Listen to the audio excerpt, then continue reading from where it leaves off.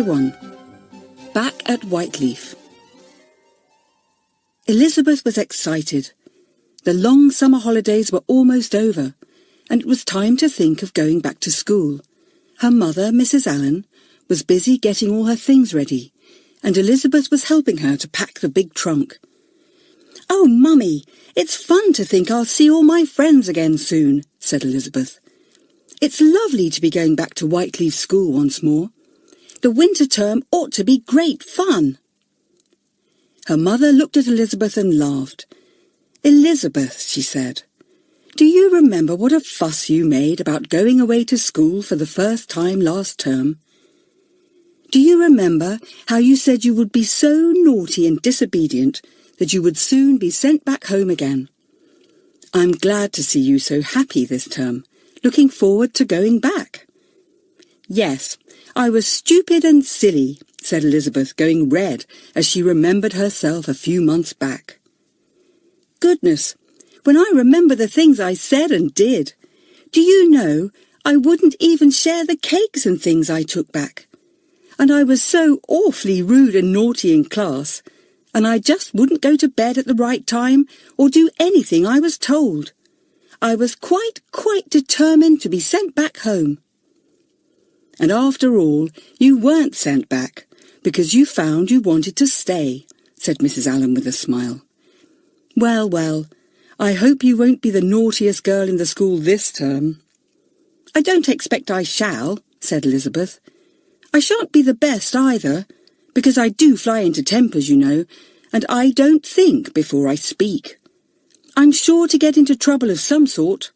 But never mind, I'll get out of it again, and I'll really do my best this term." "Good girl," said her mother, shutting down the lid of the trunk. "Now look, Elizabeth, this is your tuck box. I've put a tin of toffees in, a big chocolate cake, a tin of shortbread, and a large pot of blackcurrant jam. That's all I can get in. But I think it's enough, don't you?" "Oh, yes, thank you, Mummy," said Elizabeth joyfully. "The others will love all those. I wonder if Joan's mother will give her a tuck box this term." Joan was Elizabeth's friend. She had been to stay with Elizabeth in the summer holidays, and the two had had a lovely time together. Then Joan had gone back home again for a week or two before school began. Elizabeth was looking forward to seeing her friend again. What fun to sleep in the same dormitory together, to sit in the same form, and play the same games. Elizabeth had told her mother all about Whiteleaf School. It was a school for boys and girls together, and the children ruled themselves and were seldom punished by the masters or mistresses. Every week a big school meeting was held, and the children had to attend. The head boy and girl were the judges, and 12 monitors, chosen by the children themselves, were the jury. Any grumbles or complaints had to be brought to the meeting, and if any child had behaved wrongly, the children themselves thought out a suitable punishment. Poor Elizabeth had suffered badly at the weekly meetings, for she had been so naughty and disobedient, and had broken every rule in the school. But now she had come to see that good behaviour was best, not only for herself, but for the whole school too, and she was very much looking forward to everything. Perhaps this term she could show just how good she could be, instead of just how naughty. She was to leave the next day. Everything was packed up. She had a new lacrosse stick and a new hockey stick, for both games were played at Whiteleaf. Elizabeth was very proud of these. She had never played either game before, but she meant to be very good indeed at them. How she would run! What a lot of goals she would shoot! Her mother took her up to London to catch the train that was ready to take her and the other girls and boys to the school. Elizabeth danced onto the London platform and cried out in delight to see all her friends waiting there. "Joan, you're here first.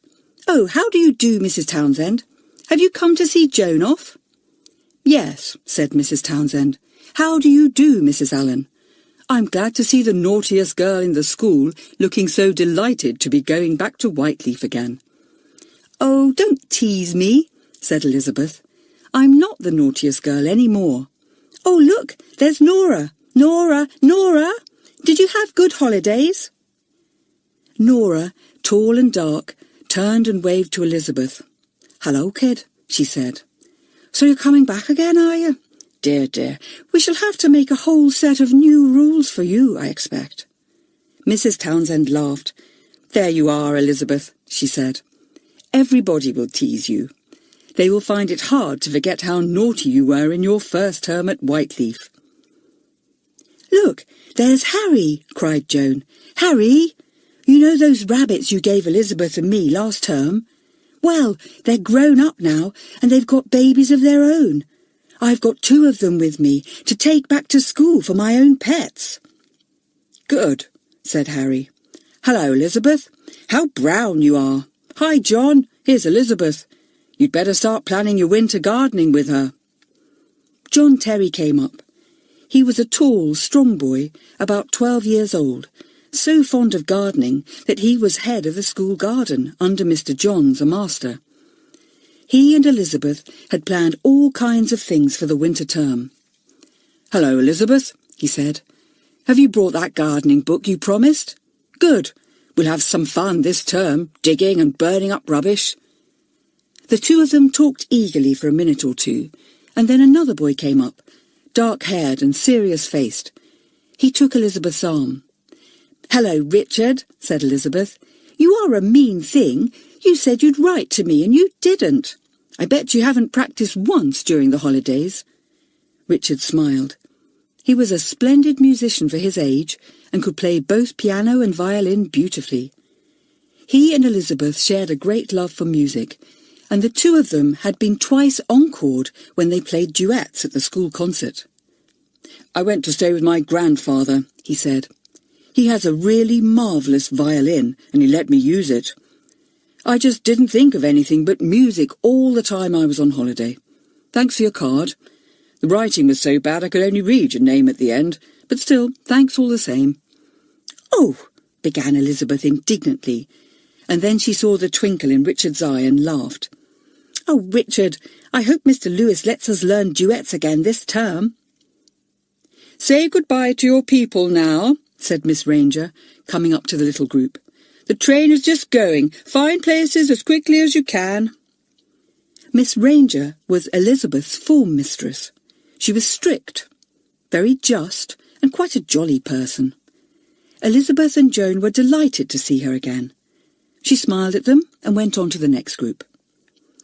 Do you remember how Miss Ranger sent you out of the room last term for flipping your rubber at people? Said Joan with a giggle, as the 2 of them jumped into a carriage. Elizabeth laughed. She turned to her mother. Goodbye, Mummy darling, she said. You needn't worry about me this term. I'll do my best, not my worst. The engine whistled loudly. Every boy and girl was now safely in the train. The mothers, fathers, uncles and aunts waved goodbye. The train pulled out of the station, and London was soon left behind. Now we're really off, said Elizabeth. She looked round the carriage. Belinda was there, and Nora. Harry had got in, and John Terry too. John was already pulling out a bag of sweets. He offered them round. Everybody took one, and soon chatter and laughter filled the carriage as the children told about their holidays. Is there anybody new this term, I wonder? Said Joan. I haven't seen anyone yet. Yes, there are 2 or 3 newcomers, said John. I saw a boy down the other end of the train and a couple of girls. I should think they'd be in your form. I don't like the look of the boy much. Sulky-looking creature. What are the girls like? Asked Joan, but John hadn't noticed. Anyway, we shall soon see what they're like when we arrive, said Joan. I say, Elizabeth, what have you got in your tuck box? My mother has given me a huge box of chocolates, a ginger cake, a tin of golden syrup, and a jam sponge sandwich. Sounds good, said Elizabeth. The children began to talk about their tuck boxes, and the time flew past as the train roared on its way. At last, the long journey was over, and the train came to a stop at a little country platform. The boys and girls jumped down from their carriages and ran to take their places in 2 coaches. "Let's look out for the first glimpse of Whiteleaf School," said Elizabeth, as the coaches rumbled off. "Oh, look, there it is. Isn't it lovely?" The children stared up the hill on the top of which was their school. All of them were glad to see it again. Here and there, the creeper up the walls was beginning to turn red, and the windows shone in the autumn sun. Through an enormous archway rumbled the coaches and up to the front door. Elizabeth remembered the first time she had arrived there, 5 months before, at the beginning of the summer term. How she had hated it! Now she was glad to jump down the coach steps with the other children and race into the school. She looked round for the new girls and boy. She saw them standing rather forlornly together, wondering where to go. Elizabeth took Joan's arm. "Let's go and look after the new ones," she said. "They're looking a bit lost." "Right," said Joan, and they went up to the 3 children. They were all about 11 or 12 years old, though the boy was big for his age. "Come with us and we'll show you where to wash and where to go for dinner," said Elizabeth. They all looked at her gratefully. Rita, the head girl, came by just then and beamed at Elizabeth. "So you've taken the newcomers under your wing," she said. "I was just coming to see about them. Good. Thanks, Elizabeth and Joan." "That's the head girl," said Elizabeth to the boy and 2 girls. "And look, that's William, our head boy. They're both fine. Come on, I'll show you the cloakrooms and we can all wash." Off they all went, and were soon washing and drying themselves in the big cloakroom downstairs. Then into the dining hall they went, hungry as hunters. How glad they were to smell a good stew and see the carrots and onions floating in it. "It's grand to be back again," said Elizabeth, looking happily round and smiling at all the faces she knew. "I wonder what adventures we'll have this term." "Perhaps we shan't have any," said Joan. But she was wrong. Plenty of things were going to happen that term. Chapter 2. Settling Down. Everyone soon settled down, except for a few new children. The girls and boys were the same as the term before. Some had gone up into a higher form and felt rather grand for the first few days. The new boy and 2 new girls were all in Elizabeth's form. Miss Ranger took down their names. Jennifer Harris, Kathleen Peters, Robert Jones. Jennifer was a jolly-looking girl with straight hair cut short and a thick fringe. Her brown eyes twinkled, and the other girls felt that she would be good fun. Kathleen Peters was a pasty-faced girl, very plain and spotty. Her hair was greasy-looking, and she had a very unpleasant expression, almost a scowl. Nobody liked her at all those first few days. Robert Jones was a big boy for his age, with a rather sullen face, though when he smiled he was quite different. "I don't like Robert's mouth, do you?" said Joan to Elizabeth. "His lips are so thin and pursed up. He doesn't look very kind." "Oh, well, we can't help our mouths," said Elizabeth. "I think you're wrong there," said Joan. "I think people make their own faces as they grow." Elizabeth laughed. "Well, it's a pity poor Kathleen Peters didn't make a better face for herself," she said. "Shh," said Joan. "She'll hear." The first week went by slowly. New books were given out and lovely new pencils and pens. The children were given their places in class, and Joan and Elizabeth sat next to one another, much to their delight. They were by the window and could see out into the flowery garden. Any child who wanted to could help in the garden. John Terry was willing to give anyone a patch, providing they would promise to keep it properly. These little patches, backing on to an old sunny wall, were interesting little spots. Some children liked to grow salads, some grew flowers, and one child, who loved roses better than anything, had 6 beautiful rose trees and nothing else. Elizabeth didn't want a patch. She wanted to help John in the much bigger garden of which she was in charge. She was longing to make plans with him about it. She had all kinds of ideas about gardens and had read her gardening book from end to end twice during the holidays.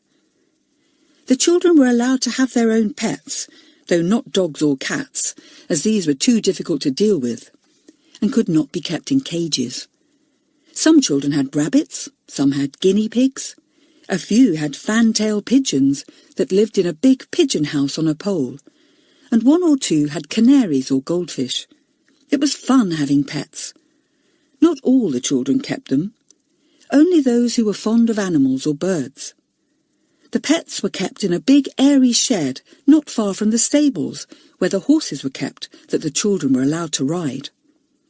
Hens and ducks were kept, of course, and although these belonged to the school, any child who wished could help to care for them and feed them.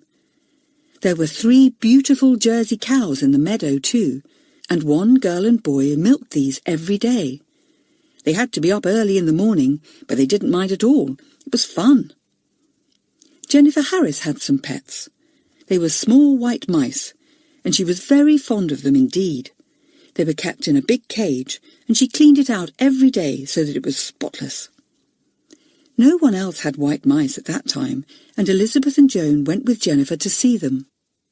"Aren't they sweet?" said Jennifer, letting a mouse run up her sleeve.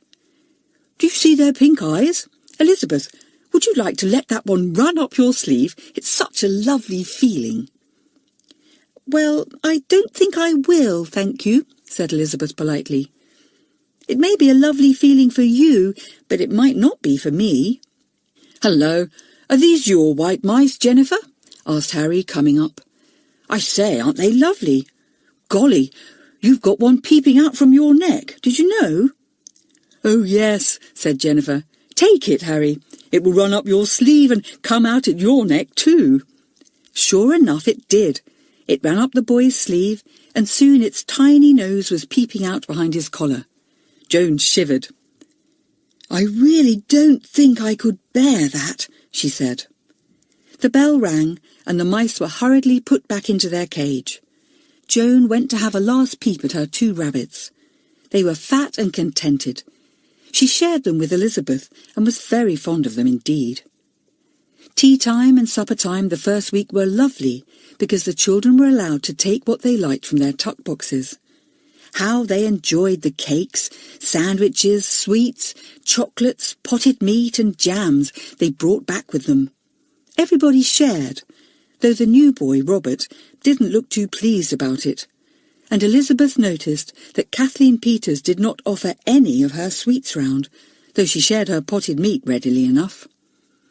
Elizabeth remembered how selfish she had been about sharing her own things at the beginning of her first term, so she held her tongue and said nothing.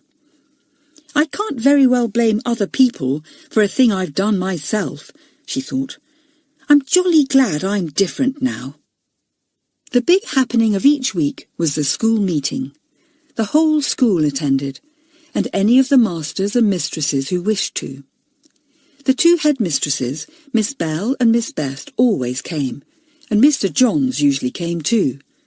But they sat at the back, and did not take any part in the meeting unless the children called upon them for help. It was a kind of school parliament, where the children made their own rules, heard grumbles and complaints, judged one another, and punished bad behaviour. It was not pleasant to have one's faults brought before the whole school and discussed, but on the other hand, it was much better for everyone to know their own failings, and have them brought out into the open, instead of fearing them and keeping them secret, so that they grew bigger. Many a child had been cured for always of such things as cheating or lying by having the sympathy and help of the whole school. The first school meeting was held about a week after school began. The girls and boys filed into the gym, where a big table had been placed for the 12 monitors, who were the jury. These had been chosen at the last meeting of the summer term, and would remain monitors for a month, when they could either be chosen again, or others put into their place. Everyone had to stand when William and Rita, the head boy and head girl, came into the gym. They sat down, and everyone else sat too. William knocked on the table with a small wooden hammer, and the children were quiet. "There isn't much to say today," said the head boy.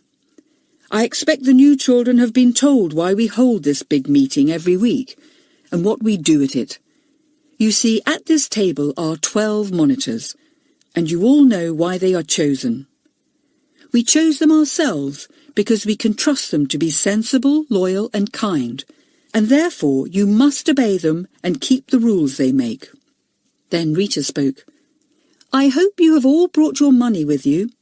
As the new children probably know, any money we have is put into this big box, and out of it we take £2 for every person each week. Out of that you must buy anything you need, such as stamps, sweets, ribbons, shoelaces and so on. If you want any more than £2 you must say why, and it will be given to you if it is deserved. Now will you please get your money ready? Nora, take round the box." Nora got up. She took the big box and handed it down each row. The children all put in their money. The new boy, Robert Jones, looked most annoyed. "I say," he said, "you know I've got a whole £10 from my grandfather. I don't see why I should put it into the box. I shan't see it again."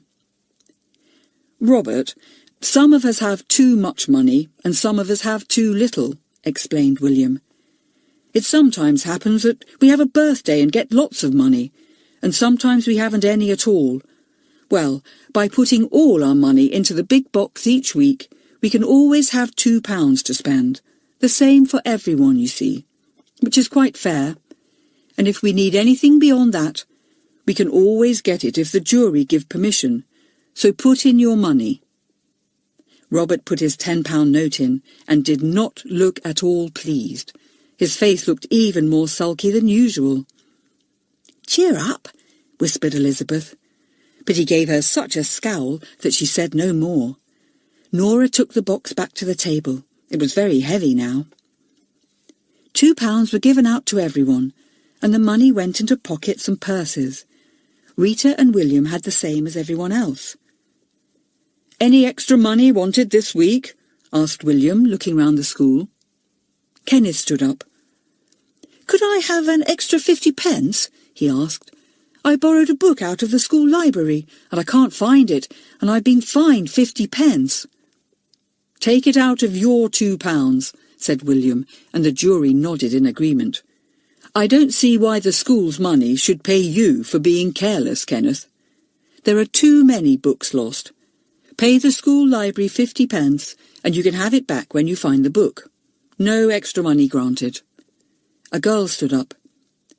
"My mother is abroad, and I have to write to her each week, of course, but the letters have to have a 40p stamp on. Could I possibly have a little extra money allowed for that?" The jury discussed the matter. They agreed that it was hard luck on Mary to have to spend so much money on one letter each week. "Well, you can have 20p extra each week," said Rita at last. "That means you pay the usual amount for a stamp, and the school money pays the rest. That's quite fair." "Oh, yes," said Mary gratefully. "Thank you." 20p was given to her, and she put it into her purse. "I think that's all the business for this week," said Rita, looking at her notes.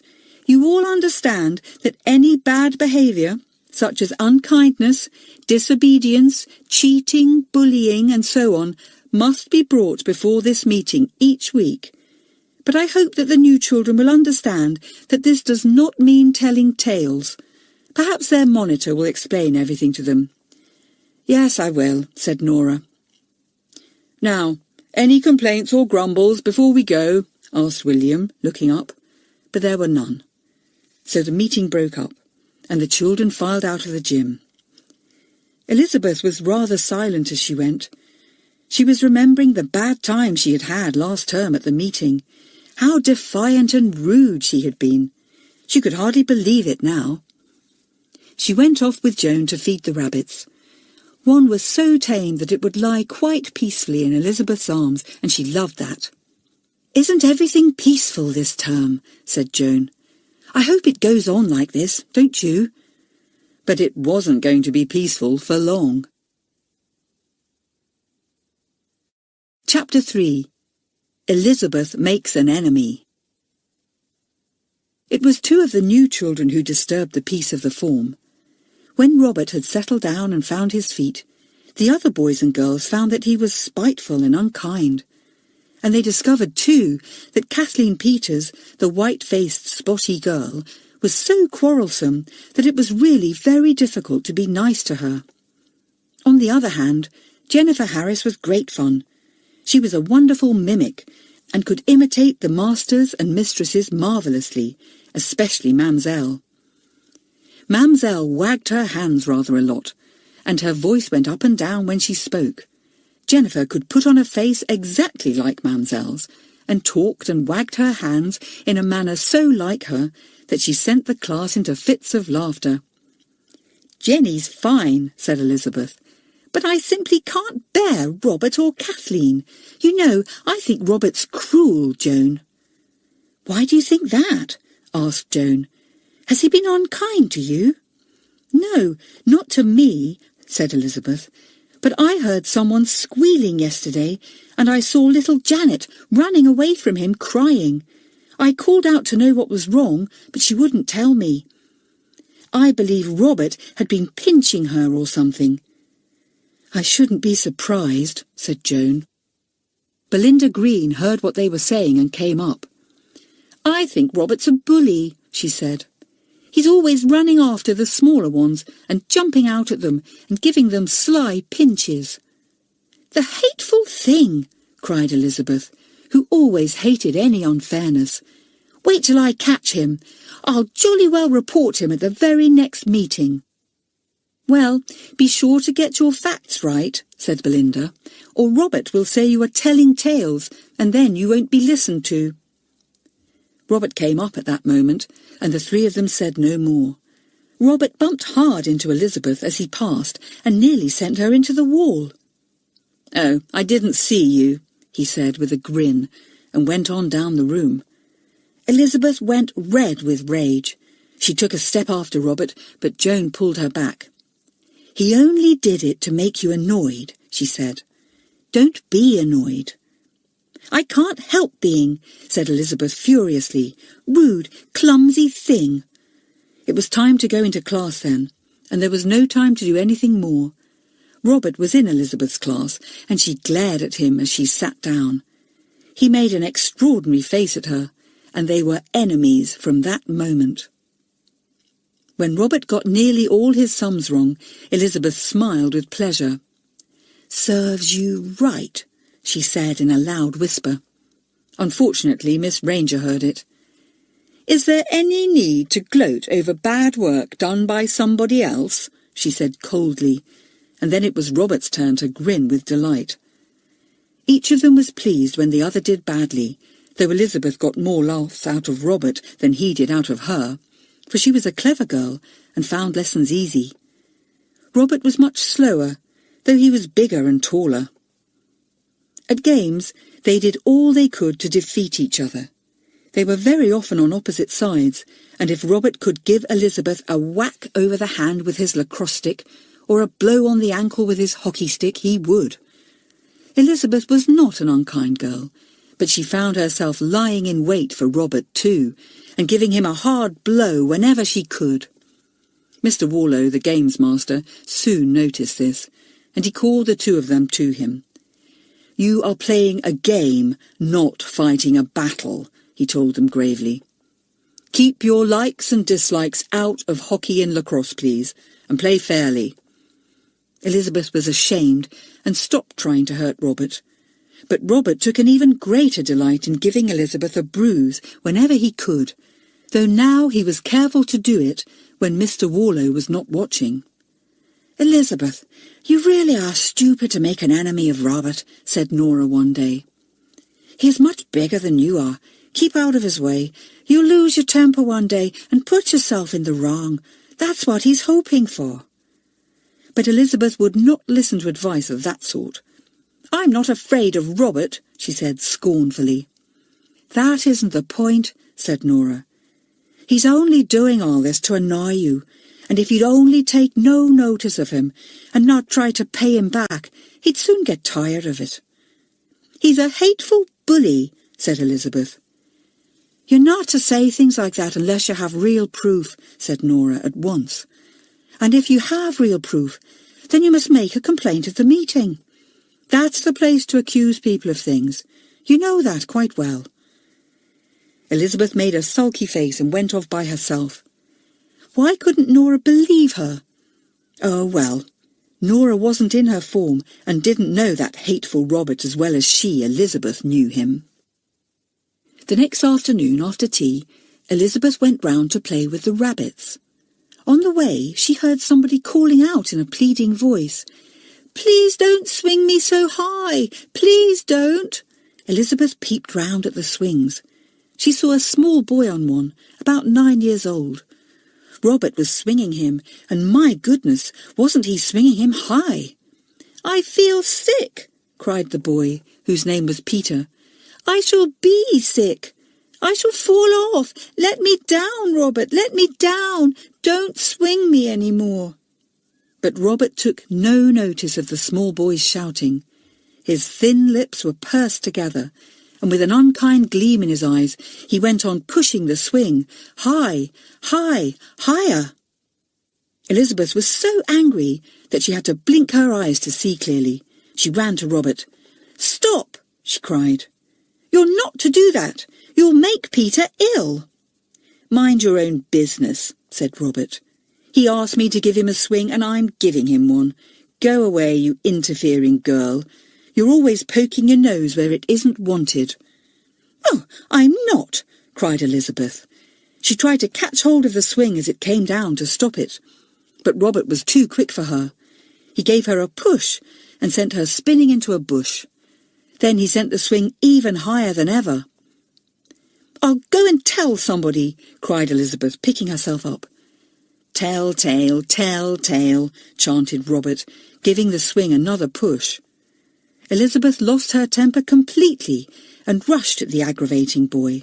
She caught hold of his hair and pulled at it so hard that she pulled a whole handful out. Then she slapped his face and gave him such a punch in his middle that he doubled himself up with a groan. Elizabeth stopped the swing and helped the trembling Peter off the seat. "Go and be sick if you want to," she said, "and don't let Robert swing you any more." Peter staggered off, looking rather green. Elizabeth turned to face Robert, but just then 3 or 4 children came up, and neither child felt inclined to go on with the quarrel in public. "I'll report you at the very next meeting," cried Elizabeth, still in a great temper. "You just see. You'll be punished all right, you cruel, unkind boy." She went off raging. Robert looked round at the interested children who'd come up. "What a temper that girl has got," he said. "Look here, she pulled my hair out." He picked up some of his dark hairs and showed them to the others. They looked surprised. "You must have been doing something awful to make Elizabeth lose her temper like that," said Kenneth. "I was only giving someone a swing," said Robert. Elizabeth interfered as usual. "I wish she'd leave me alone. No wonder she was called the naughtiest girl in the school last term. We pinned a notice on her once, called her the bold bad girl," said somebody with a laugh, as he remembered how angry Elizabeth had been. "Did you hit Elizabeth, Robert? If you did, you're mean. Girls are awfully annoying sometimes, but if you're a boy, you can't hit them." "I didn't touch her," said Robert, though he knew quite well that if the others hadn't come up at that moment, he would certainly have gone for Elizabeth and slapped her hard. "She just went up in smoke and flew at me, the horrid girl." Elizabeth rushed off to tell Joan all that had happened. Joan listened gravely. "Robert really is a horrid bully. He'll have to be stopped. But oh, Elizabeth, I do think it's rather a pity you lost your temper like that. You have got such a hot temper, you know." "Well, anyone would have lost their temper if they had seen Robert swinging that poor wretched little Peter almost over the top of the swing post," said Elizabeth, still boiling with rage. "He was quite green." You don't suppose the meeting will think it's telling tales if you report Robert, do you? Asked Joan doubtfully. If I were you, I'd ask Nora first. I'll do no such thing, cried Elizabeth. I'm the best judge of this. I saw what happened, didn't I? All right then, I'll report Robert at the meeting tomorrow, and then we'll just see what the jury say. He'll get a dreadful shock, and he'll deserve it too. Elizabeth was angry all day, and when the next day came, she could hardly wait for the evening to come to report Robert. Then he would see what happened to boys who did mean, unkind things. Robert did not seem to be at all upset at the idea of Elizabeth reporting him. He made faces at her whenever he saw her, which made her very angry indeed. "You'll get a shock at the meeting tonight," said Elizabeth. But there was a shock waiting for Elizabeth too. Chapter 4. What happened at the meeting? The time for the weekly meeting came. Elizabeth sat down on the form next to Belinda and Joan, longing for the moment to come when she could make a complaint about Robert. Robert sat not far away, his sullen face unsmiling, but there was a gleam in his eye when he turned to look at Elizabeth. "I shouldn't be surprised if Robert doesn't make a complaint about you too, Elizabeth," whispered Joan. "He looks as if he's got something up his sleeve."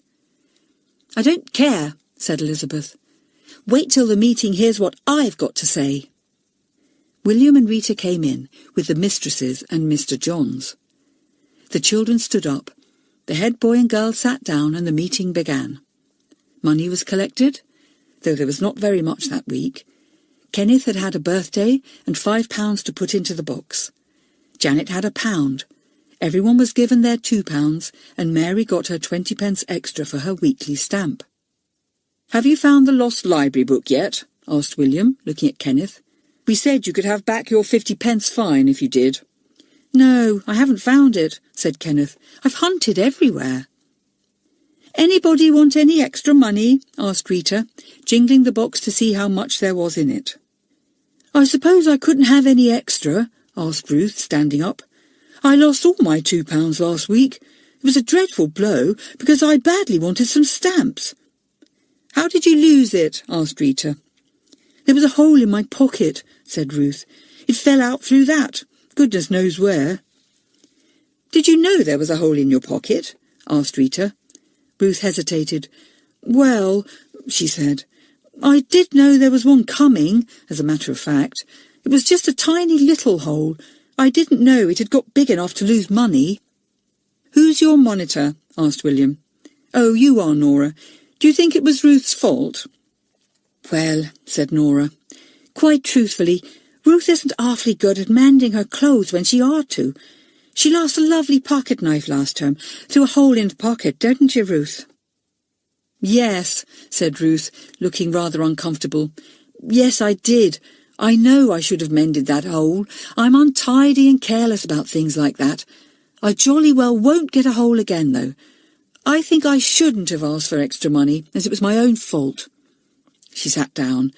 The jury began to talk to one another. A girl sitting on one of the forms stood up.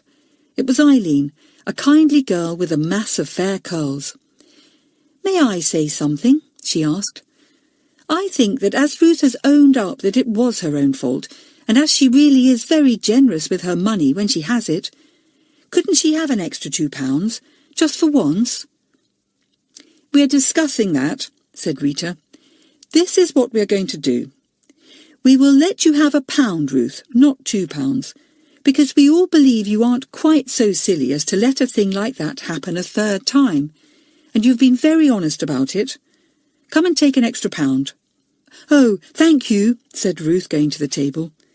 "I had to borrow some stamps from Belinda, and now I can pay her back without using this week's £2. I'll be more careful in future, Rita." "Any more money wanted?" asked William, knocking on the table with his hammer, for the children had begun to talk to one another. Everyone was quiet. "It's my granny's birthday this week," said a small girl, getting up. "I want to send her a card. Could I have extra money to buy it with, and for the stamp too?" "No," said William. "That should come out of your £2, Not granted. Any more requests? There were none. Elizabeth knew that the time for complaints or grumbles would come next, and she went red with excitement. William said a few words to Rita about something, and then knocked for silence again. "Any complaints or grumbles?" he asked. Elizabeth stood up, and so did Robert. But Robert was just half a second before her. "You first, Robert," said William. "Sit down and take your turn next, Elizabeth." Elizabeth didn't sit down. She didn't mean to let Robert speak first. "Oh, please, William," she said. "I have such a serious complaint to make." "Well, it will keep," said William. "Sit down." "But, William, it's about Robert," began Elizabeth again, her voice rising. "Elizabeth, do as you're told," ordered Rita. "You will have plenty of time to say all you want to." There was nothing for it but to sit down. Elizabeth was very angry. She glared at Robert, who didn't look at her at all, but stood patiently waiting to speak. "Well, Robert, what have you to say?" asked William. "I hope this isn't telling tales," began Robert in a rather apologetic voice, "but I really must complain about Elizabeth Allen's behaviour to me. I've always tried to be fair to her." "Ooh!" cried Elizabeth indignantly. "You know you haven't. You've—" "Silence, Elizabeth," ordered William sharply. "You can say all you want to say in a minute. Don't interrupt. Go on, Robert." Elizabeth was boiling with rage. Joan put her hand on her friend's arm to try and calm her, but Elizabeth shook it off. Just wait till she had her turn to speak. "I've always tried to be fair to her," went on Robert in a very polite voice, "but really I can't let her pull my hair out and slap me in the face." There was an astonished silence. Everyone looked at Elizabeth. Robert went on, pleased at the surprise he had caused. "I've got some of the hairs she pulled out in this envelope to show you, William, in case you don't believe me. And there are 2 or 3 children who will tell you it really happened. Of course, as she's a girl, I couldn't hit her back. I know she was supposed to be the naughtiest girl in the school last term, and you can leave that out, Robert. It has nothing to do with this," said William at once. "We have always found Elizabeth to be just and fair and kind so far, no matter how naughty she once was. Will you please tell us why Elizabeth did these extraordinary things?" "She didn't want me to swing somebody," said Robert. "She's always interfering with me, whatever I do. She laughs if I make a mistake in class. Well, never mind about that. I was just swinging Peter, and he was squealing with excitement, and she came and pulled out my hair, slapped me and punched me." "Thank you," said William. "Sit down. Elizabeth, perhaps you would like to tell us if these complaints are true. Did you pull out Robert's hair and slap him?" Elizabeth stood up, her cheeks as red as fire and her eyes flashing. "Yes, I did," she said, "and he deserved it. I wish I'd pulled out more of his hair. I wish—" "That's enough, Elizabeth," said Rita at once. "If you can't control yourself enough to tell us properly what happened, there's no use in your saying anything." Elizabeth knew she was being silly. She tried her hardest to be sensible. "Please, Rita, I'll tell my story properly," she said. "Then you'll see why I got so angry, and perhaps you'll say I was right to lose my temper with Robert. I was going to see my rabbits when I heard somebody squealing out. It was Peter on the swing, and he was shouting to Robert not to swing him so high because he was frightened." "Go on," said William gravely. "Well, I rushed over to stop the swing, and Robert sent me right over," said Elizabeth, feeling her temper rise again as she told what had happened. "I got up and flew at Robert to stop him swinging Peter again, because he was quite green and I thought he would fall off. And oh, William and Rita, that's not the only time Robert has bullied the younger ones. He's the real bully, unkind and mean." There was silence again. Everyone in the school knew quite well that a very serious thing had happened. Which of the 2 children was right? Bullying was hateful. Bad temper and fighting were wrong. Joan was very upset. She knew quite well that Elizabeth had made up her mind to be good and do as well as she could this term. And now, here was the hot-tempered girl flying into trouble almost at once. It was just no good trying to stop her. If Elizabeth saw something unfair, she would rush at it in a temper and try to put it right that way. Joan couldn't see how this matter could be put right. William and Rita spoke together in low voices. The jury discussed the matter too. Robert sat on his form, not even red in the face. He did not look at Elizabeth. William knocked for silence. "We would like to ask the boys and girls who saw the affair to report on it," he said. "Who saw it?" 3 children stood up. They said shortly that they had seen the hairs that Elizabeth had pulled out and had seen how red Robert's face was where it had been slapped. "Did Robert hit back at all?" asked Rita. "Not that we saw," said Kenneth, and sat down, feeling sorry for Elizabeth. "And now we will ask Peter to tell us what happened," said William in a kindly tone. "Stand up, Peter, and answer my questions." The small 9-year-old Peter stood up. His knees shook beneath him, and he felt dreadful to have the eyes of the whole school on him. "Was Robert swinging you high?" asked William. Peter looked across at Robert. Robert gave him a strange look. Peter spoke in a trembling voice. "Yes, he was swinging me quite high." "Were you frightened?" asked William. "No," said Peter. "Did you squeal for help?" asked Rita. "No," said Peter, with a look at Robert. "I was just squealing for fun, you know." "Thank you," said William. "Sit down." Elizabeth leapt up. "Robert must have made Peter promise to say all that," she cried. "Ask if there are any other young ones who would like to complain about Robert, Rita." Rita looked round where the younger children sat. "Is there anyone who has a complaint to make about Robert?" she asked. "If he has been unkind to you or ill-treated you in any way, speak now." Elizabeth waited for 6 children to stand up and speak. But there was a complete silence. Nobody spoke, nobody complained. What a very strange thing. Now what was going to happen? Chapter 5. Elizabeth is very cross. The complaints to the school meeting were so serious that the 2 judges and the jury took a long time to discuss them. In the meantime, the rest of the children also discussed the matter among themselves.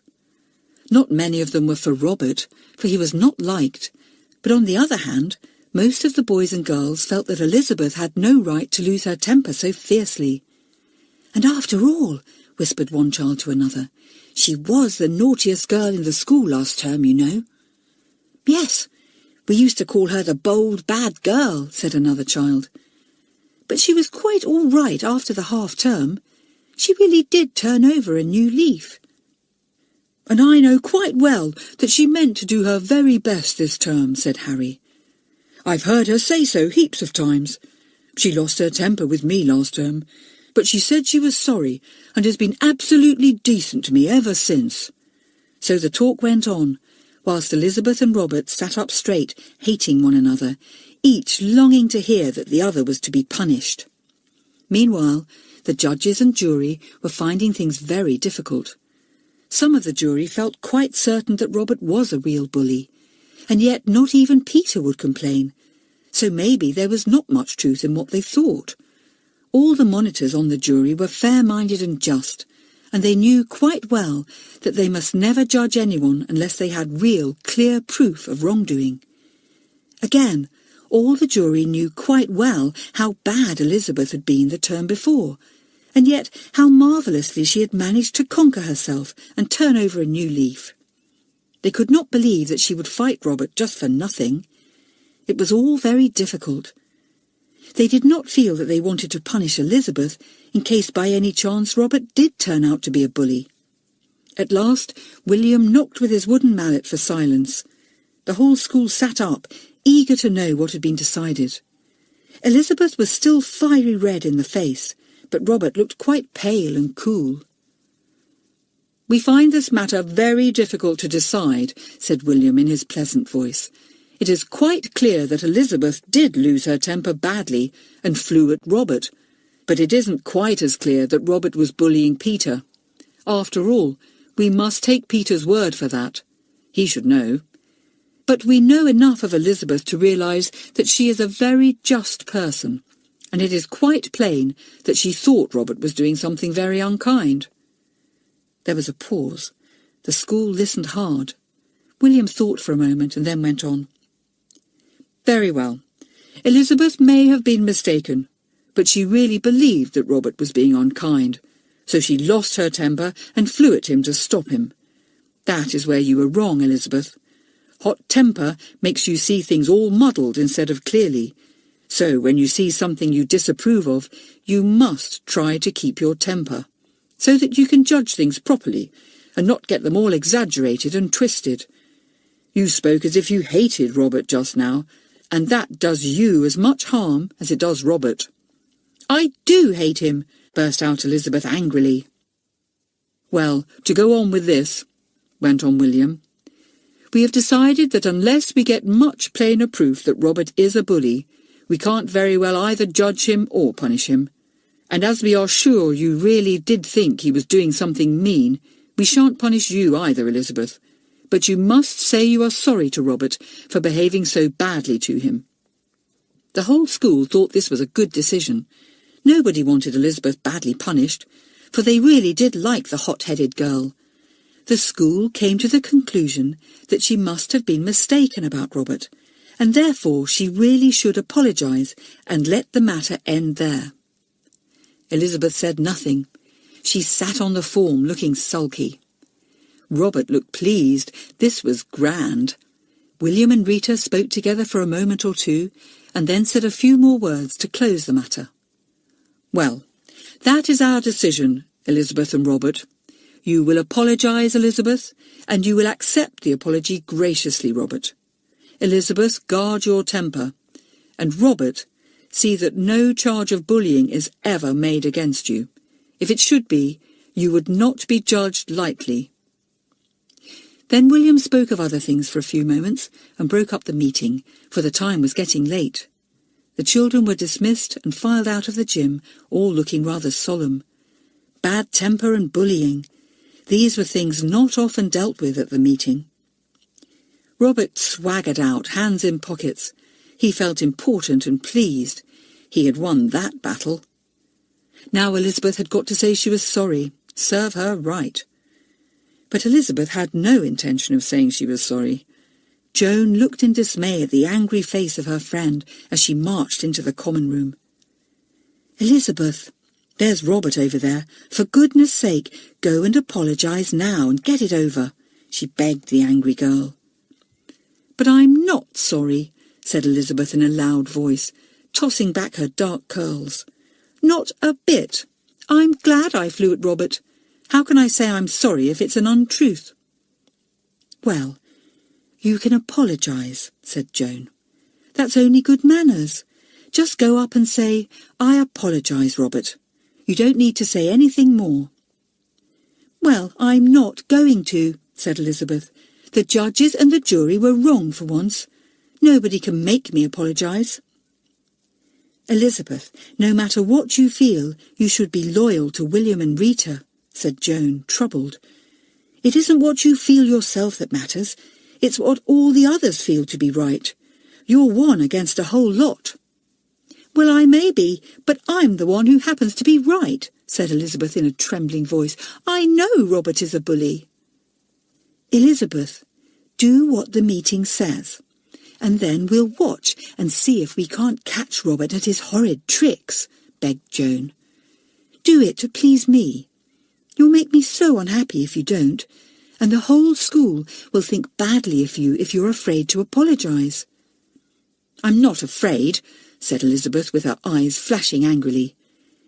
Joan smiled a little smile to herself. She turned away from Elizabeth. "You are afraid," she said. "You're afraid of hurting your own silly pride." Elizabeth marched straight up to Robert. "I apologise," she said stiffly. Robert gave a polite bow. "I accept your apology," he said. Elizabeth stalked off by herself. Joan ran after her. "Leave me alone," said Elizabeth crossly. She went into a music practice room and sat down at the piano. She played a piece she knew, very loudly and fiercely. Mr. Lewis, the music master, looked into the room in surprise. "Good gracious, Elizabeth," he said. "I've never heard that piece sound so angry before. Get up and let me play you something really fierce, something with a thunderstorm or two in it." Elizabeth got up.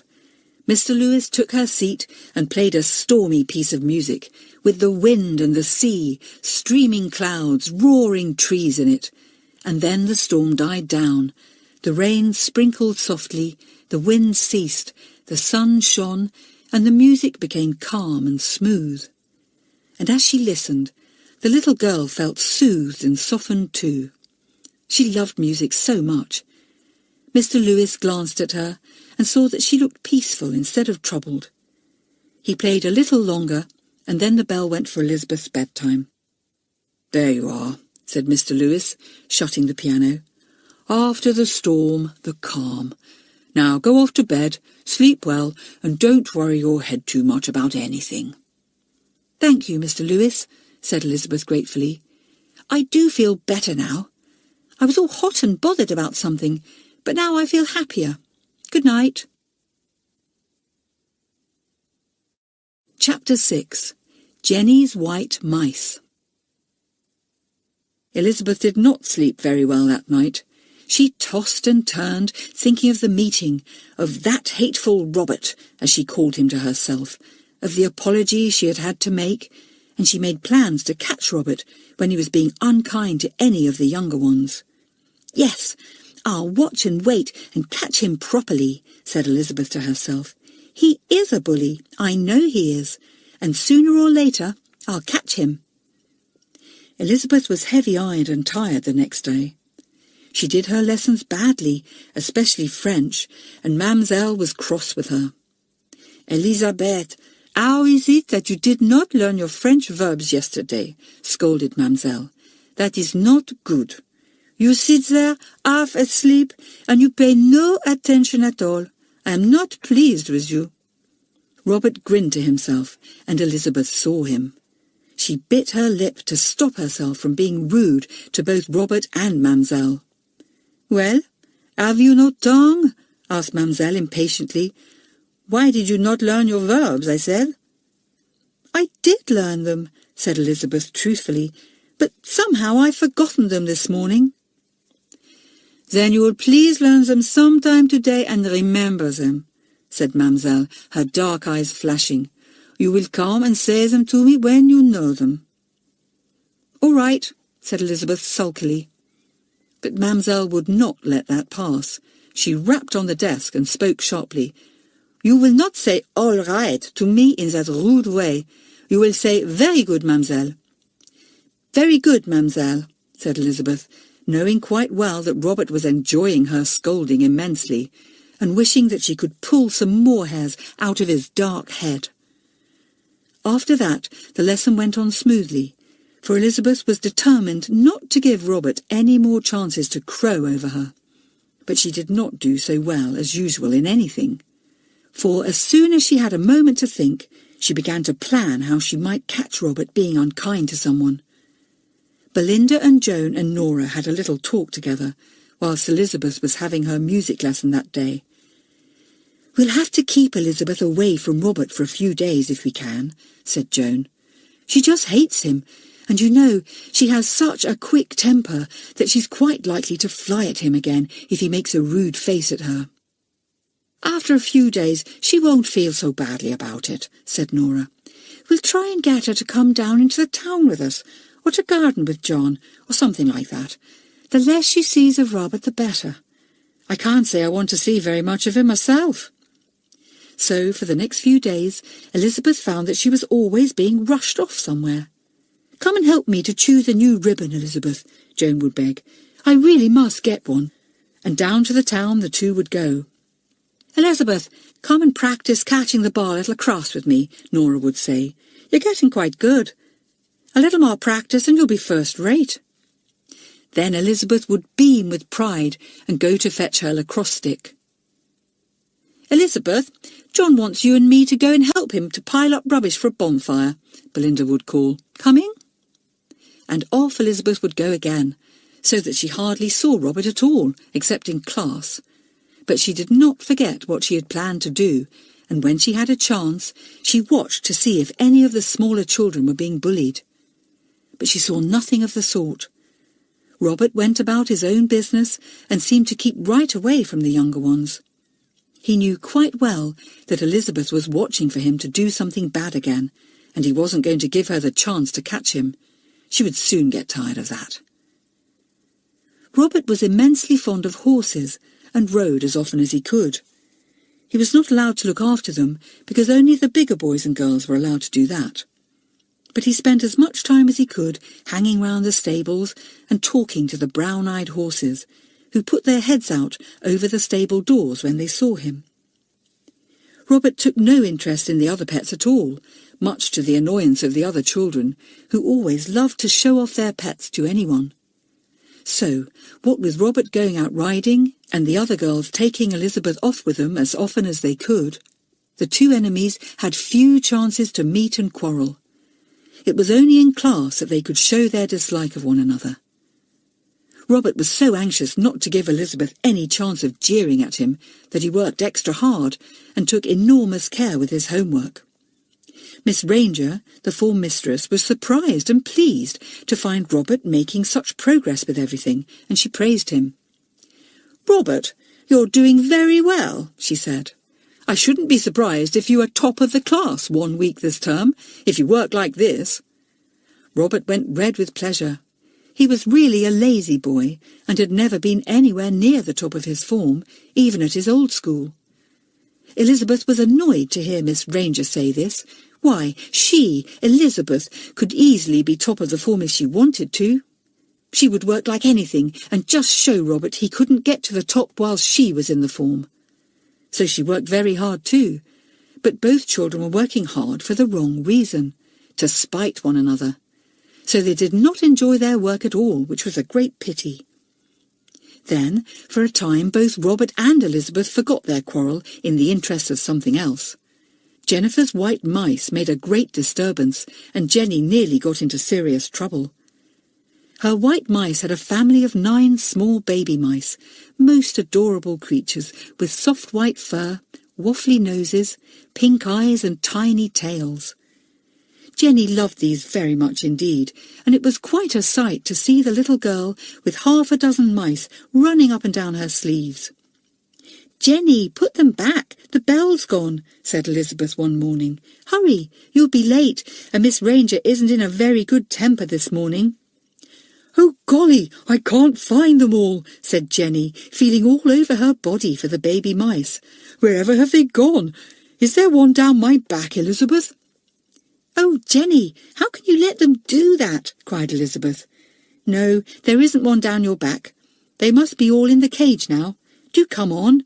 I shan't wait for you if you're a second longer." Jenny shut the cage door carefully and latched it. Then she ran off with Elizabeth, and they arrived in their classroom panting, just as Miss Ranger also arrived. They took their places. The lesson was geography, and the class were learning about Australia and the big sheep farms there. Jenny had a seat in the first row, just in front of Elizabeth and Joan. And in the middle of the lesson, Elizabeth saw the nose of a white mouse peeping out at the back of Jenny's neck. Jenny felt it too. She wriggled, put up her hand and pushed the mouse down. It disappeared.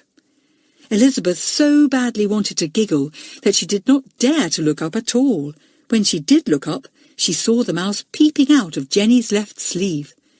It looked round at Elizabeth with pink eyes, then it disappeared again. Jenny found the mouse very tickly indeed. She wriggled about. She tried to make the mouse go up to her shoulder, where it could be comfortable and go to sleep. But it wasn't at all sleepy. It was a very lively mouse indeed. It ran all round Jenny, sniffing here and there at shoulder straps and tapes, and Jenny couldn't stop wriggling. Miss Ranger noticed her. "Jenny, what in the world is the matter with you this morning? Do sit still." "Yes, Miss Ranger," said Jenny, but a second later the mouse went under her left armhole, where Jenny really was very ticklish indeed, and the little girl gave a giggle and another wriggle. Miss Ranger looked up. "Jennifer, you are behaving like a child in the kindergarten. And Elizabeth, what is the matter with you?" There was nothing the matter with Elizabeth, except that she simply could not help laughing at Jenny, because she knew so well why Jenny was wriggling. The mouse popped its head out of Jenny's neck and stared at Elizabeth and Joan.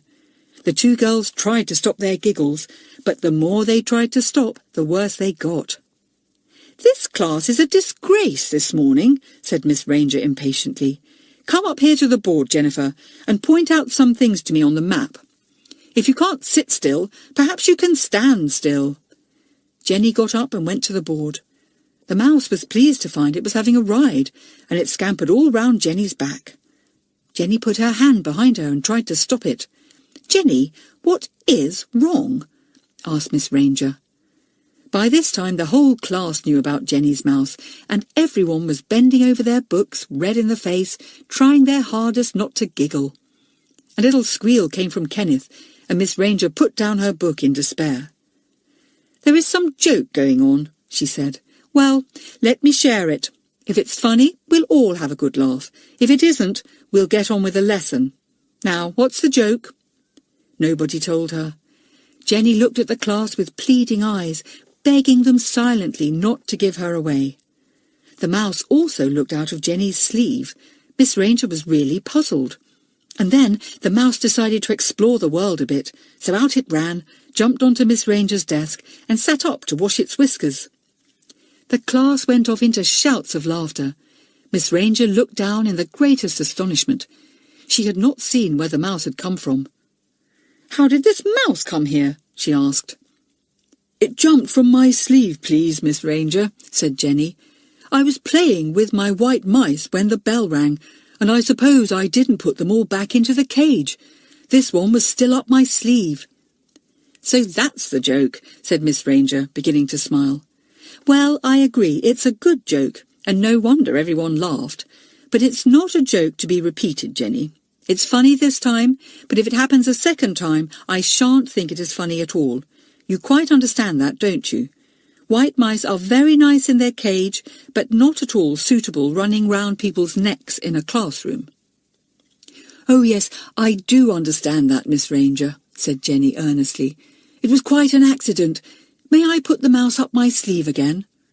"I'd much rather you didn't," said Miss Ranger. "I feel this lesson will not be very successful as long as that mouse is in the room. Take it back to its cage. It will have plenty to tell all its brothers and sisters." So off went Jenny, and the class settled down again. But the laughter had done everyone good, especially Elizabeth. She felt almost her old happy self again after that. Chapter 7. Kathleen in Trouble. Elizabeth enjoyed the games in the winter term very much indeed. She didn't know which she liked best, hockey or lacrosse. "I almost think I like lacrosse best," she said to Joan. "The catching is such fun." "If you go on playing well, you'll be in the next match," said Joan. "I heard Eileen say so." "Did you really and truly?" said Elizabeth joyfully. "Oh, I say, nobody else out of our form has been in a school match yet. If only I could be." Somebody else in the form was extremely good at lacrosse too, and that was Robert. He had never played the game before, but he was very quick on his feet and could catch marvellously. The game was played with a hard rubber ball, which had to be thrown from one player's net to another, caught and sent hurtling at the goal net. The job of the other side was to knock the ball away or make the player who had the ball toss it to someone else, when the enemy might perhaps be able to get it. As soon as Robert saw Elizabeth was becoming good enough to play in a school match, he made up his mind that he would be better than she was and take her place in the match. He knew that only one person would be chosen from their form, for only one was lacking in the numbers that made up the team. What sport it would be if he could play better than Elizabeth. So that was another thing for him to do, practice catching the ball whenever he could get someone to throw to him. But he wouldn't let Elizabeth guess that he was trying to be better than she was. No, he would let her think he wasn't trying very hard, else she would begin to practice as well. In the meantime, school life went on much as usual. Elizabeth began to work very hard with John in the school garden. They cut down all the old summer flowers and piled them in heaps on the place where they had their bonfires. They dug over the beds and made themselves very hot and tired, but very happy. They each made out plans for the spring and gave them to each other, and John actually said that Elizabeth's plan was better than his. "It's not very much better," said John, looking at the two plans carefully.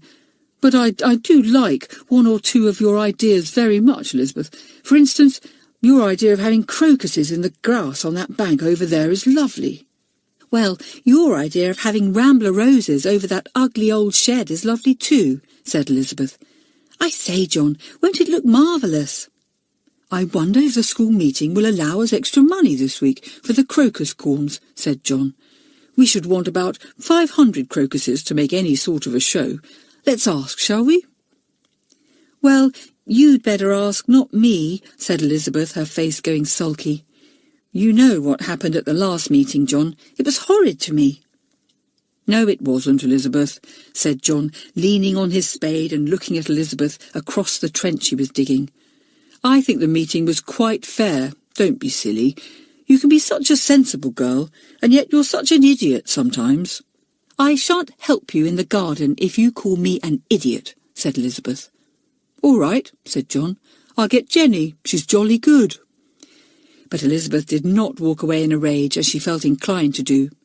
She took up her spade and began to dig so hard that the earth simply flew into the air. She wasn't going to let Jennifer take her place.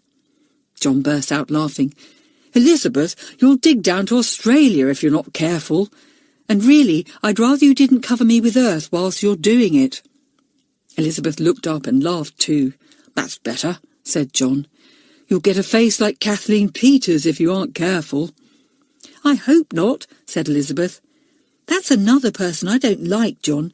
She's so quarrelsome, and she seems to think we're always saying or thinking nasty things about her. And honestly, we just don't bother about her half the time." "Well, don't start making an enemy of her too," said John, beginning to dig again. "Friends are better than enemies, Elizabeth, old thing, so make those instead." "Well, nobody could make a friend of Kathleen," said Elizabeth. "Honestly, they couldn't, John. You're not in her form, so you don't know what a tiresome person she is." It was quite true that Kathleen was tiresome. She was always grumbling about something, and she spent the whole of her £2 each week on sweets, which she never shared with anyone else. "No wonder she's spotty," giggled Belinda unkindly. "She's eating sweets all the time, and her mother sends her heaps too, only she never tells us, in case we might expect her to share them. Let her keep them. I don't want any." Kathleen was not only tiresome with the boys and girls, always trying to quarrel and accusing them of saying nasty things about her, but she was always in trouble with the mistresses and masters too. If anyone found fault with her, she would argue back and try to make out that she was right. Mamselle was not so patient with her as were the others. When Kathleen dared to say that Mamselle hadn't told her what homework to do the day before, the hot-tempered French mistress flared up at once. "And now this Kathleen again," she cried, wagging her hands at the ceiling. "She thinks I am a goose, a cuckoo, a donkey. She says I do not know how to give homework. She thinks I am not fit to teach French to her." This was really rather funny, and the class sat up enjoying the fun. When Mamselle got cross, it was marvellous. "But Mamselle," said foolish Kathleen, who simply would not stop arguing with anyone, "you did say—" "Ah, I did say something then," cried Mamselle. "Truly, you think I did say something? Ah, my Kathleen, that is so kind of you. Perhaps if you think a little harder, you will remember that I did give you some homework to do, though of course that is no reason why you should do it." "But you didn't give me any," said Kathleen. Belinda nudged her. "Shut up, Kathleen," she said. "You were given some, but you didn't write down what you had to do." "Belinda, it is not necessary that you should interfere," said Mademoiselle. "Ah, this class, it will turn my hair white as snow." Mademoiselle had hair as dark as a raven's wing, and the class did not feel that anything would turn it white. They sat staring from Mademoiselle to Kathleen, wondering what was going to happen next.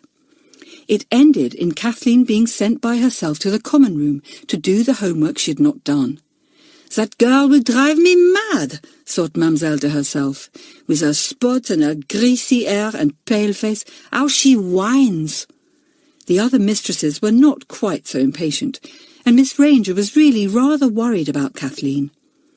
The girl always looked so miserable, which of course was no wonder, because she was always arguing or quarrelling with someone. Jennifer Harris enjoyed the scene with Mademoiselle very much. She watched all Mademoiselle's actions, listened carefully to the rise and fall of her excited voice, and then practised the whole scene by herself. First she was the whining Kathleen, then she was impatient Mademoiselle, and so on. It really made a very funny scene. Jenny was most anxious to try it on the others to make them laugh, so the next evening, when most of her form were in the common room, playing the gramophone, reading books and writing letters, she began to mimic Mademoiselle. The boys and girls looked up, interested. Belinda switched off the gramophone. Kathleen was not there. In a moment or two, the clever girl had the whole room roaring with laughter. She wagged her hands like Mademoiselle, and when she came out with, "I am a goose, a cuckoo, a donkey," exactly as Mademoiselle had said it, the children giggled in delight. Jenny mimicked Kathleen's rather whining voice marvellously. It really might have been Kathleen speaking. But then Jenny went a bit too far. She said things that Mademoiselle had not said. "Ah, truly, Jenny, I do not like your spots. I do not like your greasy hair. I do not like your manners," said Jenny, with a funny accent just like Mademoiselle's. And at that moment Elizabeth noticed something. Kathleen was in the room. No one had seen her come in. How long had she been there? Elizabeth nudged Jenny, but Jenny took no notice. She was enjoying herself far too much. Everyone was listening to her, amused and admiring. "Jenny, shut up," hissed Elizabeth. "Kathleen's come in." Jenny stopped at once. All the children looked round and felt rather uncomfortable when they saw Kathleen. Belinda started up the gramophone. Somebody began to whistle the tune. Nobody liked to look at Kathleen. Elizabeth sat down in a corner, wishing that Jenny hadn't said quite such awful things in Mademoiselle's voice. Suppose Kathleen really thought that Mademoiselle had said them after she'd been sent to the common room to do her forgotten homework. She stole a quick look at Kathleen. At first, it seemed as if Kathleen was going to turn off the gramophone and say something, but she thought better of it and sat down with a jerk in a chair. She got out her notepaper and sat chewing the end of her pen. Her pale face was as white as usual, and her eyes were small and angry. She looked spiteful and mean. "I guess she won't easily forgive Jenny for that," thought Elizabeth. "We ought to have stopped Jenny because she went too far, but really she's so awfully funny. I wonder if Kathleen will complain about it at the next meeting. I shouldn't be surprised." Kathleen didn't say a word about the affair to anyone. She spoke to no one at all that evening. Her bed was next to Elizabeth's in the dormitory, and when Kathleen did not reply when everyone called good night as usual, Elizabeth poked her head between the white curtains to speak to her, for she was sorry about the whole thing. Kathleen didn't see her. The girl was sitting on her bed, looking earnestly at her face in her hand mirror. She looked really sad, and Elizabeth knew why. Poor Kathleen was thinking how plain and ugly she was. She had always known it herself, but it was dreadful to know that everyone else knew it too and laughed about it. Elizabeth drew back her head and said nothing. Would Kathleen have the courage to repeat at the meeting all that Jenny had said about her? Surely she couldn't do that. Kathleen had her own plans. She was going to pay Jenny out in her own way. She got into bed and lay thinking about them. Jenny had better look out, that's all. Chapter 8. Another School Meeting. Things were not very pleasant the next 2 or 3 days. There seemed to be rather a lot of bad feeling about. For one thing, Kathleen simply would not speak to Jenny at all, which was not very surprising, considering what she had overheard Jenny saying. But besides not speaking to her, Kathleen began to speak against her. Jenny was always very hungry, and she ate very well indeed, and Kathleen called her greedy.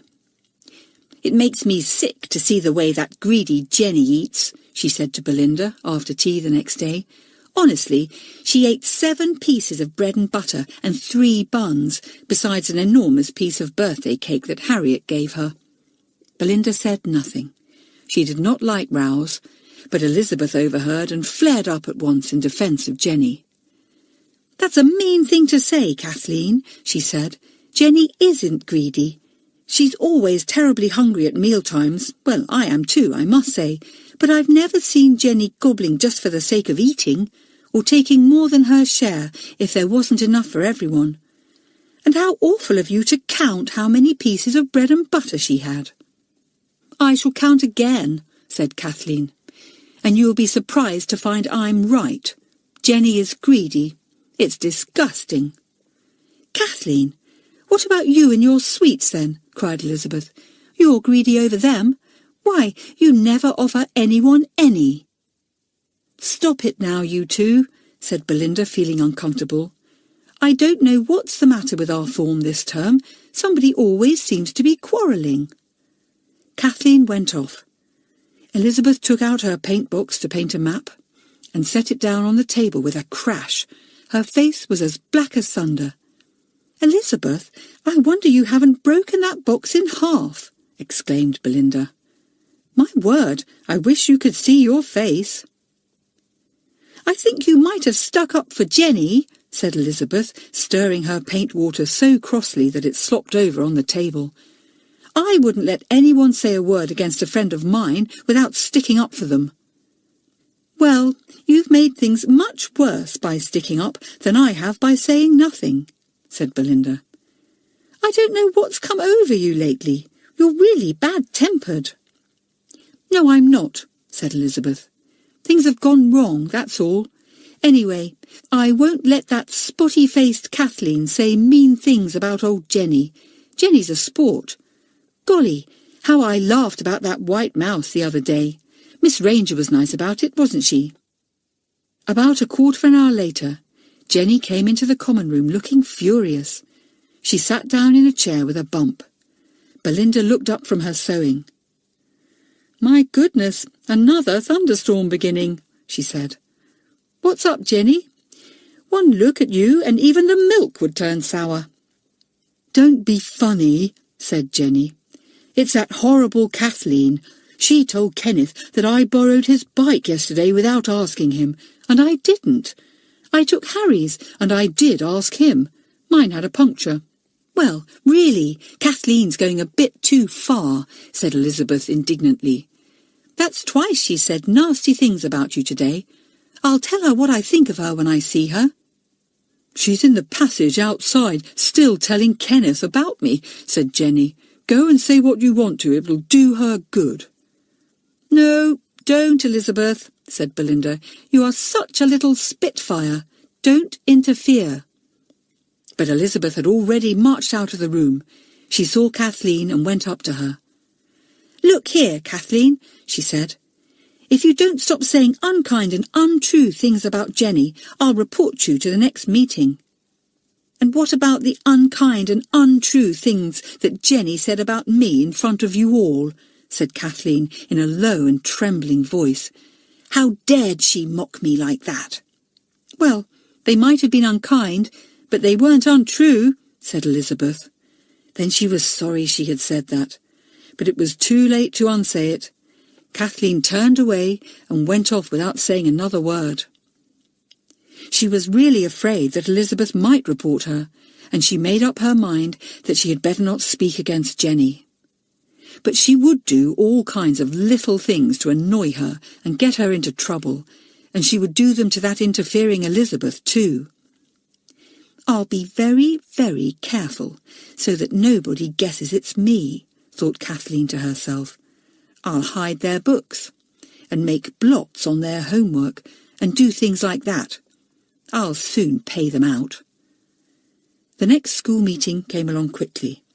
The children took their places as usual, and the meeting began. A nice lot of money was put into the box, for 3 children had had birthdays and had many postal orders sent to them. That was lucky.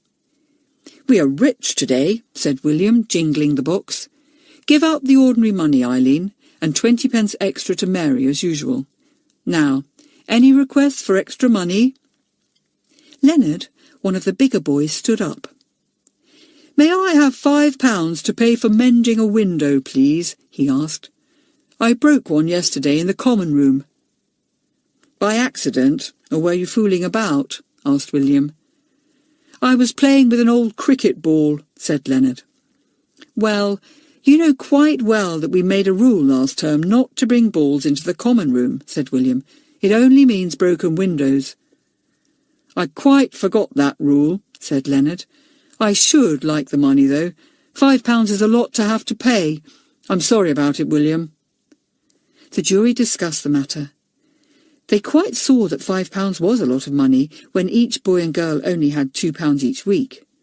On the other hand, Leonard had broken a rule that he himself had helped to make last term, and why should the school money pay for his fooling about? The matter was decided at last. William banged with his hammer and the children were quiet. "Was anybody else fooling about with you?" asked William. Leonard stood up again. "Well, yes," he said. "But it was when I threw the ball that the window got broken."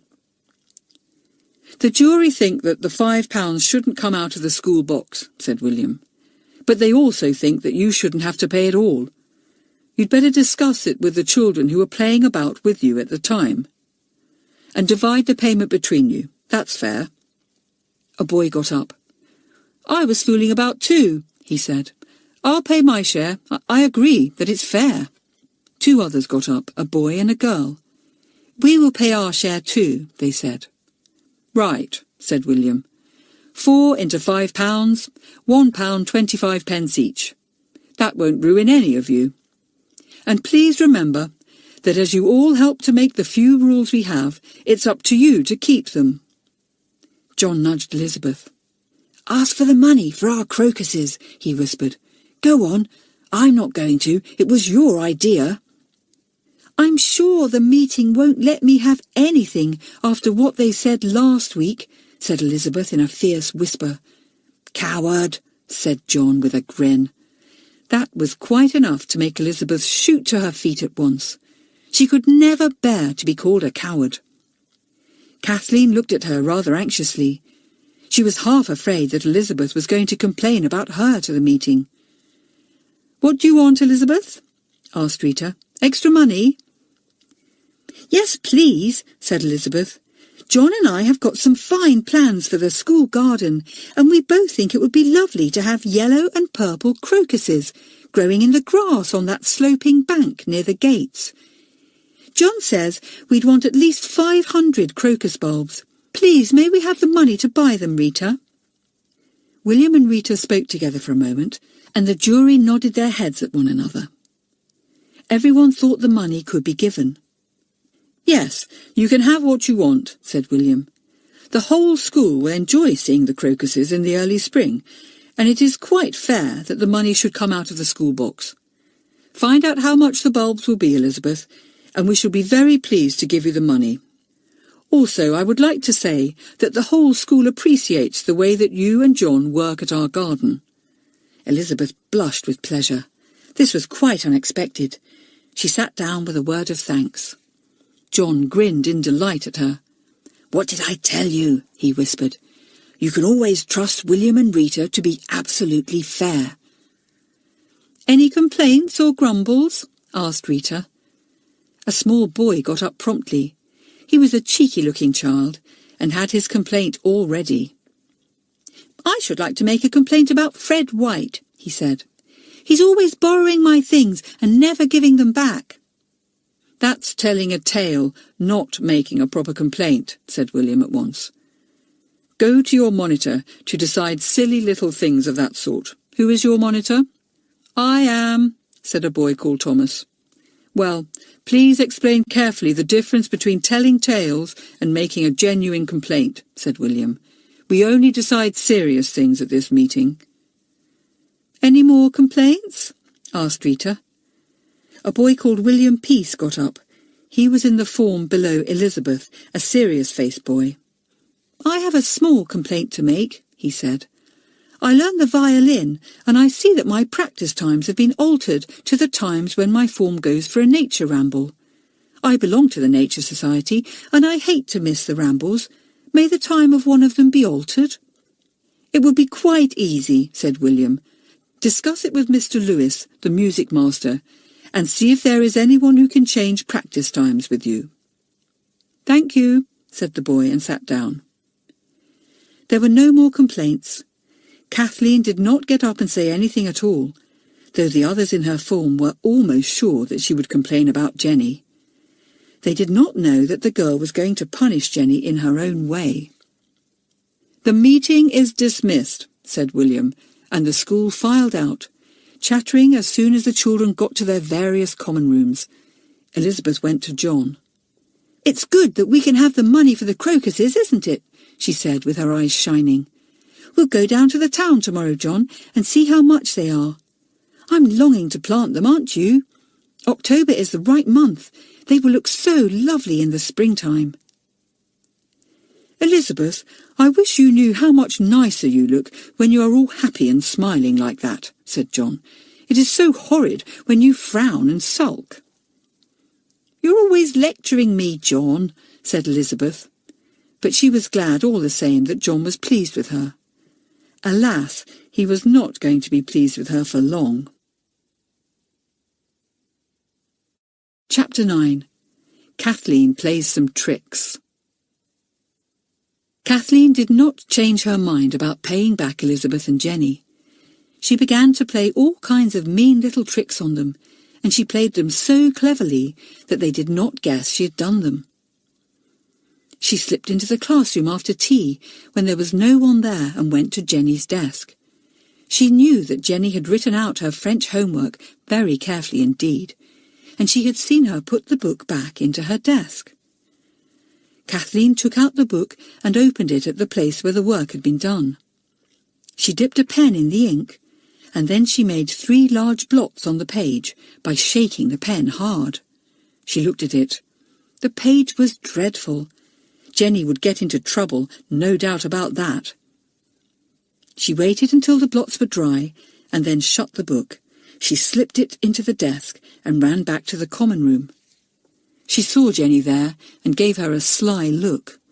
"Ah, wait, Jenny. You'll have a shock tomorrow," thought Kathleen. Elizabeth was in the room too, putting one of her favourite gramophone records on. Kathleen wondered what she could do to her. She sat and thought for a while, then quietly got up. She slipped out of the room and put on her coat. It was dark outside, and she went out of the garden door into the school grounds. She went to where Elizabeth kept her spade, fork and trowels. John always insisted that every tool used should be cleaned till it was bright and shining before it was put away. Elizabeth was always particular about this, for she knew that well-kept tools did good work. Kathleen took down the garden tools. She carried them outside and went to a place where she knew that the earth was damp and muddy. She dug the tools into the wet soil and made them very dirty indeed. Then she carried them back to the shed and put them into a corner. She shone her torch onto them. They were brown with mud. John would be furious when he found them, and as they were the ones that Elizabeth always used, he would be sure to think that she had been careless. "Well, I'll soon teach Jenny and Elizabeth that it doesn't pay to be horrid to me," thought Kathleen to herself, as she went back to take off her coat. "They deserve to be punished. They've been mean to me. Now I'm being mean back to them. Serves them right." She went back to the common room. She couldn't help feeling rather victorious somehow, and she longed for the next day to come, so that she might see her two enemies getting into trouble. The first one to get into trouble was poor Jenny.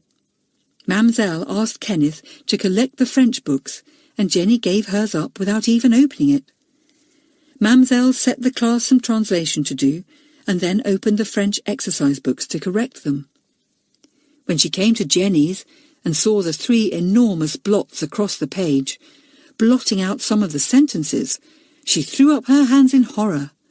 "What is this?" she cried. "Whose book is this?" She looked quickly at the name and gazed across at Jenny in astonishment. "Jennifer Harris! How can you give in work like this? It is shocking." Jenny looked up in surprise. What could be the matter with her work? She had done it quite carefully. "Why, Mamselle," she said, "is there something wrong?" "Jenny, my child, you do not belong to the kindergarten," cried Mamselle, holding up the book for Jenny to see. "Look at this page. Is it not disgraceful? You know that you should have written out all this work again. Work from this form cannot be given in covered with blots. I am truly ashamed of you." Jenny stared in the greatest surprise at her book. She knew quite well she hadn't made any blots at all. It couldn't be her book. "That's not my book, Mamselle," she said. "It can't be. I didn't make any blots at all. I would never give in work like that." "Jenny, I am not blind as a bat," cried Mamselle, beginning to get excited. "I read your name here. See, Jennifer Harris. It is most certainly your book. And if you did not make these blots, how did they come? Blots do not make themselves, as you very well know." "I simply can't imagine how they came," said poor Jenny, really puzzled now. "Honestly, I can't, Mamselle. I'm most awfully sorry. I'll do the work again." "And you will be more careful in future," said Mamselle, calming down. Jenny was upset and puzzled. She supposed that in some way she must have made the blots without noticing them, just as she shut the book. She did not see Kathleen looking at her with a spiteful gleam in her eyes. Kathleen was delighted at the success of her trick. She would play a few more on Jenny very soon. There was half an hour that afternoon for any child to go for a walk, practice lacrosse or do gardening. Elizabeth chose to go to the garden. There was one piece she hadn't been quite able to finish digging the day before. She could just finish it in the time. So off she skipped and called out to John, who was already digging hard. But John did not look at all pleased with her. "Elizabeth, you did do some digging and forking yesterday, didn't you?" he called. "Rather," said Elizabeth, stopping beside him. "I used nearly all my tools. I was so busy. What's the matter, John? You look cross." "I am cross," said John. "Go and get your tools and you'll see why." Elizabeth couldn't think what he meant. She rushed off to the shed and stopped in surprise and dismay when she saw her tools. They were all muddy and dirty. Not one of them shone bright and silvery. What a very extraordinary thing. She went outside, carrying them with her. "John," she said, "I'm quite sure I cleaned them as usual yesterday when I put them away." "You can't have," said John in a cold sort of voice. "Tools don't get dirty at night by themselves, Elizabeth. Have some sense." "I've got plenty," cried Elizabeth, "and my sense tells me that if I did clean them, which I know I did, it's not my fault that they're dirty now." "Well, don't let's argue about it," said John. "I'd have thought a lot more of you, Elizabeth, if you'd owned up and said you'd forgotten, just for once. It's not like you to say you did a thing when you didn't." "John!" cried Elizabeth, shocked. "How can you say such a thing about me? I'm never afraid of owning up. You know that. I tell you I did clean the tools." All right, said John, going on with the digging. "I suppose they all walked out of the shed in the middle of the night and went digging by themselves and forgot to have a wash and brush up afterwards. We'll leave it at that." The two children dug in silence. Elizabeth was puzzled, upset and angry. She hated to think that John didn't believe her, and yet her common sense told her that it really did look as if she'd forgotten to clean her tools. It was horrid to have John cross with her. She didn't know what to do. "John," she said at last, "I really do think I cleaned the tools. But if I forgot, I'm very sorry. I've never forgotten before. I won't forget again." "All right, Elizabeth," said John, lifting his honest brown eyes to hers. He smiled at her, and she smiled back. But in her secret heart, she was very puzzled indeed. Kathleen had been waiting about by the garden shed to see what would happen. She was pleased when she saw that John was cross with Elizabeth. She went away, planning to do something else to get Elizabeth into trouble. What should she do next? Perhaps in a day or two she would dirty the tools again. She'd better not do that too soon, though, in case Elizabeth began to suspect a trick. She decided to take 2 or 3 of Elizabeth's books and hide them somewhere. Miss Ranger would be cross if they couldn't be found. So once again, Kathleen slipped into the classroom, and this time she went to Elizabeth's desk. She took out her geography exercise book, her arithmetic book, and her history book. She slipped out of the room with them and went to a cupboard outside. On the top were kept old maps. Kathleen stood on a chair and threw the books right on the very top, among the old maps. Nobody was about to see her. She quickly put back the chair and went away. And now, what should she do to Jenny? The naughty girl frowned and thought hard. Then she smiled to herself. She would take 2 of the white mice and put them into Miss Ranger's desk. That would be marvellous. Miss Ranger would be quite sure to think that Jenny had put them there herself. Nobody would know who had done it. To do this, Kathleen had to wait till the next morning. She planned to get the mice before breakfast. No one would be about then. She lay in bed that night thinking of what Miss Ranger would say when she opened the desk and found the mice. She was up early the next morning. Nora was surprised, for Kathleen was usually one of the last out of bed. "Hello, turning over a new leaf?" she said. Kathleen didn't answer. She slipped downstairs 5 minutes before the breakfast bell went and ran to the big shed where the pets were kept. She went to the cage of white mice. She had with her a little box, and it took her only a second or two to pick up 2 of the tiny white mice and slip them into the box. Then she hurried to her classroom with them. She lifted up the lid of Miss Ranger's desk. She opened the box, and out scurried the white mice into the desk. Kathleen shut down the lid. What a surprise Miss Ranger and Jenny were going to get. Chapter 10. Excitement in Class. The first lesson that morning was arithmetic. Miss Ranger explained a new kind of sum to the class, and they listened hard. "Now get out your books, and we will do a few of these sums," said Miss Ranger, beginning to put down a few on the blackboard. "You should all be able to do them correctly, but if anyone hasn't quite understood what I've been saying, ask me first, before you begin the sums." Elizabeth opened her desk to get out her arithmetic exercise book. It wasn't on the top of the pile where she usually put it. She hunted through her desk. How funny! The book wasn't there at all. Where could it be? "Elizabeth, how much longer are you going to have your head in your desk?" asked Miss Ranger. "I can't find my book," said Elizabeth. "Well, you had it yesterday," said Miss Ranger. "Did you take it out of the classroom?" "No, Miss Ranger," said Elizabeth. "I hadn't any arithmetic homework to do.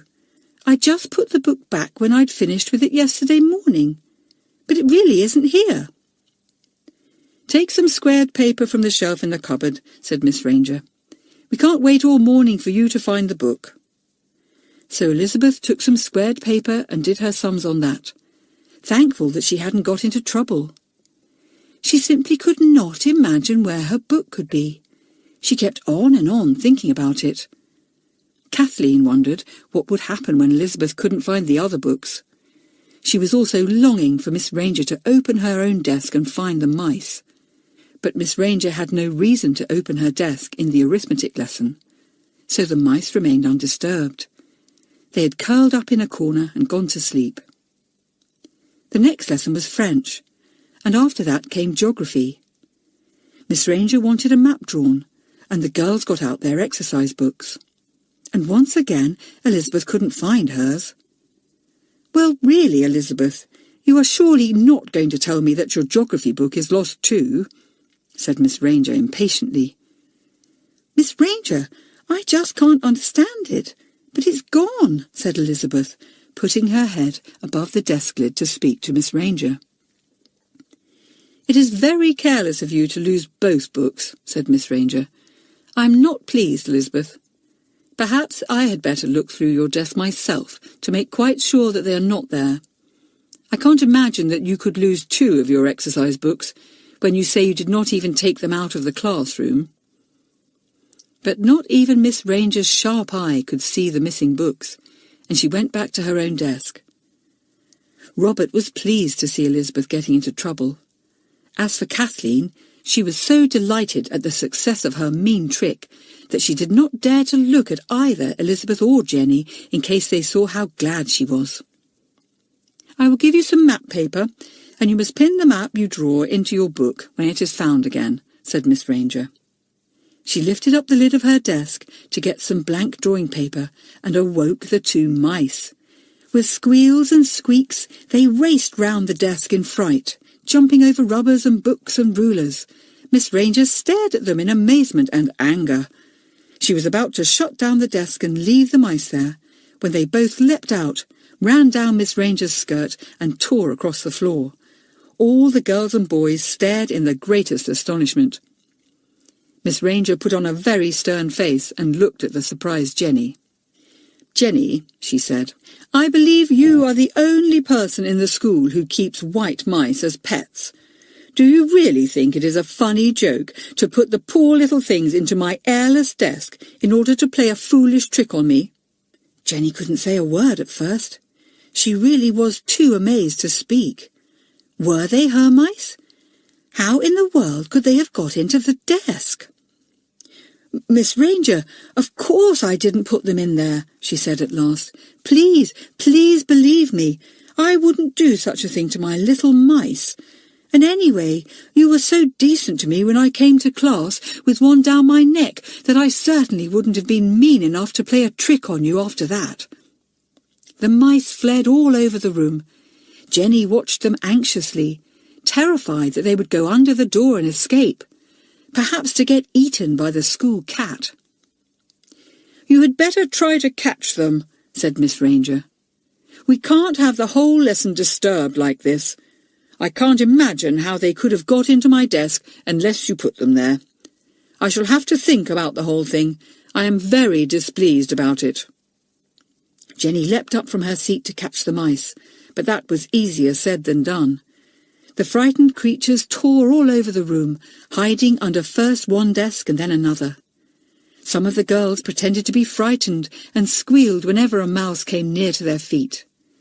Elizabeth and Belinda tried to help, but those mice were too nimble to be caught. And then, to Jenny's great dismay, they squeezed themselves under the schoolroom door and escaped into the passage outside. Jenny ran to the door and opened it, but the mice had disappeared. Goodness knew where they had gone. The little girl ran down the passage, looking everywhere, but the mice were nowhere to be seen. Jenny was really fond of her mice. Tears came into her eyes, and she brushed them away. But others came, and she did not like to go back to the classroom crying. So she leaned against the passage wall for a minute, trying to fight back her tears. Someone had played a mean trick on her. Someone had tried to get her into trouble. Someone had made her lose 2 of her pets. It was horrid, horrid, horrid. Footsteps came down the passage, and who should come round the corner but Rita, the head girl. She was most surprised to see Jenny standing there crying. "What's the matter?" she asked. "Have you been sent out of the room?" "No," said poor Jenny. It's my white mice. They're gone, and I'm so afraid the school cat will eat them." She poured out the whole story to Rita. The head girl looked very grave. "I don't like the idea of somebody trying to get you into trouble like this," she said. "You are quite sure you didn't play the trick yourself, Jenny?" "Oh, Rita, I really couldn't treat my pets like that," said Jenny earnestly. "Do believe me." "Well, the matter must be brought up at the next meeting," said Rita. "We'll have to get to the bottom of it. Now go back to your class, Jenny. Cheer up. Maybe the mice will turn up again." Jenny went back. Miss Ranger saw her red eyes and did not scold her any more. The bell went for the lesson to stop, and the class put away their books. Break came next, thank goodness. Robert bumped into Elizabeth as they went out of the classroom, and she glared at him. "How many more books are you going to lose?" he asked. Elizabeth tossed her head and walked off with Joan, but a thought came into her head. Could Robert have taken her books? It really was so very extraordinary that both her arithmetic book and her geography book should have gone. She went over to Jenny and pulled her into a corner. "Do you think Robert has got anything to do with my losing my books and your mice being put into the desk?" she said. "I know he'd like to get me into trouble." "Yes, but why would he get me into trouble too?" said Jenny. "Oh, he might think that if he played tricks only on me, I would guess it was him," said Elizabeth. "But if he played tricks on you and anybody else, we might not think it was him at all. See?" "Well, he must be pretty horrid if he's as mean as all that," said Jenny, troubled. "Oh, Elizabeth, I wish I knew who it was. It's so awful having these things happen." It was even more horrid when the history lesson came, and Elizabeth had to confess to Miss Ranger that book had disappeared too. "Elizabeth, this is really peculiar," said Miss Ranger crossly. "One book is enough to lose, but 3... You must have taken them out of the classroom and left them somewhere. You must hunt for them well, and if you cannot find them, you must come to me and buy new ones." "Oh, bother," thought Elizabeth in dismay. "They are 50 pence each. That's £1.50 out of my precious £2. It's too bad. If Robert has hidden my books, I'll pull all the hairs out of his head." She said this to Joan. "No, you won't do anything of the sort," said Joan. "You'll report him at the meeting and let the school judge him. After all, that's what the meeting is for, Elizabeth. For all of us to help to untangle the difficulties of a few of us. It's much better, too, to let the jury and the judges decide for us, because we have chosen them as being the wisest among us. Don't take matters into your own hands, Elizabeth. You're such an impatient person, you'll only do something silly." "I wish you wouldn't keep talking to me like that," said Elizabeth, taking her arm from Joan's. "You might back me up." "I am backing you up, if you only knew it," said Joan with a sigh. "I would be a poor friend to you if I said, 'Go to Robert and pull his hair out,' even before you really know for certain whether he is playing these horrid tricks or not." "Well, you've only got to see how pleased he is when I get into trouble to know that he's at the bottom of it all," cried Elizabeth. "Oh, if only I could catch him bullying someone again. Wouldn't I love to report him at the very next meeting?" Elizabeth hadn't long to wait. She caught Robert the very next day. Chapter 11. More Trouble. For some time now, Robert had not bullied anyone or been unkind, because he really had been afraid of being seen by Elizabeth. He knew that she was watching to catch him, and he did not mean to give her any chance to report him again. But 2 or 3 weeks had now gone by, and he thought that she no longer bothered to watch. He did not know that she thought he had played the tricks on her, and was watching very carefully indeed. Robert had to go and get some water for his painting after tea. Elizabeth saw him go out of the common room, and she looked at Joan.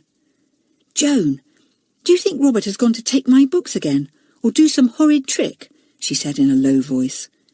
"Let's follow him and see." So the two girls got up and followed Robert. He went down the passage and ran down the stairs to the cloakroom where the water taps were. And running round the corner came small, cheeky Leslie, the boy who had complained that another was always borrowing things and not giving them back. He ran full tilt into Robert and made him double up in pain. Leslie giggled. It was funny to see big Robert panting like that. Robert put out a hand and caught him, holding the boy's arm so tightly that it hurt. "Let me go," said Leslie. Robert looked up and down the passage quickly. No one was about. He pulled Leslie into the wash place and shook him hard. "How dare you run into me like that?" he demanded. "I'll teach you to laugh at me, you little nuisance." "Robert, let me go," begged Leslie again.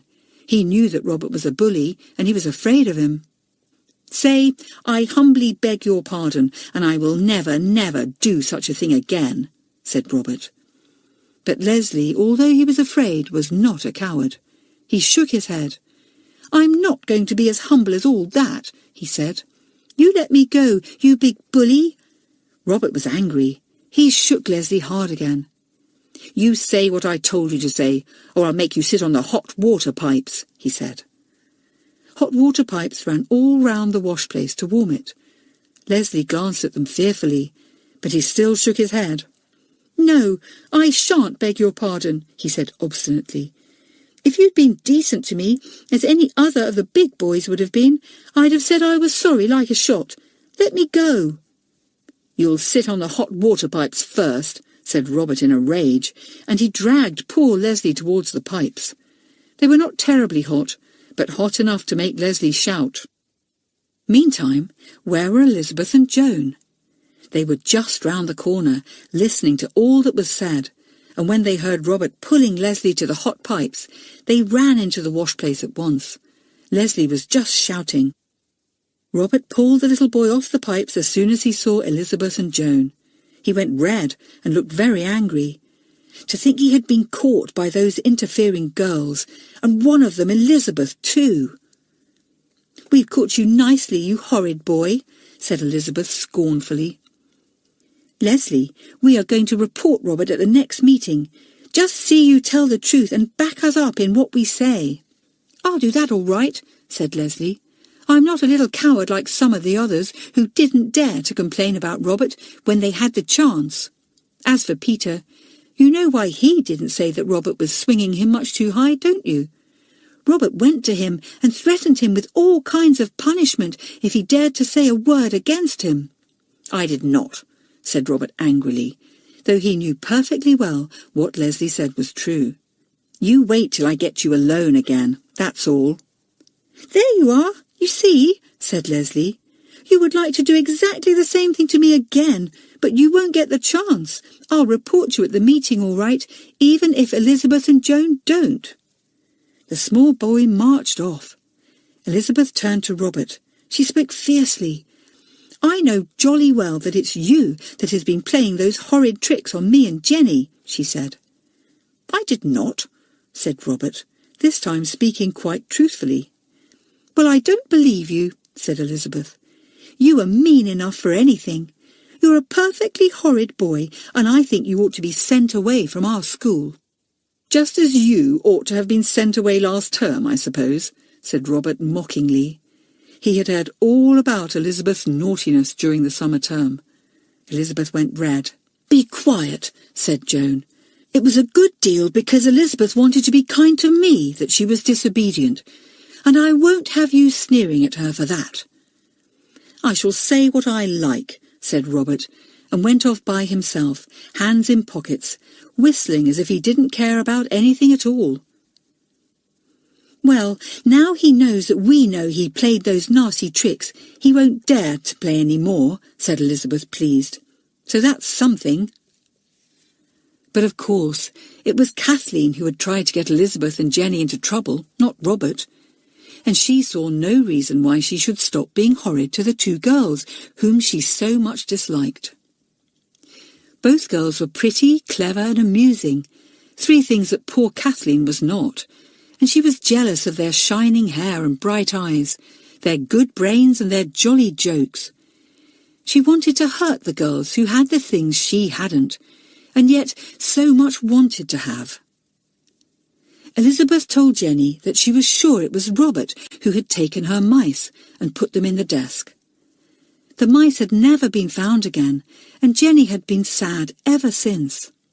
Her eyes flashed when she heard Elizabeth say that it was Robert who had played the trick. "And I suppose he blotted my French book too, so that I had to do the work again," said Jenny angrily. "And I shouldn't be surprised if he dirtied those garden tools of yours, Elizabeth. I could never understand that, you know." "Well, I guess we shan't have any more tricks played on us, because Robert will be afraid we'll tell them all to the meeting," said Elizabeth. "And we will, too." But next day, another trick was played on her and on Jenny, too. On Wednesdays, their monitor had to look at all their drawers and their hanging cupboards to see that they were tidy. Nora was very strict about tidiness, and the girls in her dormitory had learnt to be very neat indeed, even Ruth, who was most untidy by nature, and found it difficult to keep any drawer neat. "It's awful," she complained about 3 times a week. "I tidy my drawer so well, then I want a handkerchief in a hurry and can't find it, and turn the drawer upside down, and then it's all untidy again." Elizabeth and Jenny were quite tidy, and they always made a rule on Tuesday night to tidy everything beautifully, so that their chest and cupboard were ready for Nora to inspect the next day. They had done this as usual, so on Wednesday, when Nora went to pull open their drawers and found everything in a most terrible muddle, they were too astonished to say anything. "Jenny, Elizabeth, what have you been thinking of to get your things into such a disgraceful mess?" cried Nora, looking at their drawers. "Look, everything's jumbled up, crumpled, untidy.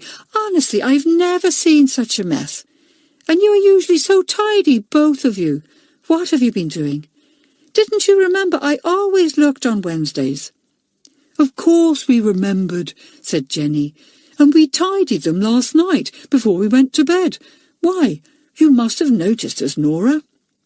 "I didn't notice," said Nora. "I was at the other end of the dormitory." The 3 girls looked into the drawers. Everything was upside down. Elizabeth and Jenny knew perfectly they could never have got their things into that muddle. Somebody had played a hateful trick again to get them into trouble. "It's Robert," burst out Elizabeth. "He's always playing horrid jokes on us, Nora. He dirtied my tools and took my books and put Jenny's mice into Miss Ranger's desk and—" "My dear girl, it couldn't have been Robert who did this," said Nora. "You know the boys never come into this part of the school. He would have been seen at once, because there is always somebody going up and down the passage outside." "Well, it must have been Robert," said Elizabeth sulkily. "If you're going to get anyone into trouble for these untidy drawers, Nora, you ought to go and scold Robert." "I'm not going to scold anyone," said Nora. "You're neither of you so untidy as all that. I think someone has been mean to you. Anyway, tidy your things for goodness sake." The girls set to work. They were both angry. They did not notice how pleased Kathleen looked. "Ah," she thought, "so Elizabeth and Jenny thought that it was Robert who had played tricks. Good. Nobody would think that it was she, Kathleen, who had done them all." She felt much safer now. The next school meeting was not until Friday night. On Thursday, something happened that disappointed Elizabeth very much.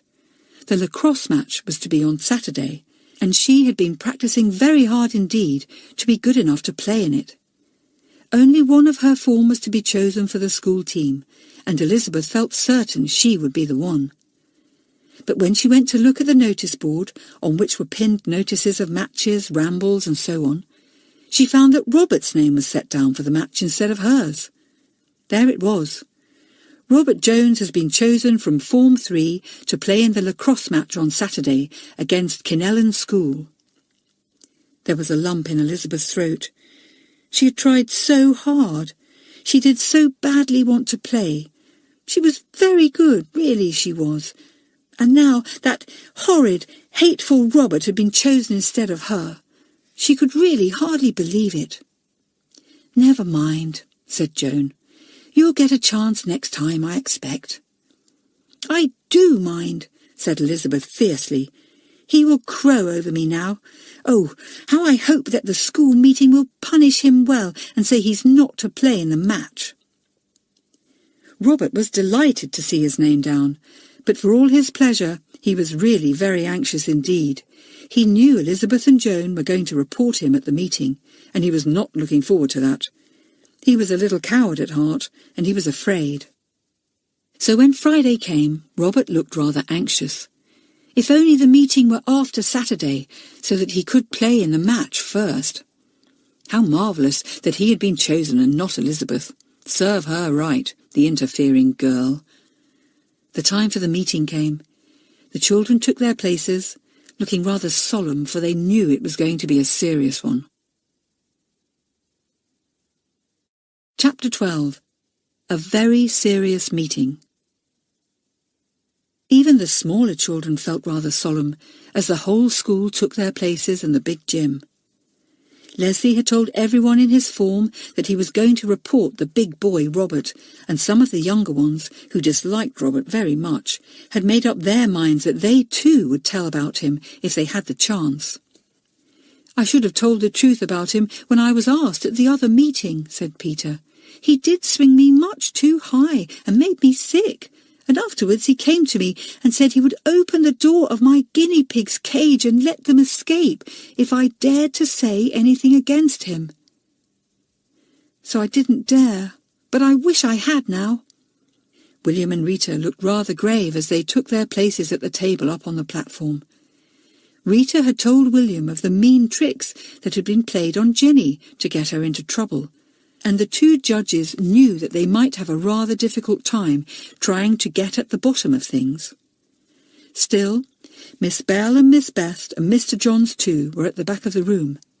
They could help if things got too difficult. Robert looked pale. Elizabeth was red with excitement, and so was Jenny. Joan was excited too, though she didn't show it. The usual business was done with the box of money. The £2 were given to everyone, and extra was allowed to 2 children for something they wanted. Then the meeting got down to the real business of the evening. "Any complaints or grumbles?" asked William, tapping on the table with his hammer. Up jumped Elizabeth and Leslie, both together. "Elizabeth was first," said Rita. "Sit down, Leslie, your turn will come later." Leslie sat down. Elizabeth began to speak, her words almost tumbling over one another in her haste. "William and Rita, I have a very serious complaint to make," she said. "It's the same one as Leslie was going to make. It's about Robert." "Go on," said William with a grave face. "You will remember that I reported him for bullying Peter," said Elizabeth, "and because there wasn't enough proof of that, and because I lost my temper with Robert, the meeting didn't punish Robert and made me apologise for him. Well, listen to this." "Keep calm, Elizabeth," said Rita. "Don't get so excited." Elizabeth tried to speak calmly, but she did dislike Robert so much that it was difficult not to sound in a rage all the time. "Well, William and Rita, Joan and I actually saw Robert bullying Leslie," said Elizabeth. "He made him sit on the hot water pipes. And another thing we have found out is that he made Peter promise not to complain about being swung so high. He said he would let all Peter's guinea pigs out of their cage if Peter dared to say anything against him at the meeting. I was quite right. He is a horrid bully." "Don't call people names like that," said Rita. "Wait till the whole meeting is judged, Elizabeth. Have you anything more to say?" "Yes, I have," said Elizabeth. "And it's this. Not only has Robert been unkind to the younger ones, but he has been perfectly horrid to me and Jenny too. He has got us into all kinds of trouble by playing mean tricks on us." "What tricks?" asked William, looking very worried. "Well, he took 3 of my books and hid them somewhere where I can't find them," said Elizabeth. He took my garden tools and dirtied them, so that John scolded me. He put 2 of Jenny's white mice into Miss Ranger's desk, and they escaped, and Jenny never found them." "Is that true, Jenny?" asked William. Jenny stood up. "It's quite true," she said. "I never found my poor little mice again. I don't mind a trick being played on me, William, but it's cruel to play it on my pets." "Sit down, Jenny," said William. He spoke to Rita and then turned to the school again. "Leslie, stand up and say what you have to say," he said. The cheeky little Leslie stood up.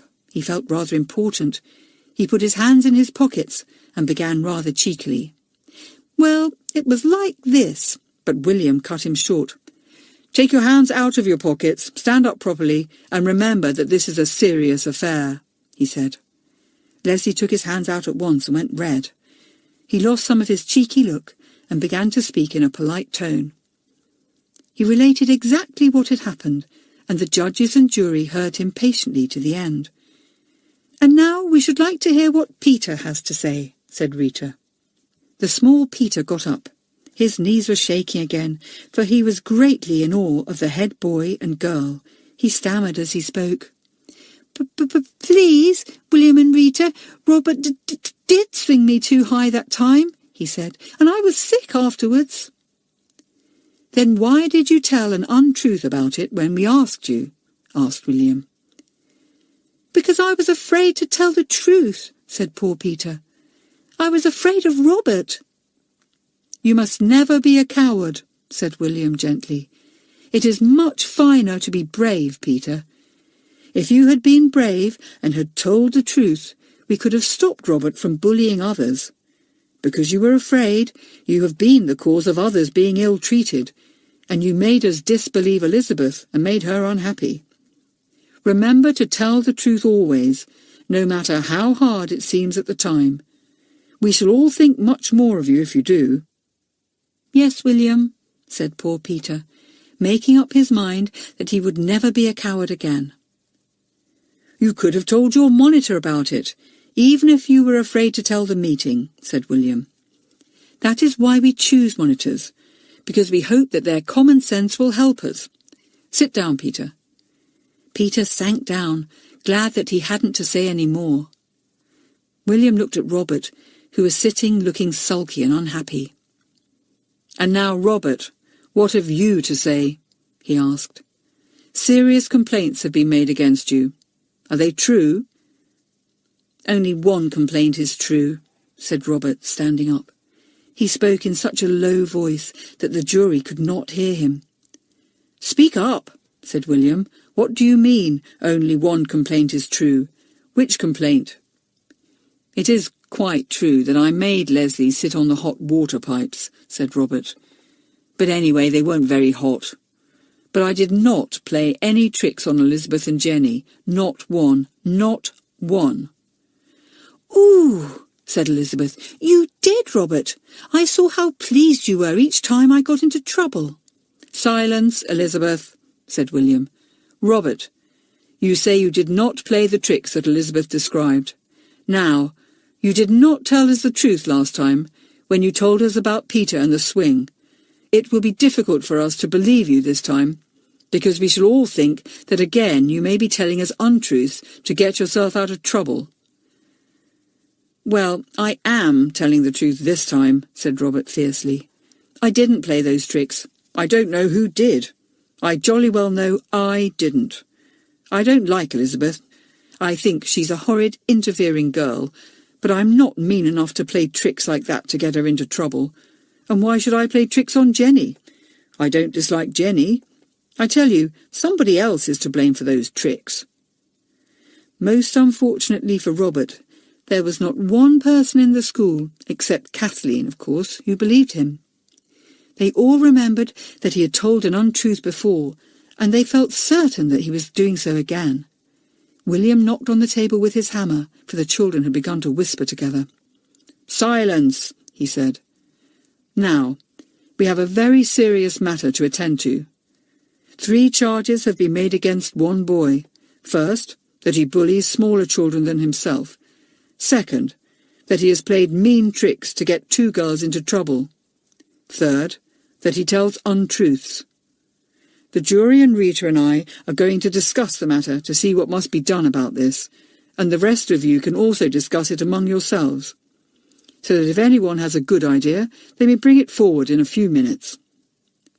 The school began to chatter. The jury and the judges talked together in low tones. They all looked extremely serious. Robert sat by himself, for the boys next to him had gone to talk to the children behind. He felt dreadful. Why, oh why had he been stupid enough to bully the younger ones? Why must he always be so unkind to the little ones? Now perhaps he would be sent home, and his mother and father would be very angry and upset. Miss Bell and Miss Beth looked very serious too. Mr. Johns said a few words to them, and then the 3 of them waited to see what the judges would say. They never interfered with the school meeting unless they were asked to. After a little while, Rita and William knocked on the table for silence. The whole school sat up. Surely the judges and jury hadn't decided so quickly. What were they going to say? "Miss Bell and Miss Best and Mr. Johns, we feel we would like your help today," said William gravely. "Would you please give us your advice?" "Of course," said Miss Best, and the 3 heads came up onto the platform. And then began a strange talk that was going to make all the difference to Robert's school life. Chapter 13. Robert Gets a Chance. The whole school was now looking very solemn and serious. Not a smile was to be seen anywhere. Everyone stopped talking as the 3 head teachers took their places on the platform, on chairs that the jury quickly fetched for them. "The matter had better be openly discussed," said Miss Bell. "Let us take one complaint at a time. First of all, this question of bullying the smaller ones. Now, have we ever had any cases of bullying since you became our judges, William and Rita?" "No," said William, "but I remember there was a case when I was much lower down in the school. Will it be in the book?" The book was a record of all the complaints made by the children, and of how they had been dealt with, and what the results were. It lay on the table, a big brown volume half full of small writing. Each judge had to enter in a report of the meetings held, because Miss Bell and Miss Best said that sometimes the book might be a great help. Now William took up the book and began to look back through the pages. At last he found what he wanted. "Here it is," he said. "A girl called Lucy Ronald was accused of bullying younger children." "Yes, I remember," said Miss Bell. "We found out the cause of her bullying. Read it, William, and see what it was. It may help us with Robert." William read it quickly to himself, then he looked up. "It says here that it was found out that Lucy had been an only girl for 7 years, and then she had twin baby brothers brought to live with her in her nursery," he said. "And her mother and father gave all their attention to them, and so did the nurse, so that Lucy felt left out. She hated the babies because she thought that her parents gave them the love they had always given to her." "Go on," said Miss Bell. "Well, she couldn't hurt the babies because they were never left alone," said William. "So she worked off her feelings of dislike and jealousy on other children. She always chose the smaller ones because they couldn't hit back, and because they were small like her baby brothers. And I suppose the habit grew and grew until she couldn't stop," said Rita, interested. "Is that how bullies are made, Miss Bell?" "It's one of the commonest ways," said the headmistress. "But now we must find out if Robert's fault is caused in the same way." The whole school had been listening with great interest to this discussion. Everybody knew what a bully was, and nobody liked bullies at all. The children looked at Robert to see if he was listening too. He was. He gazed at William and didn't miss a word. "Well," said Mr. Johns, "we'll find out if Robert has anything to say now. Robert, have you any brothers or sisters?" "I've 2 brothers, 5 years and 4 years younger than I am," answered Robert. "Did you like them when they were small?" asked William. "No, I didn't," said Robert. They took up everybody's time, and I didn't have a look in. Then I got ill, and nobody seemed to bother about me as they used to do, and I knew it was because of James and John, my little brothers.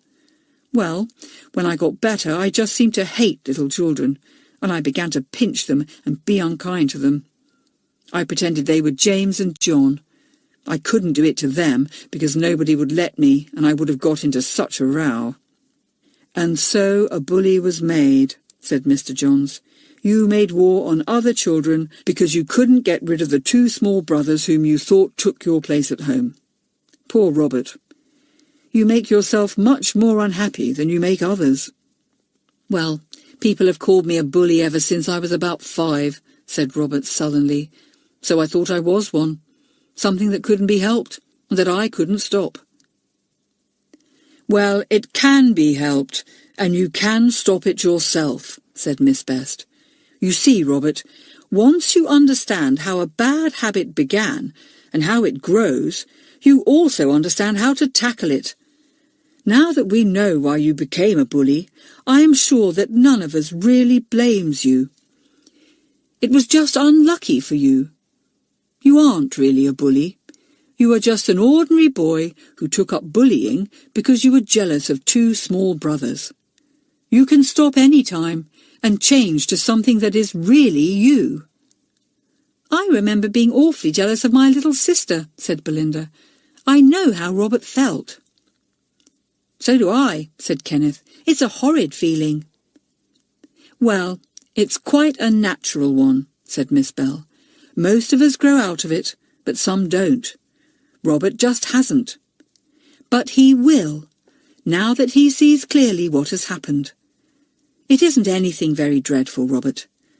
But doesn't it seem rather silly to you that a boy of your age should be teasing and bullying Peter and Leslie just because years ago a feeling of jealousy grew up in your heart for your two young brothers?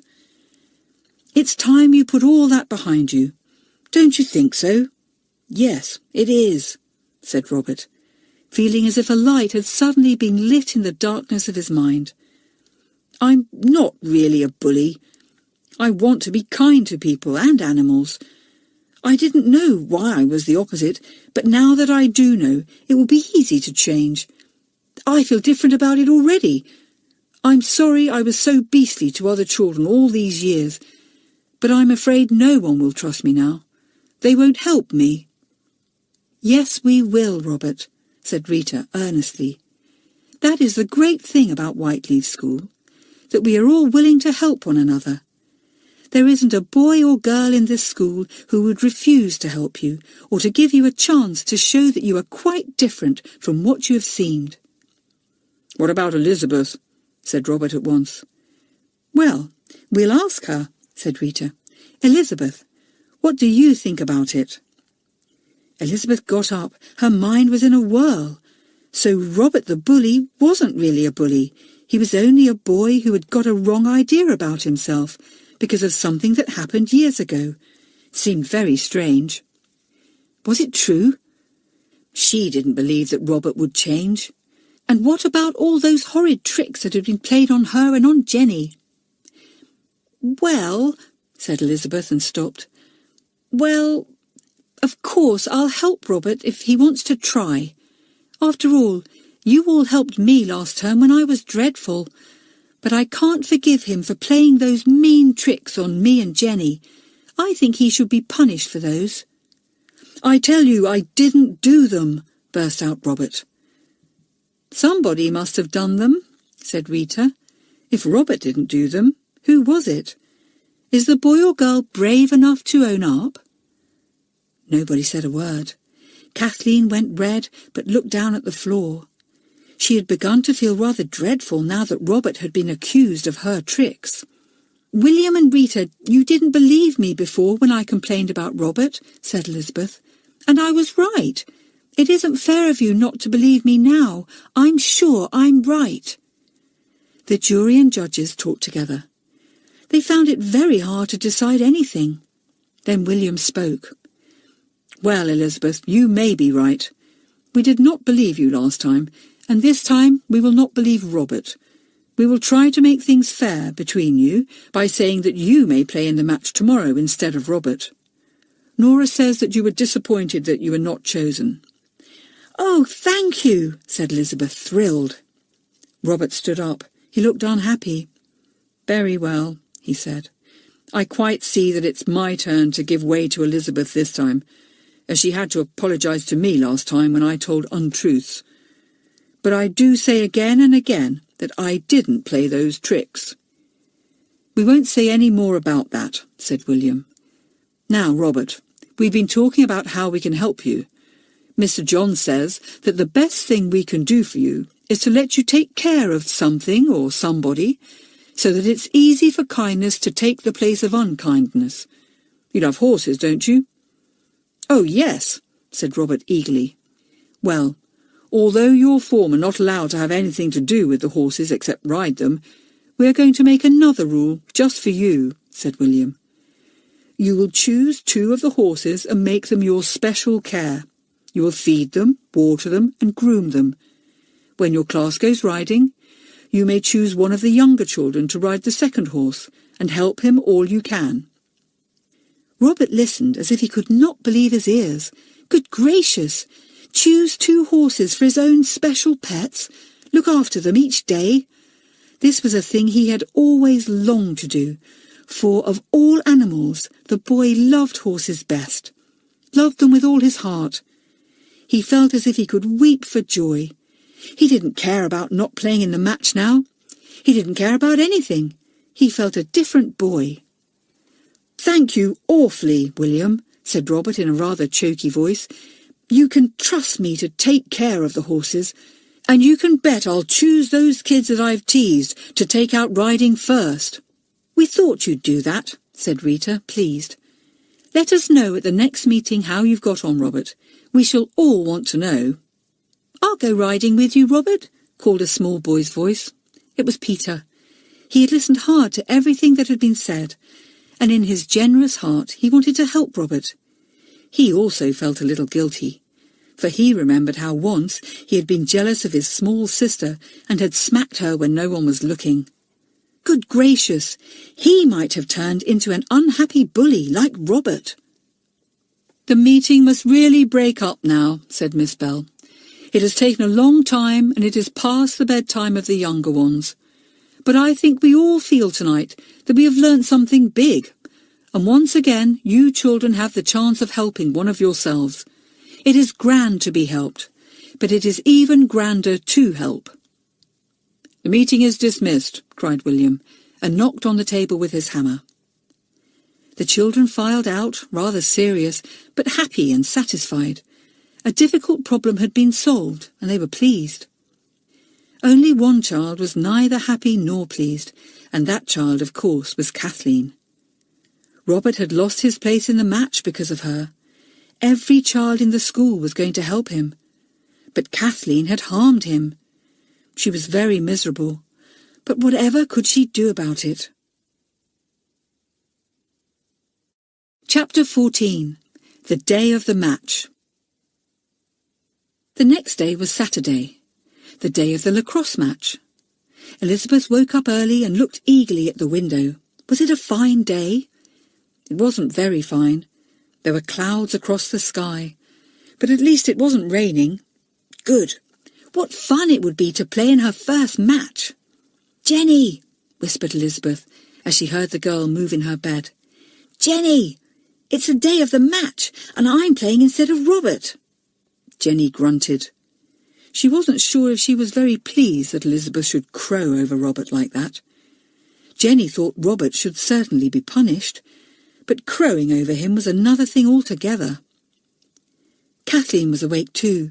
She heard what Elizabeth said, and she felt guilty. She had thought that it was fine for another child to take the blame and the punishment for something she herself had done. But somehow she didn't feel like that now. Also, she was angry that Elizabeth should have the pleasure of playing in the match, for she did dislike Elizabeth so very much. What a nuisance everything was. And what about Robert? Well, Robert also awoke early, and he remembered at once all that had happened the night before. He sat up in bed, his eyes shining, as he thought of the 2 horses he would choose for his own special care. He felt quite different. It didn't matter now a bit that the whole school knew he had been a bully, because they also knew it wasn't really his fault. And in a week or 2 he would be able to show them what he really was, what a surprise they would get. He remembered the lacrosse match, and a little sinking feeling came into his heart as he remembered that Elizabeth was to take his place. "I'd like to have played in the match," he thought to himself, "and it is jolly hard that the meeting gave me that punishment for something I really didn't do.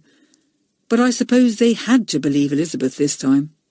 I must put up with it, and hope that the person who's really playing those tricks will be found out sometime. Then everyone will be jolly sorry they punished me for nothing."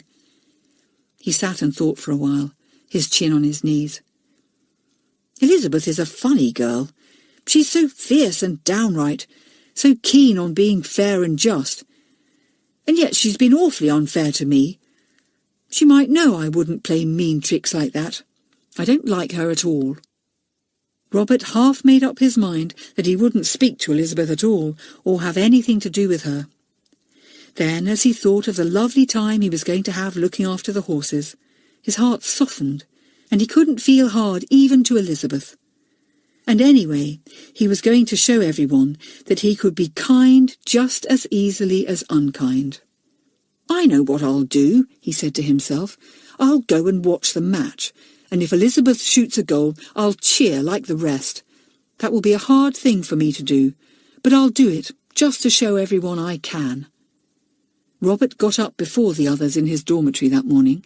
He slipped out and went to the stables. He would talk to the 2 horses he was going to care for, and he would go riding over the hills on his favourite. He felt proud and important as he unlocked the stable door and spoke to the stableman. "Can I talk to Bessie and Captain?" he asked. "I've got permission to look after them." "Yes, I've been told," said the man. "All right, but I'll have to oversee your work with them the first week, young man. After that, if you're all right, you can carry on." Robert heard running footsteps and looked out into the yard. He saw Leonard and Fanny hurrying to the cowsheds. They were going to milk the cows. They saw him and shouted, "Hello, Robert! Have you chosen your horses yet?" "Rather," said Robert. "Come and see the 2 that are going to be mine. Look, this is old Bess, she's a darling, and this is Captain. Rub his nose." Leonard and Fanny looked at the 2 horses, and then they looked at Robert. They stared at him so hard that Robert was puzzled. "What's the matter?" he said. "Have I got a smut on my nose or something?" "No," said Fanny, "but you do look different, Robert. You used to look so horrid, sort of sulky and mean. But now you're smiling, and your eyes are all shiny. We're staring because it seems rather strange to see somebody change in a night. Come and see our cows. Would you like a glass of warm milk?" The children linked their arms in Robert's and pulled him over to the cowsheds, where the patient cows stood waiting to be milked. They chattered and laughed as they went, and Robert felt warmed by their friendly talk and looks. He began to chatter too, and soon he was standing drinking a glass of warm, creamy milk from the first cow. "This is fun," he thought. "I'll see Leonard and Fanny each morning when I come to see my horses. I shall soon make friends." In 5 minutes' time he was galloping over the hills by himself, enjoying the wind in his hair and the bump of the horse's back beneath him. He talked to Bess, and she pricked back her ears to listen. All horses loved Robert. He had never had a great deal to do with them before, and now it seemed to him almost too good to be true to think that he could have as much to do with them as he liked. "After tea, I'll ask young Peter if he'd like to come riding on Captain," he planned. "I'll soon make that kid forget all about the teasing I gave him." Everyone who met Robert that morning had a grin for him, or a clap on the back. The whole school was keeping its word.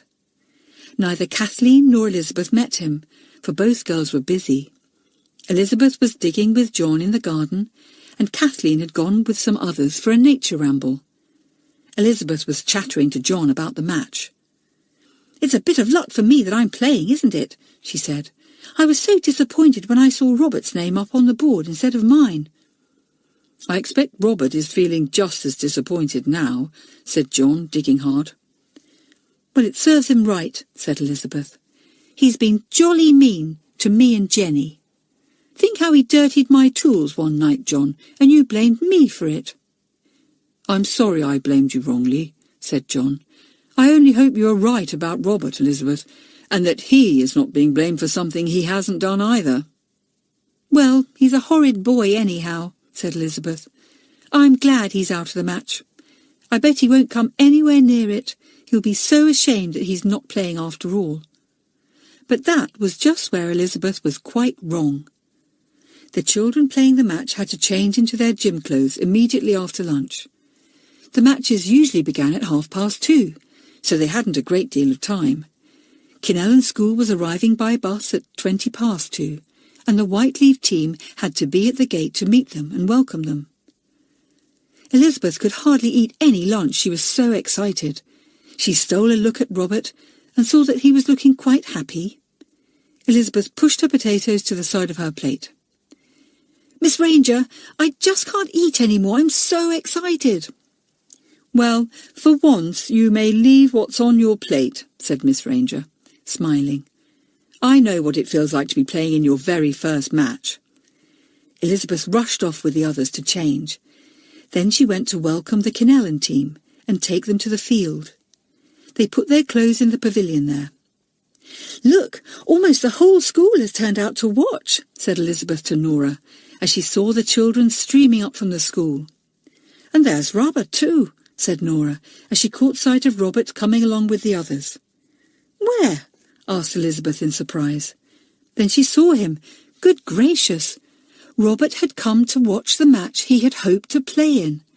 He had come to watch somebody play instead of him. The little girl could hardly believe her eyes. She suddenly felt rather small and ashamed. She knew she wouldn't have been able to do such a generous thing if she had been in Robert's place. "I call it jolly decent of Robert to come and watch you in this place," said Nora. "I think that's a big and generous thing to do. It's funny that a boy able to do a big thing like that should be mean enough to play horrid tricks. It makes me wonder if he really did do them after all." Elizabeth picked up her lacrosse stick. She had felt so sure Robert wouldn't come near the match. She was quite wrong. And now suppose that, as Nora said, Robert hadn't done all the things she thought he had. Suppose he was being punished unfairly, and all because of her. It wasn't a very nice feeling. "Oh well, never mind. I'm jolly well going to enjoy my first match," said Elizabeth to herself, and she ran out of the pavilion into the field. But what a disappointment! It was beginning to rain. The team stared up into the sky in dismay. Surely the rain wasn't going to be much. Surely it would soon stop. It would be too bad if they couldn't play. The children all crowded into the pavilion to wait. The rain fell more and more steadily. It pelted down. The clouds became lower and blacker. There really was no hope at all. "I'm afraid the match is off," said Mr. Warlow. "Go to the gym and we'll arrange games for the visiting team." The children ran helter-skelter to the school. Elizabeth ran too, sadly disappointed. It was too bad, her very first match, and the rain had spoilt it. A voice spoke in her ear. "Elizabeth, bad luck, I'm sorry." The girl turned and saw that it was Robert who had spoken. He had run off to join the others, so she couldn't answer. Elizabeth stood still, astonished. Robert! Fancy Robert saying that! She simply couldn't understand it. "Elizabeth, do you want to be soaked to the skin?" cried Miss Ranger's voice. "What are you doing standing out there like that? Come along at once, you silly child." And into the school with the others Elizabeth went, very much puzzled, and not knowing quite what to do about it. Chapter 15. Kathleen Owns Up. Everybody was disappointed that the match was off, especially the players themselves. The rain poured down all afternoon. Mr. Johns and Miss Ranger got some games going in the gym, and the visitors enjoyed themselves thoroughly. Joan was sorry for Elizabeth's disappointment. She slipped her arm through her friend's. "Elizabeth, never mind. There's another match next Saturday. Maybe you'll be able to play in that instead." "Perhaps," said Elizabeth, "but it really is bad luck that it rained today. I've been practicing so hard, and really I'm getting quite good at catching the ball and shooting at goal." "I guess Robert was pleased that it rained so that you couldn't play," said Joan. "Well, Joan, that's the funny part. He was there to watch, and when it rained and we all went off the field, he came up and said it was bad luck and he was sorry," said Elizabeth. "I really was surprised, and somehow I felt rather mean." "Wait till he plays a few more tricks, then you won't feel so mean," said Joan. But no more tricks were played. Kathleen hadn't the heart to think of any more. She had seen somebody else publicly punished for her own wrongdoing, and she was beginning to despise herself. She hated Jenny and Elizabeth, but it was a miserable sort of feeling now, not a fierce, red-hot feeling. "I'm a dreadful person," thought Kathleen in despair. "I'm plain and spotty and pale, I'm dull and slow, and now I'm mean and deceitful and cowardly. That's the worst of beginning to do horrid things. They make you feel horrid yourself, and then you can't ever be happy any more. I'm not fit to be at a school like Whiteleaf, where the children are happy and jolly, and where even a boy like Robert, who's been hateful to others, can turn over a new leaf and begin again." Poor Kathleen. It had seemed such fun and so clever at first, to think out nasty little tricks to get Jenny and Elizabeth into trouble. But now that she had found that mean ways make a mean person, she hated herself. "And it's much worse to hate yourself than it is to hate somebody else," thought Kathleen. "Because you can never get away from yourself. I wish I was a happy, honest sort of person like Nora or John." Kathleen was really unhappy. She went about looking so miserable that the girls felt sorry for her. "Don't you feel well?" asked Elizabeth. "I'm all right," said Kathleen, and walked off with her head drooping like a sad little dog. "What's up, Kathleen? For goodness sake, smile a bit," cried Belinda. "You're enough to turn the milk sour. Have you had bad news from home or something?" "No," said Kathleen. "I just don't feel like smiling, that's all. Leave me alone." Her work was so bad that Miss Ranger began to be worried. What in the world could be the matter with the girl? She looked as if she was worrying about something. Miss Ranger managed to get Kathleen alone for a few minutes and spoke to her gently. "Kathleen, my dear, is there anything wrong? Your work has gone to pieces this week, and you look so miserable. Can't you tell me what's wrong? I may be able to help." Kathleen felt the tears coming into her eyes when she heard Miss Ranger speaking to her so kindly. She turned her head away. "Nobody can help," she said in a funny, muffled voice. "Everything's gone wrong, and nothing and nobody can put it right." "My dear child, there are very few things that can't be put right, if only you will give somebody a chance to help," said Miss Ranger. "Come now, Kathleen, what's wrong?" But Kathleen wouldn't tell her. She shook her head obstinately, and Miss Ranger gave it up. She could not like Kathleen, but she felt very sorry for her. Then Kathleen made up her mind to do a very foolish thing. She would run away, right away home. But first she would tell Elizabeth and Jenny all she had done. She would confess to them, so that Robert would be cleared of blame. She could at least do that. She wouldn't despise herself quite so much if she owned up.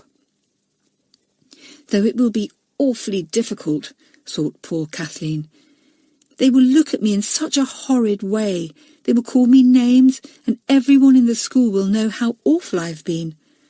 But still, I shall have run away by then, so I shan't mind."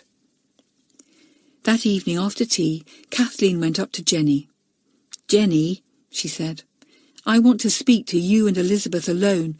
Where's Elizabeth?" "She's in the gym," said Jenny, surprised. "We'll go and get her. What do you want, Kathleen?" "I'll tell you when Elizabeth is with us," said Kathleen. "We'll go into one of the music practice rooms. We'll be alone there." Very much puzzled, Jenny went with Kathleen to find Elizabeth. They soon found her and called her. Elizabeth went with them, surprised and rather impatient, because she had been having some fun with Belinda and Richard. Kathleen closed the door and faced the other two. "I've got something to say to you both," she said. "I've been very unhappy, and I can't bear it any more, so I'm going to go home. But before I go, I want to own up to something. Don't blame Robert for all those tricks. I did them all." Elizabeth and Jenny stared at Kathleen as if they couldn't believe their ears. Kathleen had done all those things, hidden the books, taken Jenny's mice, dirtied the garden tools, muddled the drawers. Oh, the horrid, horrid creature! "I knew you would look at me like that," said Kathleen, tears beginning to trickle down her cheeks. "I expect I deserve it. But before I go, I'd like to tell you something else. You're both pretty and jolly clever, and everyone likes you. I'm plain and pale and spotty and dull, and I can't help it. But you don't know how I'd like to be like you. I envy you, and I can't help disliking you because you're all the things I'm not. You were very unkind once, Jenny, when you imitated Mamselle and me having a quarrel. But I'm sorry about that," said Jenny at once. "I didn't know you'd come into the room. I don't wonder that you wanted to pay me out for that, Kathleen. But you shouldn't have got Elizabeth into trouble too." "Well, I've paid myself out too," said Kathleen. "I don't like myself any more than you like me. I know I'm simply horrid, and that's why I'm going home. My mother loves me, even though I'm not as pretty and nice as other girls are, and she will perhaps understand and forgive me for running away." There was a silence. Elizabeth and Jenny simply did not know what to say. They were shocked at Kathleen's confession, and Elizabeth especially felt very angry because she had blamed Robert for things he hadn't done, and that was terrible. "Well, Kathleen, all I can say is it's a jolly good thing you had the sense to own up," said Jenny at last. "I think more of you for that. But my goodness, you're a spiteful, mean person, I must say. Don't you think so, Elizabeth?" "Yes, I do," said Elizabeth. "And you've made me get Robert into trouble, and I'll have all that to put right. I wish to goodness you'd never come to Whiteleaf School, Kathleen." "I wish it too," said Kathleen in a low voice, "but I shan't be here much longer." She opened the door and slipped away down the passage. She went to the stairs and ran up, tears pouring down her face. She had owned up, and it had been even worse than she had expected. Now she would get her things and go. Elizabeth stared at Jenny, and the two were just going to talk about Kathleen's confession when Joan came along. "Hello," she said in surprise. "What are you two doing here, looking so fierce? What's happened?" Elizabeth poured everything out to Joan. "Now, don't you think Kathleen is a spiteful girl?" she cried. "I'd never have thought anyone could be so horrid." Joan looked thoughtful. She remembered how unhappy and lonely she herself had once been in the summer term, when everything had gone wrong.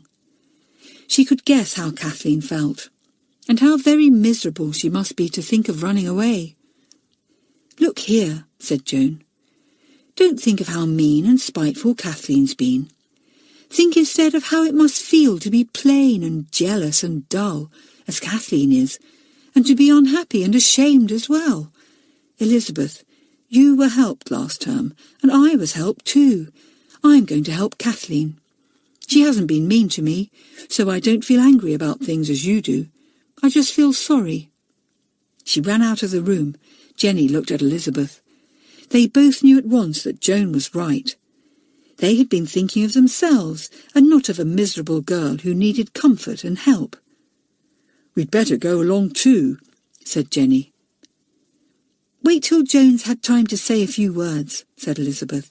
"She's awfully good at that sort of thing, you know. I sometimes think she's almost wise enough to be a monitor." "Well, we certainly are not," said Jenny. "I can't imagine how this can be put right, Elizabeth. I really can't." Meanwhile, Joan ran up the stairs to her dormitory. Kathleen was there, putting on her hat and coat, and packing a few things into a small case. Joan went straight up to her. "Kathleen, I've heard all about it. You were brave to own up. Wait till Jenny and Elizabeth have had time to get over it, and they'll forgive you and be friends. They are kind and generous, really, you know. Just give them time." "I can't stop at Whiteleaf," said Kathleen, putting on her scarf. "It's not only that I've made enemies. I feel that everybody thinks I'm so awful. Look at your hair, all shiny and nice. Mine's like rats' tails. Look at your bright eyes and red cheeks, and then look at me. I'm a sort of Cinderella." "Do you remember how Cinderella changed one night?" said Joan, taking Kathleen's hand.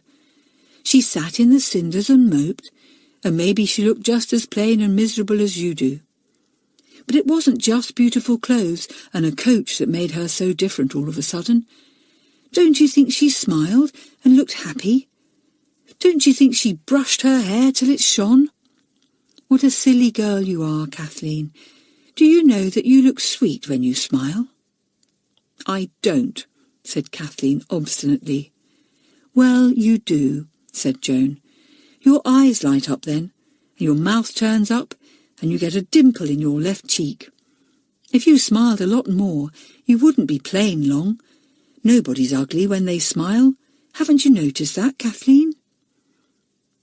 "Perhaps you're right about that," said Kathleen, remembering how sweet her mother always looked when she smiled and was happy. "But I never feel very much like smiling." Footsteps came up the passage, and Elizabeth and Jenny came into the room. They went up to Kathleen. "We weren't very nice to you just now," said Jenny. "We're sorry. Don't run away, Kathleen. We'll forgive you and forget all you did to us." "But Robert would have to be cleared from blame," said Kathleen, "and that means everything going before the school meeting. I'm sorry, but I'm not brave enough for that." The girls looked at one another. Yes, of course the matter would have to be discussed there. "So I'm going," said Kathleen. "I'm a coward, I know, but I can't help that. Where's my case? Goodbye, all of you. Don't think too unkindly of me, please." Chapter 16.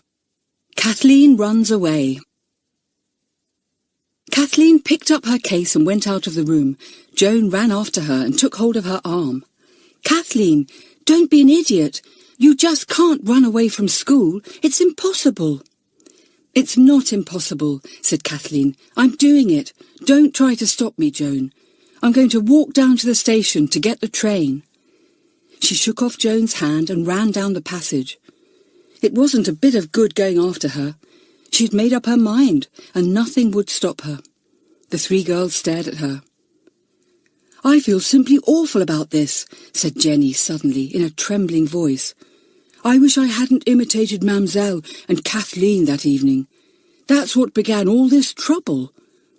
"What are we going to do?" said Joan in a troubled voice. "We'll have to report that Kathleen has run away, but I can't help feeling that it's no good trying to stop her in any way, because honestly, I wouldn't want to face the school meeting as she would have to do when everything comes out. She'd probably run away after that if she didn't now. She's not a brave person at all." Just then Nora came by. She was surprised to see the three girls standing at the door of their dormitory, looking so worried. "What are you here for?" she asked. "Didn't you know that the concert is beginning in a minute? You'd better hurry. Why are you all looking so solemn? Has anything happened?" "Well, yes," said Elizabeth. "An awful lot has happened. We don't know what to do about it. It's dreadful, Nora." "Good gracious, you'd better tell me about it then, as I'm your monitor," said Nora. "I think we'd like to," said Jenny. "Don't let's go to the concert, Nora. Let's go to the common room. It will be empty now, and we can tell you what's happened." Once a week a concert was given by those children who learnt the piano, the violin, singing or reciting, and usually most of the forms attended, for it was fun to hear their own forms playing or singing. So the common room was empty when the four girls walked into it. Jenny told the tale.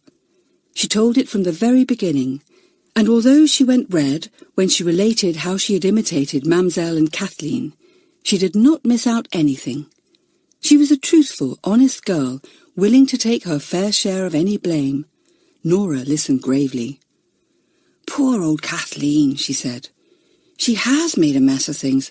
Well, we've got to do something about it, but I daren't say what. We must find Rita and get her to come to Miss Bell and Miss Best with us." "Oh, goodness, will they have to know?" asked Elizabeth in dismay. "Of course, idiot. You don't suppose a girl can run away from Whiteleaf without the heads knowing, do you?" said Nora. "Come on, there's no time to be lost." They found Rita in her study. "Rita, could you come with us to Miss Bell and Miss Best?" asked Nora.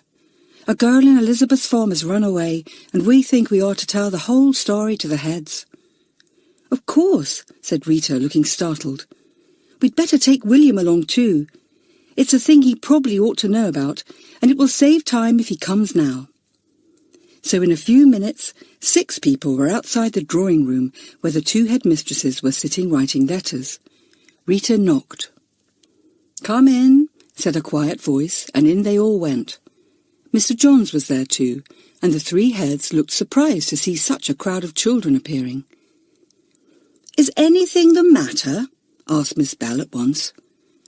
"There is, rather," said Rita. "Elizabeth, tell the story quickly." So Elizabeth told it all, and when she came to where Kathleen had packed a small case and gone down to the station, Mr. Johns jumped up at once. "I must go after her," he said. "I hope I shan't be too late." "But the train will have gone," said Nora. "They have been altered this month," said Mr. Johns. "The one Kathleen went to catch doesn't run now. It's an hour later. If I go quickly, I can just get the child. Come with me, Rita." The 2 of them went out of the room, and in a moment or 2 the front door banged. They were gone. Elizabeth hoped and hoped that they would be able to catch poor Kathleen before she went home. Now that the heads knew everything, she felt happier. Grown-ups always seem to be able to put things right. "2 things need to be put right, as far as I can see," said Miss Best. "The first thing is to put Kathleen right with herself, and make her see that running away never solves any difficulty at all, but only makes things worse. She thinks herself a failure, poor child, but no one need ever be that. If we can get that idea out of her head, things won't seem so bad to her." "And I know what the second thing is," said Elizabeth in a low voice. "It's to clear Robert of blame. I do hate to think I accused him unjustly, and he really has been decent about it. I feel terribly ashamed." "I'm glad you feel ashamed, Elizabeth," said Miss Best. "We all know that you are just and honest by nature, but you will never do anything worthwhile if you rush at things impatiently and lose your temper."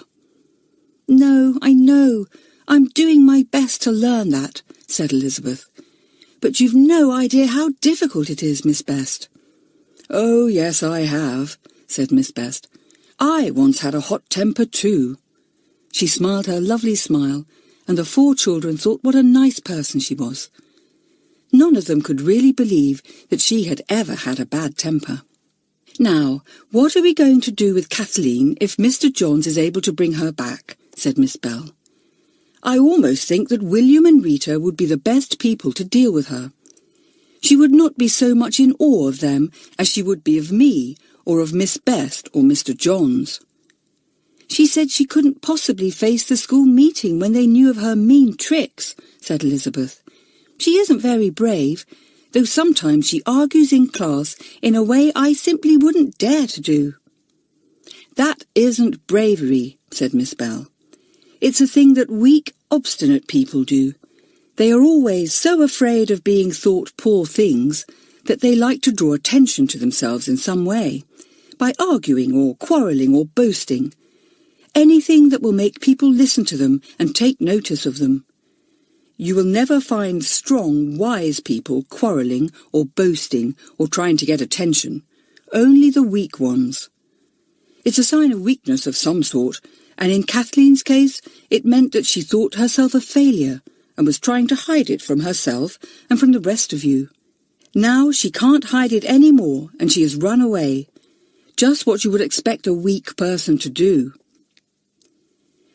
Things seem sort of different when they're properly explained, don't they? Said Jenny. I'd never have mimicked Kathleen as I did if I'd known why she was behaving like that. Now I feel so sorry for her that I'd do anything to get things put right. She's ashamed of her spots even, said Elizabeth. She's only got them because she eats so many sweets. She eats more than the whole form put together. She looks nice when she smiles, said Joan. I told her so. Good, said Miss Best. It seems to me that if only Kathleen would make herself neater and prettier and get rid of her spots, poor child, that would be a good beginning. William, do you think you and Rita can manage to get some sense into her head? You have had some difficult problems this term, but I believe you will manage them all right. And what about making her face the school meeting? Asked William. You and Rita must decide that, said Miss Bell. We leave that in your hands. If you think it is best not to force her to be brave before she is ready, then you must just clear Robert of blame and wait until Kathleen is brave enough to own up later on in the term. I am quite sure that if we handle her gently, she will do the right thing in the future. It was surprising how much better everyone felt already, now that the matter had been plainly discussed and looked into. Kathleen's bad behaviour had grown from a very simple thing, the feeling that she was a failure. If that feeling could be put right, most of Kathleen's troubles would go, and that would be pleasant for everyone. There came the sound of wheels in the school drive, then the sound of a car door banging. Surely it must be a taxi. Everyone waited anxiously to see if Mr. Johns and Rita had been able to bring back Kathleen, and everyone hoped they had. Footsteps came down the passage to the drawing room and the door opened. Only Mr. Johns stood there. No Rita, no Kathleen. "Didn't you find her?" asked Miss Best anxiously. "Oh, yes," said Mr. Johns. "She was in the waiting room, poor child, cold and miserable, wishing that she hadn't run away after all. When Rita went in and took her hand, she burst into tears and came back with us quite willingly. Thank goodness the trains had been altered, and she had had time to think a little. If the train had come in as soon as she had arrived on the platform, she would certainly have gone." "Where is she?" asked William. "Rita has taken her to her study," said Mr. Johns. "You go too, William. I think you will be able to help her. Let her talk all she likes and get everything off her chest." William went. The 4 other children got up to go too. "I'm going to find Robert now," said Elizabeth. "That's something I must put right, but I'm not going to enjoy it one bit."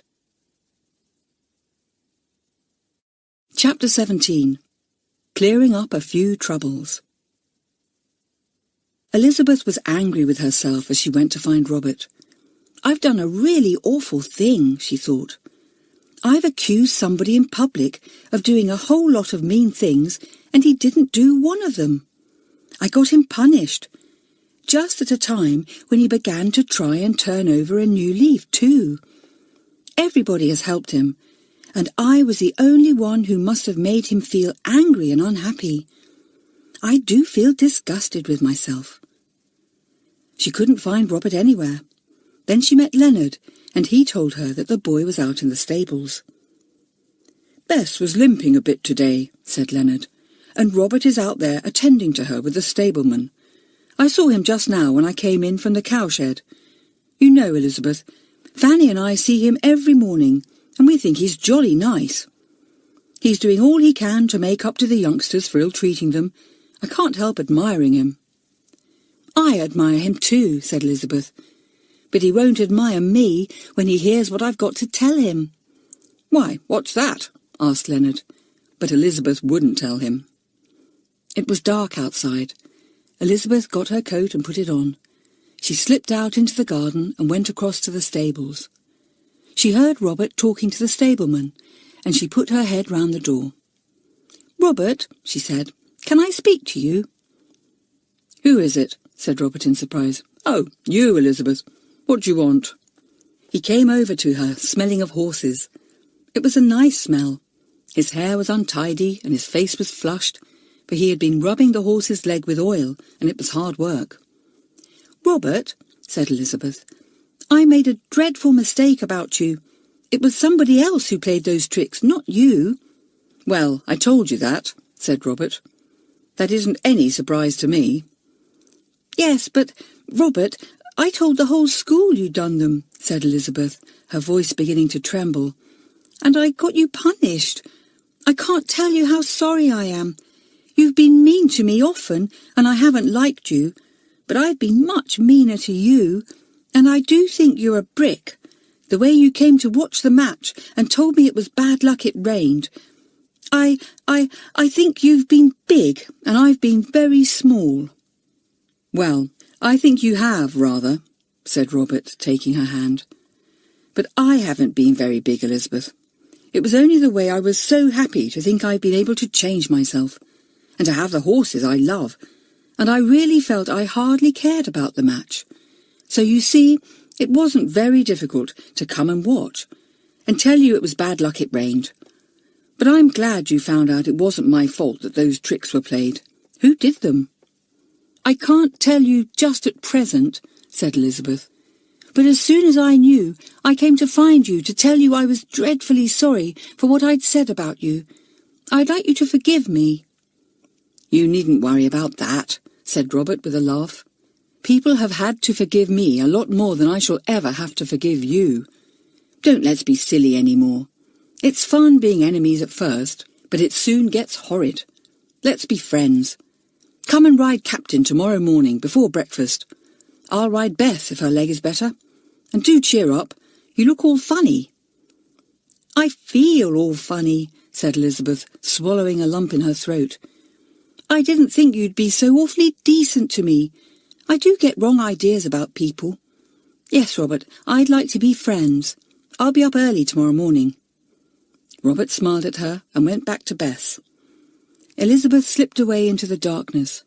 She stood in the cold wind and thought for a minute or two before she went in. How surprising people were! You thought some of them were so horrid, and believed all kinds of things about them. And then they turned out quite different, and you wanted to be friends. "Well, next time I'll give people a chance before I believe beastly things about them," said Elizabeth to herself. "I really must think twice, 3 times, 4 times, before I lose my temper or accuse people of anything. It's so funny.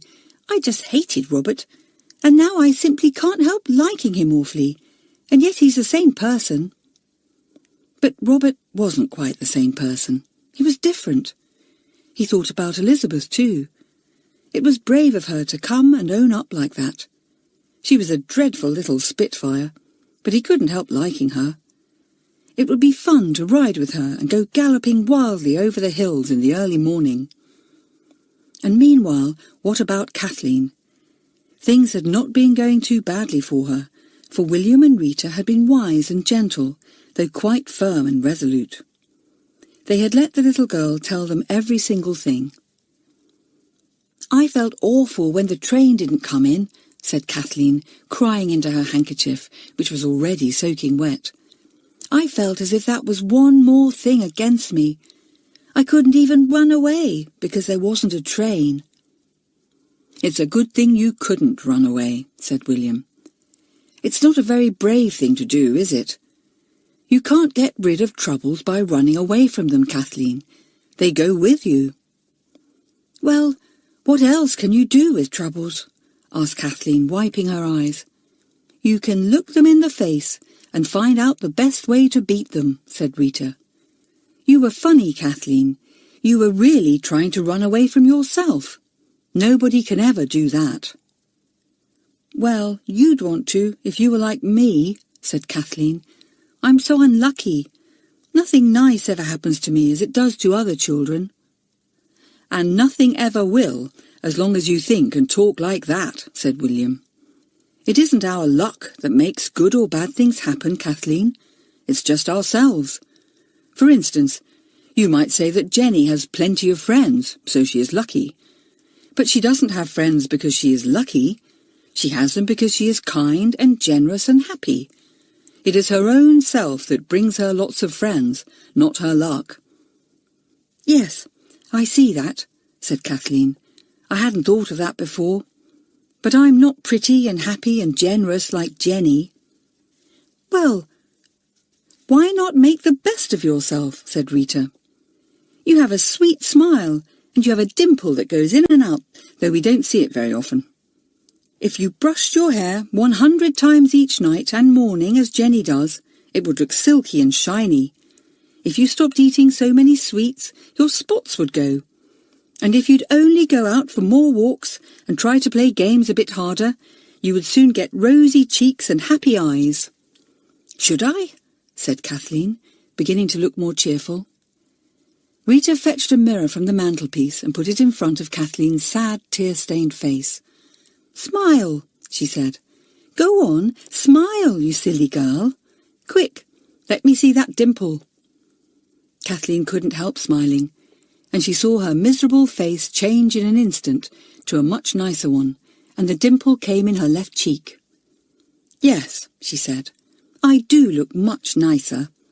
But I'm so dull and slow, too, and think of the mean, horrid things I've done." "You're dull and slow because you're not as healthy as you might be, and you're not happy," said William. "Give yourself a chance, do. As for the mean, horrid things you've done, well, you can always make up for those. We all do mean things at times." "I'm quite sure you and Rita don't," said Kathleen. "And anyway, William and Rita, please, please don't make me stay at Whiteleaf, because I simply couldn't get up in front of the whole school at the next weekly meeting and say what I've done, even to clear Robert. I'm a coward. I know I am. So it's no good pretending that I'm not. I shall leave tomorrow morning if you make me do that." "We shan't make you do anything," said William. "It's no good making people do things like that. They must want to do them themselves, if it's to be any good. Well, listen, Kathleen. We'll get Elizabeth to clear Robert of blame, but she shall not say who is to blame. But maybe later on you will feel differently about things, and then you can talk to us again." "I shall never be brave enough to own up in front of everyone," said Kathleen. "But I'll stay at Whiteleaf if I don't need to do that.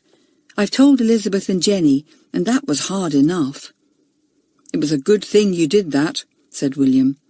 "We will see that those children who know that it was you will not tell anyone else. So you need not be afraid that anyone is despising you. Do as Robert has done, turn over a new leaf, and smile as much as you can." "I'll try," said Kathleen, putting her wet hanky away. "I don't feel like smiling. I don't even feel like turning over a new leaf. But you've both been so kind to me that I'll try, just to please you." "Good," said Rita and William. Rita looked at her watch. "It's almost your bedtime," she said. "Have you had any supper, or did you miss it?" "I missed it," said Kathleen, "but I'm not hungry." "Well, William and I are going to make ourselves some cocoa," said Rita. "We are allowed to have our own gas ring, you know, as we are the head children of the school. Stay and have some cocoa with us. And we've got some good chocolate biscuits too. Even if you are not hungry, you will like those." In 10 minutes' time, the three of them were drinking hot cocoa and nibbling chocolate biscuits. William was making jokes, and Kathleen was smiling, her dimple showing in her left cheek. When her bedtime bell went, she got up. "You are kind," she said, tears coming into her eyes again. "I won't forget this evening. I'm glad you're the head boy and girl. I think you're fine." "Cheer up," said William. "You'll find things are never so bad as they seem. Good night." Chapter 18. Things are better.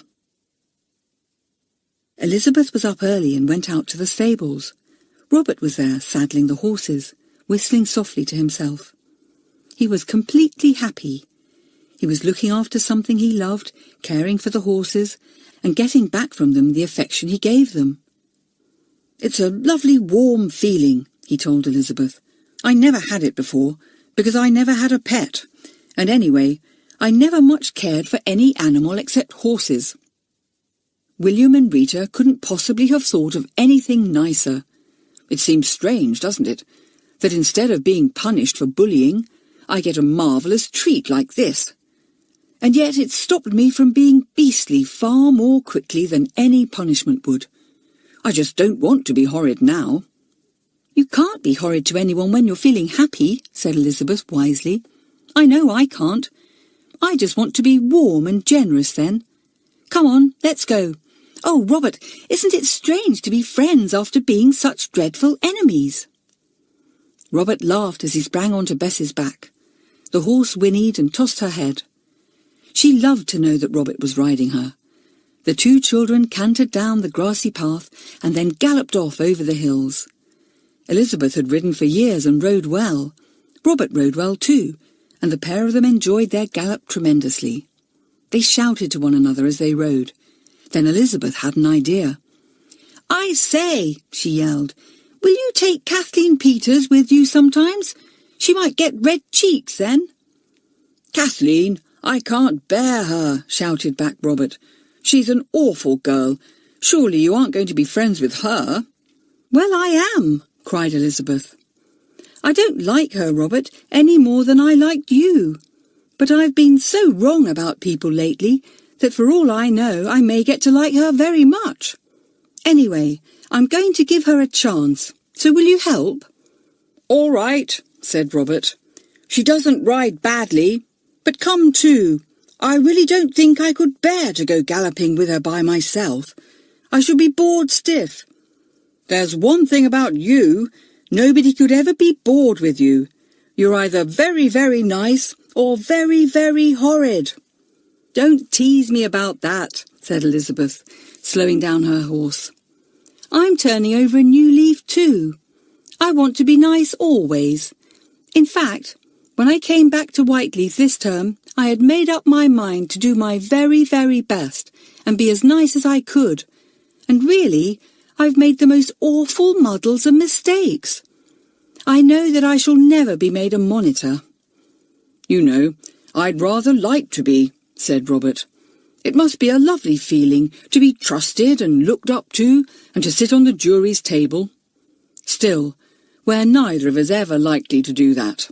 I made a bad beginning this term, and you were the naughtiest girl in the school last term. My word, you must have been bad." Robert and Elizabeth were happy when they went into breakfast that morning. Their cheeks were red with the cold wind, and their eyes sparkled. Elizabeth smiled at Kathleen, who was sitting in her usual place at the table, looking happier, but rather nervous. "Hello, Kathleen," said Elizabeth. "Hello, everybody. Gosh, I'm hungry. I could eat 20 sausages and 12 eggs. "Have you been riding?" asked Kathleen, pushing the toast towards Elizabeth. "My goodness, you are red. The wind has made you look like a red Indian." Elizabeth laughed. "It was fun," she said. "You should get up early and come riding too." "Yes, do," said Robert. "You ride well, Kathleen. Why don't you come with Elizabeth and me sometimes? We could gallop for miles." Kathleen flushed with pleasure. She smiled warmly, and everyone noticed at once how her dimple danced in and out. "I'd love to," she said. "Thanks awfully. I like that horse called Bess best." "Do you really?" said Robert in surprise. "How funny. So do I. She is a perfect darling, honestly she is. You know, she was limping yesterday and I was awfully worried."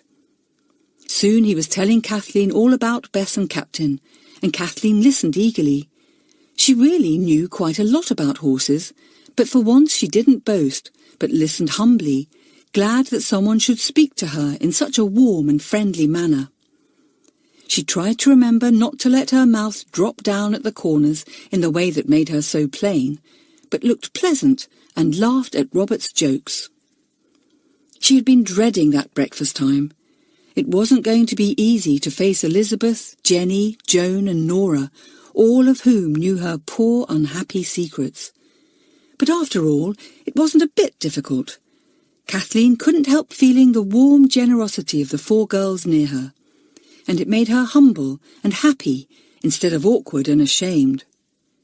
So breakfast was very pleasant, though some of the form were most astonished to see Robert and Elizabeth so friendly. "You are a funny girl, Elizabeth," said Kenneth. "One day you're enemies, and the next you're friends." "Last term Elizabeth was my bitterest enemy," said Harry with a laugh. "I pinned a notice on her back, and on it was printed, 'I'm the bold bad girl. I bark, I bite, beware.' My goodness, how furious you were, Elizabeth." "Yes, I was," said Elizabeth, remembering. "But it seems rather a funny joke to me now. Let's come and look at the notice board, Harry. I can see a new notice pinned up there." They went across to look at it. There was a new notice, rather an exciting one. "Elizabeth Allen has been chosen to play in the match against Uphill School," it said. Elizabeth stared at the notice, her cheeks on fire. "Goodness," she cried, "I've really been chosen this time. Last time Robert was chosen and I was to take his place, but this time I've been chosen. I am pleased." "Yes, and this time it's an away match, not a home match," said Harry. "You'll have the fun of going off in the motor coach to Uphill School. You are lucky."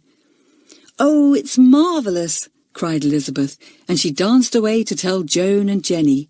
Kathleen was with them, and the four were all smiles as they discussed the match. "If only we could come and watch you shoot a goal," said Joan, slipping her arm through her friend's. "I do hope it won't rain this time, Elizabeth." "Oh, it couldn't be so unkind," cried Elizabeth. "Joan, Kathleen, come and give me some practice at catching before dinner this morning, will you?" Kathleen beamed. So few children ever asked her to do anything. It was lovely to be wanted. "You really have got a nice smile," said Joan, looking at her.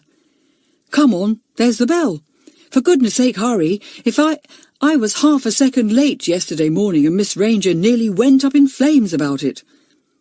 Kathleen found herself humming a tune as she ran to get her books.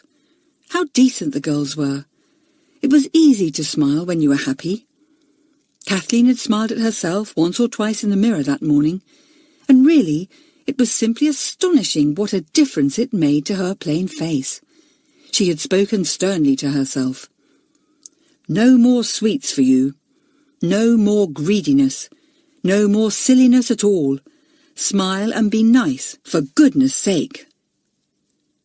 And the face in the mirror had smiled back at her, its dimples showing well. Who would have thought that a smile could have made so much difference to anyone? When school was over that morning, Elizabeth rushed with Kathleen and Joan to get lacrosse sticks to practice catching and shooting. They bumped into Robert as they ran down the passage. "Hey, what hurricanes," said Robert. "Whatever are you in such a hurry for?" "We're going to give Elizabeth some practice at catching," cried Joan. "Didn't you know she's been chosen to play in the match against Uphill School on Saturday?" "No, I didn't know," cried Robert, his face falling for a moment, for he was bitterly disappointed. He had very much hoped that he would be chosen himself, for after all he had been chosen before, and Elizabeth had taken his place, though the match hadn't been played as it happened. Now Elizabeth was chosen. "Well, I mustn't be small about this," he thought. "I'll have plenty of chances to play in matches later on, I expect." He shouted after Elizabeth. "Good for you, Elizabeth. Wish I could watch you shoot a goal." He went off. Elizabeth turned to Joan. "That was nice of Robert, wasn't it?" she said. Joan looked at her. "Did you see his face when he heard that you had been chosen?" she said. "No, why?" asked Elizabeth in surprise. "He looked awfully disappointed, that's all," said Joan, getting out her lacrosse stick. "I expect he hoped that he might get the chance this time, as he was prevented last time by the school meeting." "Oh," said Elizabeth. She got her lacrosse stick too, and the three girls went out in the playing field. Soon they were throwing the ball to one another, and then Kathleen went into goal and let the other two shoot the ball at her. But Elizabeth didn't enjoy the practice very much after all. She was thinking of Robert. She had prevented him from being able to play in the match last Saturday, and she couldn't help feeling that it wasn't very fair that she should be playing this Saturday. "Though, of course, I didn't play last Saturday because of the rain," she said to herself. She caught the ball and threw it to Joan. "But I would have played if it hadn't rained, and then I would have played 2 Saturdays running, and Robert wouldn't have played once, though he really was chosen last week. I'm beginning to feel uncomfortable about it. I think I'll go and ask Nora what she thinks." So after dinner, Elizabeth went to find Nora.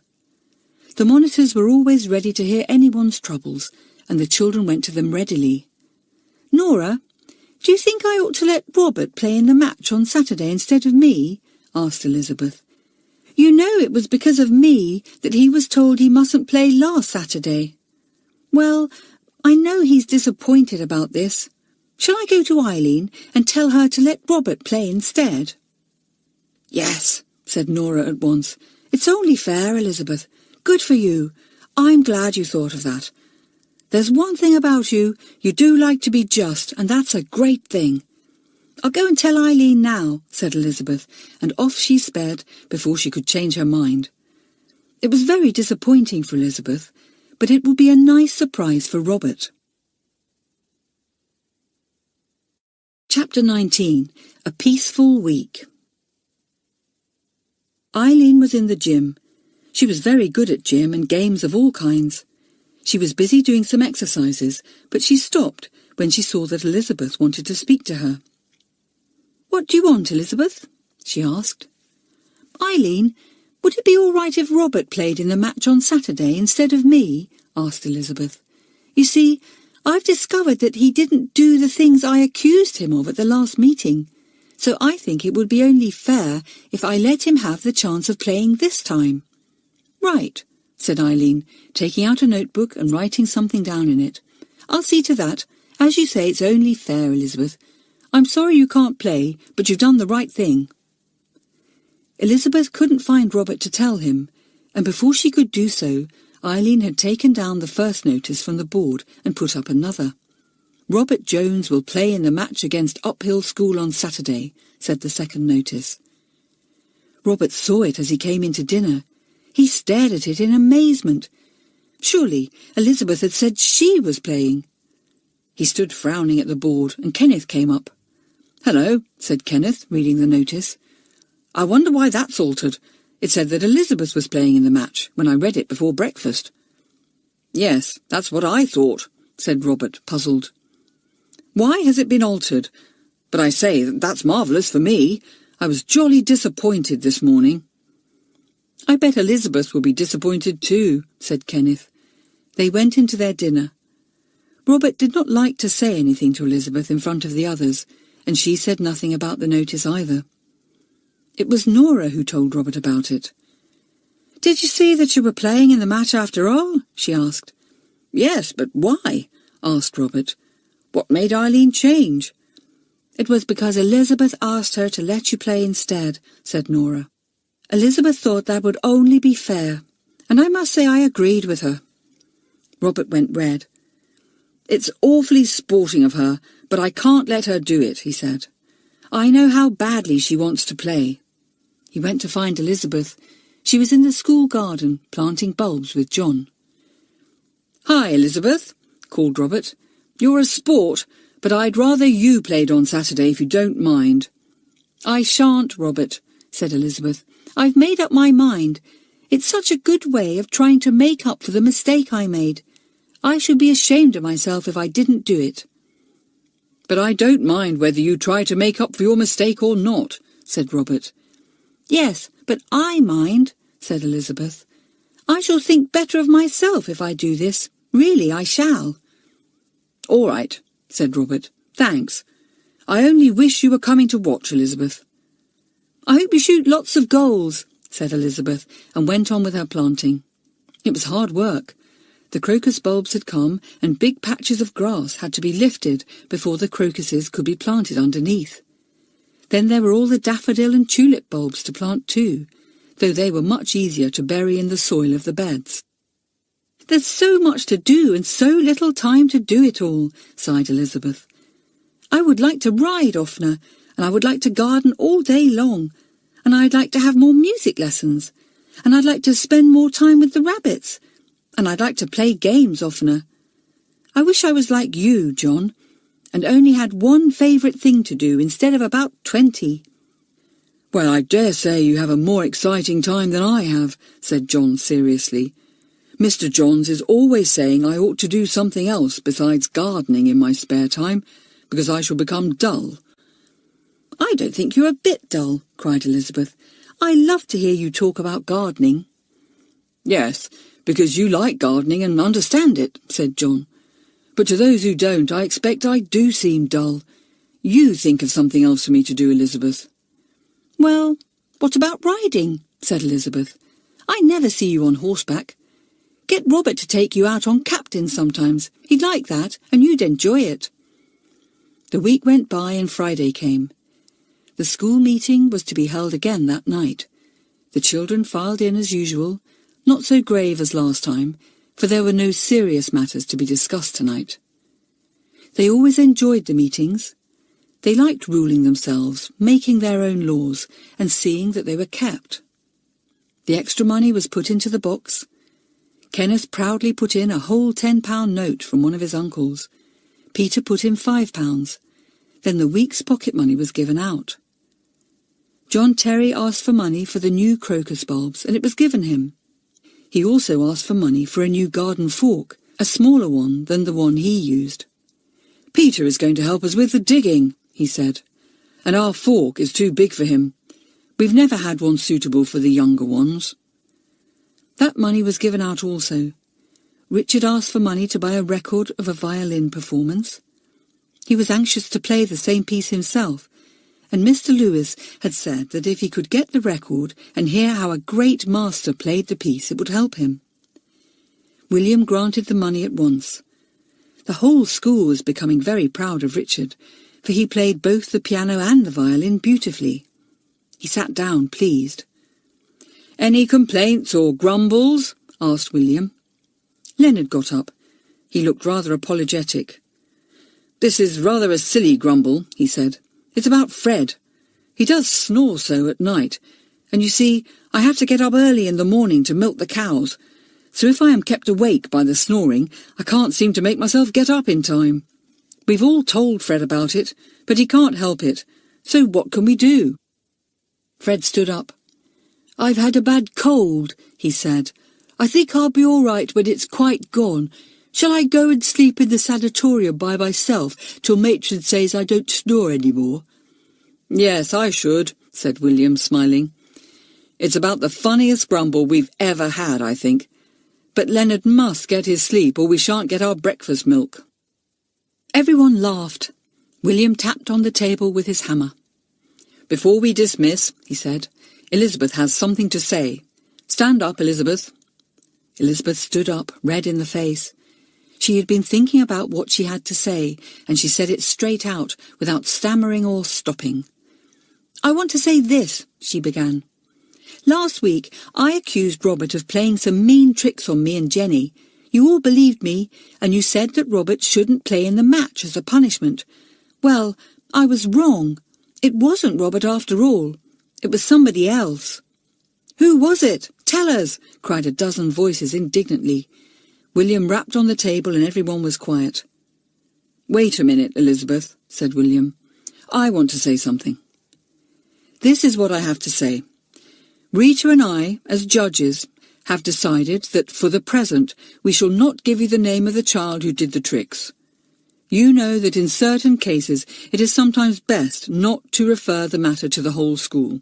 Well, this is one of them. I hope you will be satisfied that we are doing this for the best." "Of course," cried half a dozen voices, for the head girl and boy were much liked and admired. Poor Kathleen was sitting on her form with her knees shaking. She could not help thinking that the whole school must know it was she who had been so horrid. She looked down at the floor and wished that a hole would come there so that she might go down into it and disappear. Jenny and Joan were sitting on each side of her, warm and comforting. They could feel Kathleen shaking and they were sorry. Well, it was a good thing that the judges had decided to say no more about that. Elizabeth was still standing up. She had a few more words to say. She waited for silence and then went on. I haven't got much more to say, except that I am very sorry for what I said, and that in future I will always be careful to be quite sure before I accuse anybody. Robert was very nice about it indeed. She sat down.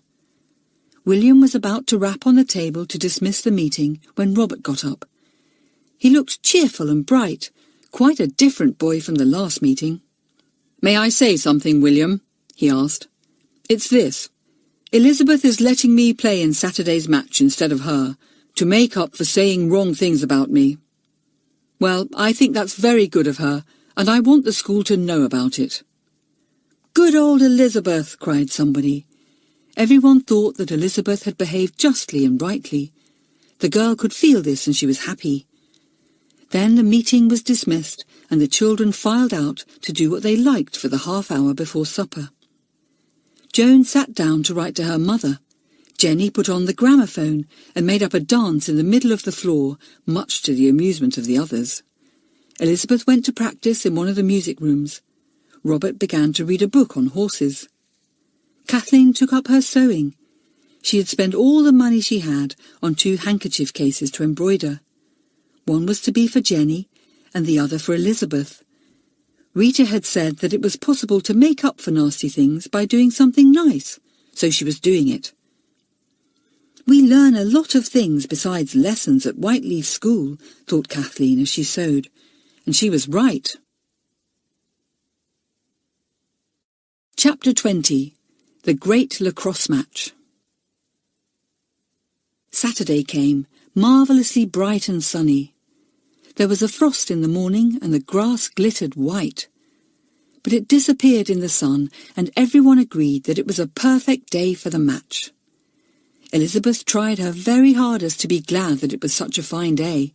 It was lucky for Robert, but she couldn't help feeling disappointed that she wasn't playing. She had missed playing the Saturday before because it rained, and now that it was so fine she couldn't play. "Well," she said to herself, "it's your own fault, Elizabeth Allen. You shouldn't have been so foolish. Then you would have been playing today." She went up to Robert when she saw him. "I'm glad it's fine for you, Robert," she said. Robert looked at her and knew what she was feeling. "I wish you were playing too," he said. "Never mind. It will be your turn next time." The day kept fine. All the team who were going to play were in a great state of excitement. Nora was playing, and she told the others that Uphill School had never been beaten by Whiteleaf yet. "If only we could beat them just this once," she said. "But I hear they've got an awfully good team. Eileen says they haven't lost a match yet this term. They really are frightfully good. All I hope is that they let us get 1 goal." "Oh, Nora, we must get more than that," cried Peter, a strong, wiry boy who was in the team. He was a marvellous runner and catcher. "For goodness sake, let's put up a good show." "We'll do our best," said Robert. The morning went slowly by. Dinner time came and the team could not eat very much, for they were all so excited. Elizabeth knew how she had felt the Saturday before. Oh, how she did wish she was going too. It was so terribly disappointing. But she was glad that she had been big enough to give up her place to Robert. The sun shone in through the window. It was going to be a wonderful afternoon for a match. Elizabeth swallowed a lump in her throat. It was all very well to be big and brave and give up something because you thought it was right, but it didn't make the disappointment any less. Joan saw her face and squeezed her hand. "Cheer up," she said. So Elizabeth tried to cheer up and smile, and then she noticed something going on at the next table. People were getting up and talking. What was happening? "It's Peter. He doesn't feel well," said Joan. "Isn't he white? I believe he's going to be sick. I didn't think he looked very well at breakfast this morning." Peter went out of the room with Harry helping him. He did look very green. Mr. Johns went out too. Mr. Warlow looked at his watch. He hoped Peter would soon recover, because the coach was coming to fetch the team in 20 minutes. Mr. Johns came back in 5 minutes' time. He spoke to Mr. Warlow, who looked disappointed. "What's happened to Peter?" asked John, who was at the same table. "Is he better?" "He's got one of his tummy upsets," said Mr. Johns. "Very bad luck. Matron is putting him to bed in the sanatorium." "Golly," said John. "Won't he be able to play in the match then?" "No," said Mr. Warlow. "It's bad luck for our team. Peter was one of the best. We must choose someone else." The news spread round the tables, and everyone was sorry about Peter. He really was such a good player. And then one by one the children called out something. "Let Elizabeth play." "What about Elizabeth?" "Can't Elizabeth play? She gave up her place to Robert." "Well," said Mr. Warlow, looking at his notebook, "I had planned to get someone else next time, but as Elizabeth really deserves a trial, she shall play." Elizabeth's heart jumped for joy. She could hardly believe the good news. Her face went bright red and her eyes danced. She was sorry for Peter, but after all, Peter had played in dozens of matches, and would again. Oh, she was really going to play after all. "Good for you, Elizabeth," called her friends, all pleased to see her shining face.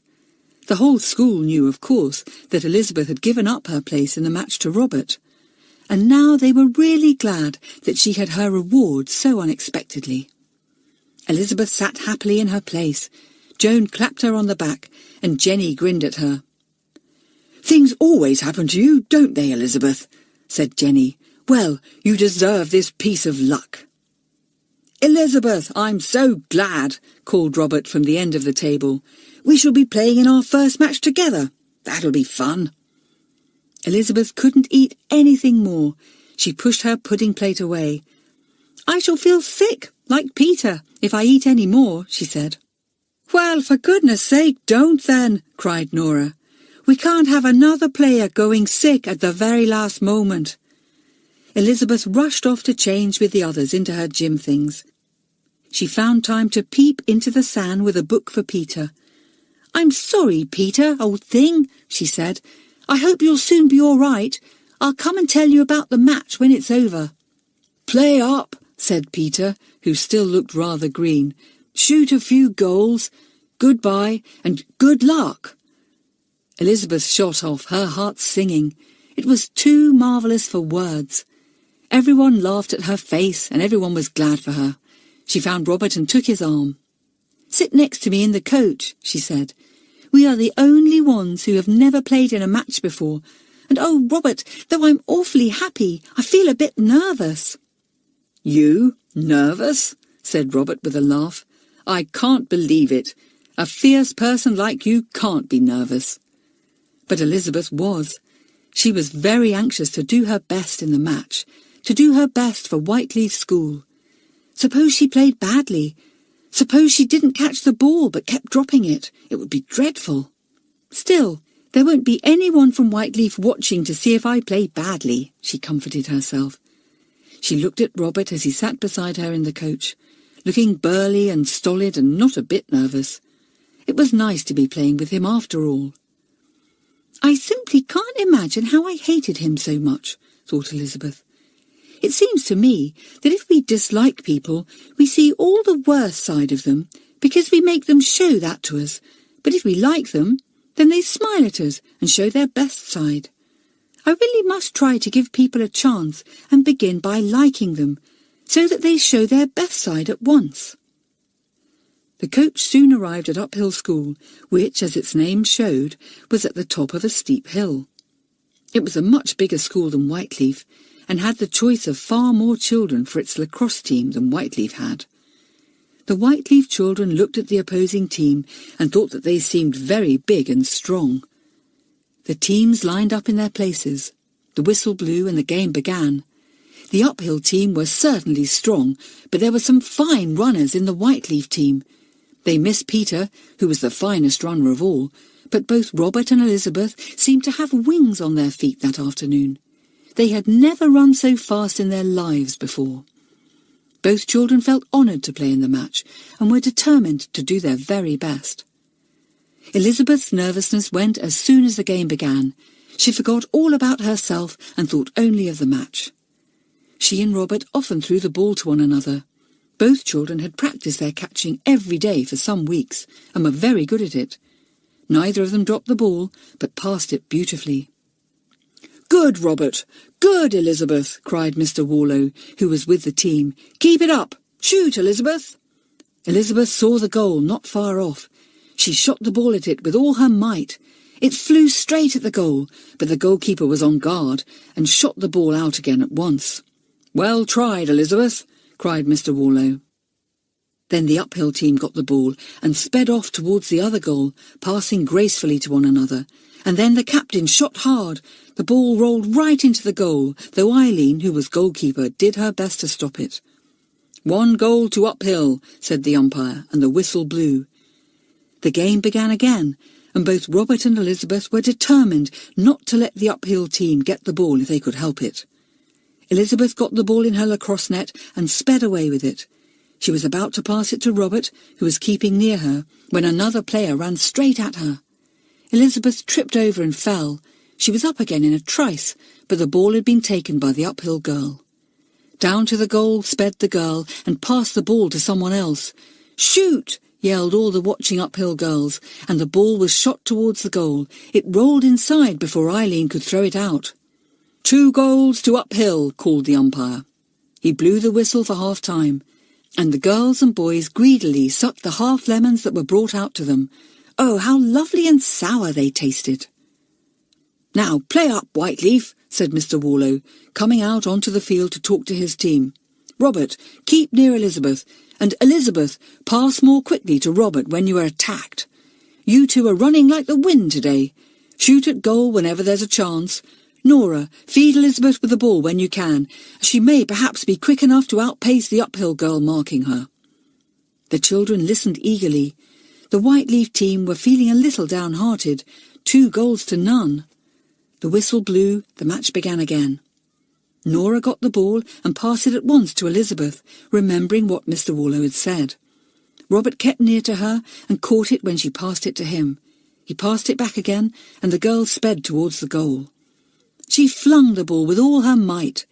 The goalkeeper put out her lacrosse net quickly, but the ball bounced off it and rolled into the goal. "1 goal to Whiteleaf," said the umpire. 2-1. Elizabeth was thrilled. She couldn't keep still but danced up and down, even when the ball was nowhere near her. Nora got the ball. She passed to Robert. Robert passed back, and Nora ran for goal. She shot, and once more the ball rolled right in. It was too good to be true. 2 goals to Whiteleaf, said the umpire. 2 all and 10 minutes to play. The uphill children, who were all watching the match eagerly, began to shout, "Play up, uphill! Shoot, uphill! Go on, uphill!" And the uphill team heard and played harder than ever. They got the ball, they raced for goal, they shot, and Eileen caught the ball neatly and threw it out again. Thank goodness for that. 2 goals all and 3 minutes to play. Play up, uphill! Play up, Whiteleaf! 3 minutes left. Only 3 minutes. Chapter 21. The End of the Match. 3 minutes, Robert, panted Elizabeth. For goodness sake, let's play up. Oh, how I hope that Uphill School don't shoot another goal. The ball flew from one player to another. Elizabeth ran to tackle one of the uphill girls, who was a very fast runner. She hit the girl's lacrosse stick and made the ball leap up into the air. Elizabeth tried to catch it, but the ball fell to the ground. She picked it up in her lacrosse net and tore off with it. But another girl tackled her, and although Elizabeth tried to dodge, it was no use at all. She fell over, and the ball flew into the air. The uphill girl caught it neatly and raced off with it. She passed it to another uphill girl, who threw it vigorously down the field to the girl by the goal. The girl caught it and shot straight for goal. It looked as if the ball was flying straight for the goal net, but Eileen saved it by flinging herself right out of goal. She fell over as she caught the ball, but somehow she managed to fling it to a waiting Whiteleaf boy. He caught it and was off up the field like the wind. "Pass the ball! Pass it!" yelled Elizabeth, dancing about. "Look out! There's a girl behind you! Pass!"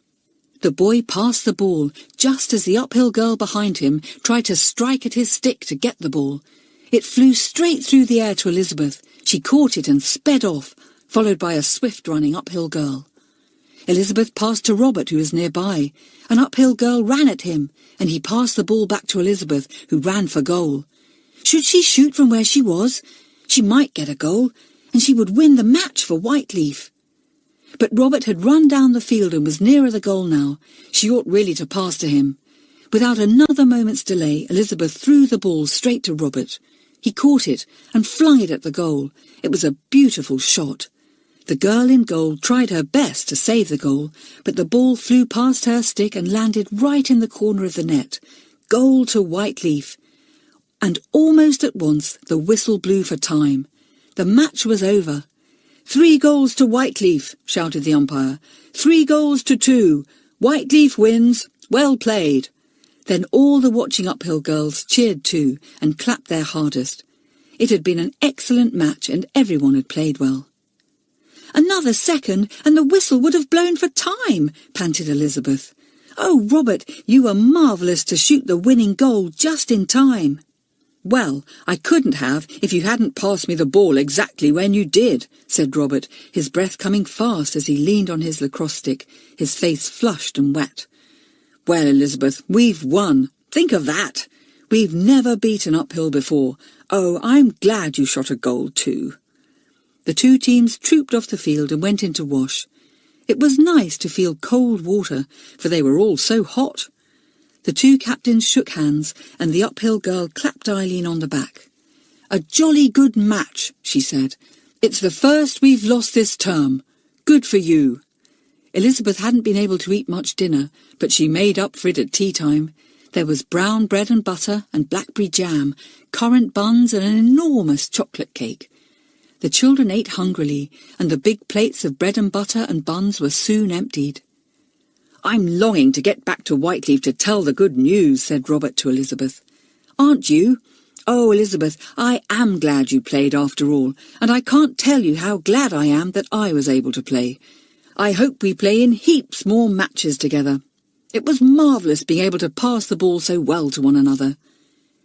You shot that winning goal well, said Elizabeth happily. Oh, I'm so tired, but so happy. I feel as if I can't get up from this form. My legs won't work any more. All the children were tired, but their tongues still worked well. They chattered and laughed and joked together as they got ready to go back to the waiting motor coach. Oh, what fun to tell the school that they had won! They all got back into the coach. They waved goodbye to the cheering uphill girls, and the coach rumbled off.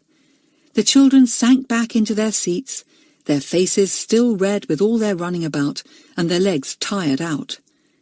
But as soon as they got near Whiteleaf School, they all sat up straight and looked eagerly to see the first glimpse of the Whiteleaf children, who would all be waiting to hear the result of the match. Joan and Jenny and Kathleen had been looking out for the coach for the last half hour. When they heard it coming, they tore to the big school door. Dozens of other children ran with them. It was always the custom at Whiteleaf to welcome home the children who had been to an away match. The lacrosse team waved their hands wildly as the coach rumbled up to the big school door. We won! We won! 3 goals to 2! We've won the match! It was marvellous! It's the first time uphill have been beaten! 3 goals to 2! 3 to 2! The Whiteleaf children cheered madly when they heard the news. They swarmed out round the coach and helped down the team, whose legs were still very wobbly from all the rushing about they had done. Jolly good! Oh, jolly good! Cried everyone. Come along in and tell us all about it. So into the gym went the team, and Miss Bell and Miss Best and Mr. Johns too had to come along and hear all the excitement of the afternoon. Mr. Warlow spoke for a while and told how well everyone had played. Then John shouted out, Who shot the goals? Elizabeth, Nora and Robert, said Mr. Warlow. Good goals all 3. Robert's was the most exciting because he shot his almost as the whistle went for time. Another second and it would have been too late. 3 cheers for Nora, Elizabeth and Robert, cried everyone, and they clapped them on the back. How pleased and proud those 3 children were. Elizabeth almost cried for joy. To think she had actually shot a goal for Whiteleaf in her very first match. It was too good to be true. Nora had played in many matches and shot many goals, so she just grinned and said nothing. But Robert was as pleased and proud as Elizabeth, though he did not show it quite so much. Elizabeth slipped her arm in his. "I'm so glad we both had the chance to play together," she said. "And oh, Robert, you don't know how pleased I am that I've done something for Whiteleaf, even if it's only to shoot a goal. I hated Whiteleaf when I first came here, but now I love it. Wait till you have been here a term or two, and you'll love it too." "I love it already, thank you," said Robert. "And what's more, I mean to do a whole lot more for it than just shoot a goal." There was a special supper that night for the winning team. Hot sausages appeared on the table, 2 for each one of the team. How delighted they were! And not only that, but anyone who had sweets or chocolates made a point of offering them to the team, so that by the time the bed bell went, both Robert and Elizabeth felt that they couldn't eat anything more at all. Kathleen was as delighted as anyone. Her face was beaming as she brought a tin of sweets along. Elizabeth took a good look at her. "Golly, you don't look the same girl," she said. "Your eyes are all smiling and your hair is shiny. You walk as if you wanted to run, and you've already got rid of your awful spots." Kathleen laughed. She had kept her word to herself and hadn't eaten a single sweet. She had begun to forget herself and to join in the chatter and jokes of the form. She held her head up and smiled gaily. Already, when she thought of the horrid tricks she had played, she could not imagine how she could have done them. She had taken down Elizabeth's books from the top of the cupboard where she had put them, and had dusted them well. With scarlet cheeks, she had given them back to Elizabeth, who had taken them with a word of thanks. A few scornful words had almost come to Elizabeth's tongue when she remembered how Miss Ranger had scolded her for losing her books, but she'd bitten them back and said nothing. Kathleen worked hard at the 2 handkerchief cases and embroidered them carefully and well. Each had the word handkerchief across it, and it was a long word to sew. There were blue forget-me-nots on Elizabeth's case and pink roses on Jenny's. Just as Kathleen was finishing the very last stitch, Jenny came into the common room. "My goodness, I wish I'd played in the match too," she said, flinging herself into a chair. "What wouldn't I do for hot sausages for supper? Hello, Kath. What are you so busy about? Let's see." She bent over Kathleen's work. "My goodness," she said, "what tiny stitches! And how nicely you've worked the roses. I wish I could sew like that. I want a handkerchief case." "Well, this is for you," said Kathleen, delighted. "I've done one for Elizabeth too." "But whatever for?" asked Jenny in surprise. "To make up just a little bit for other things I did, which weren't quite so nice," said Kathleen. "Here you are, Jenny. Take yours and use it. I'm so glad to give it to you." Jenny was very pleased indeed. She took the handkerchief case at once. "You are a pal," she said. "Thanks a lot. Here's Elizabeth. Look, hi, Elizabeth. Come and see what you've got for an unbirthday present." Soon, both girls were examining their new handkerchief cases in delight, and other children came round to see them. Kathleen felt proud when she heard their remarks. "It's much nicer to do something for people instead of against them," she thought. "But I'll never, never be brave enough to own up to the school that it was I who played those tricks. I am nicer, and kinder too, but I'm still just as much a coward." Chapter 22. Elizabeth in Trouble Again. The term went on happily. Now that the quarrels between Robert and Elizabeth, and between Kathleen and the others, had been cleared up, things were much better. Elizabeth worked well and shot to the top of her class.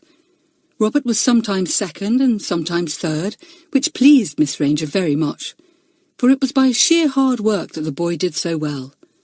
Kathleen, too, worked a great deal better, and had stopped arguing in the silly way she once had. Mamselle was pleased with her. "The child in this class who has made the most improvement is the little Kathleen," said Mademoiselle. "Ah, how I thought she was stupid. How I scolded her. But now, see, her French essay is the best. And she rolls her R's in the right French way.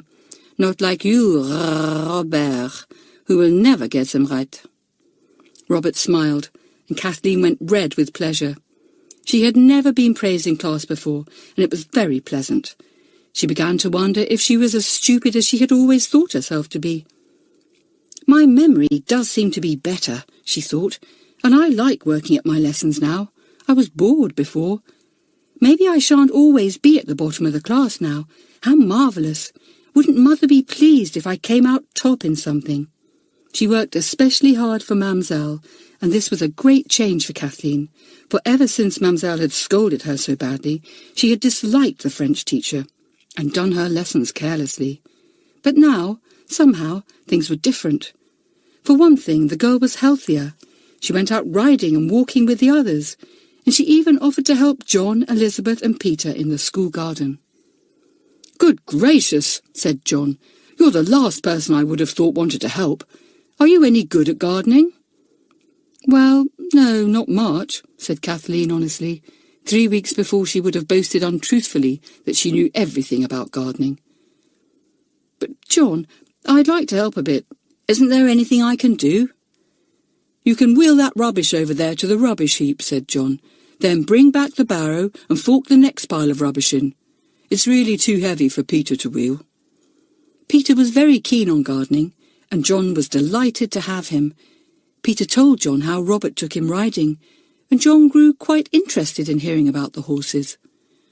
"I'd really have to try riding myself," he said. "I've never much wanted to. I did when I first came to Whiteleaf, and then somehow I got so interested in gardening that I couldn't think of anything else. But perhaps I'll come tomorrow, Peter." Peter spoke to Robert, and it was arranged that John, Peter, Robert, Elizabeth and Kathleen should all go riding together the next morning, and off they all went, galloping over the hills in the pale winter sunlight. John loved it. "I must come again," he said, when he jumped down from the saddle. "That was fine. Goodness, Kathleen, what red cheeks you've got. You always used to look so pale. Coming to help me garden this weekend?"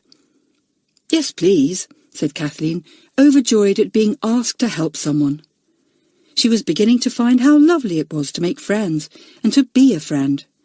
If you offered to help other people, they offered to help you in return, and that was how friendships began. And surely it was the nicest thing in the world to have good friends round you. It was quite true what William and Rita said, thought Kathleen to herself. I envied Jenny and said she was lucky because she had so many friends, and I thought that because I was an unlucky person, none of those nice things happened to me. But now that I'm trying to be nicer, nice things happen to me too. It is our own selves that make us lucky or unlucky. It's our own selves that bring us friendship and kindness. I was always groaning and grumbling about everything and thinking I would always be unlucky and wouldn't be able to help it. But as soon as I changed myself, I changed the things that happened too. What a pity that everyone doesn't know that. Elizabeth was working hard at her music, and Mr. Lewis was very pleased with her. She and Richard were once again playing duets, and the big boy loved playing with the quick-fingered little girl. She looked up to Richard and thought he was wonderful. "Can we play our duets at the school concert again?" asked Elizabeth. "I do want to, Mr. Lewis. Shall we be good enough?" "Oh, yes," said Mr. Lewis. "Richard is playing his violin, too. Have you heard him play the same piece that is on the gramophone record he got, Elizabeth?" "No," said Elizabeth. "I haven't, but I'd like to. Please play it to me, Richard." So Richard was sent to fetch his violin, and the big, dreamy boy played a marvellous piece to his master and to Elizabeth. They both listened enchanted. "Oh, that's lovely," sighed Elizabeth when it was finished. "Oh, I wish I could play like that. Can't I learn to play the violin too, Mr. Lewis?" "My dear child, you already fill your days too full," laughed the music master. "No, stick to the piano." "But Richard plays the piano too," said Elizabeth. "And the violin." "And he doesn't do anything else," said Mr. Lewis. "But nobody can make him do anything else, so he might as well work hard at those. No one has ever made Richard pull a weed out of the garden, or ride a horse more than once, or keep even a harmless white mouse. He thinks of nothing but music." "I'll make him think of something else," said Elizabeth. "Come and practice with me at lacrosse tomorrow, Richard. You can't think how marvellous it feels to be good enough to play in a match." But Richard wouldn't come. He did play games sometimes, but so badly that he was worse than any child in the kindergarten. Not even determined little Elizabeth could make him leave his precious music, and she soon gave it up. Secretly, she was very proud to play duets with him. "One day Richard will be a famous musician and composer," she told Jenny and Joan. "Then I shall be very proud to think that once I played duets with him." There was to be a play at the school concert. The children in Elizabeth's form were to write one themselves, and they spent a long time thinking it out. When at last they had worked out the plot, there came the labour of writing it. Jenny and Kathleen proved to be unexpectedly good at this. Jenny could manage conversation very well, and Kathleen had a good imagination and thought of all kinds of things. Before the week was out, the two were writing out the play together, with helpful and unhelpful remarks from the other members of the class. It amused Elizabeth to see the two heads bent over the paper.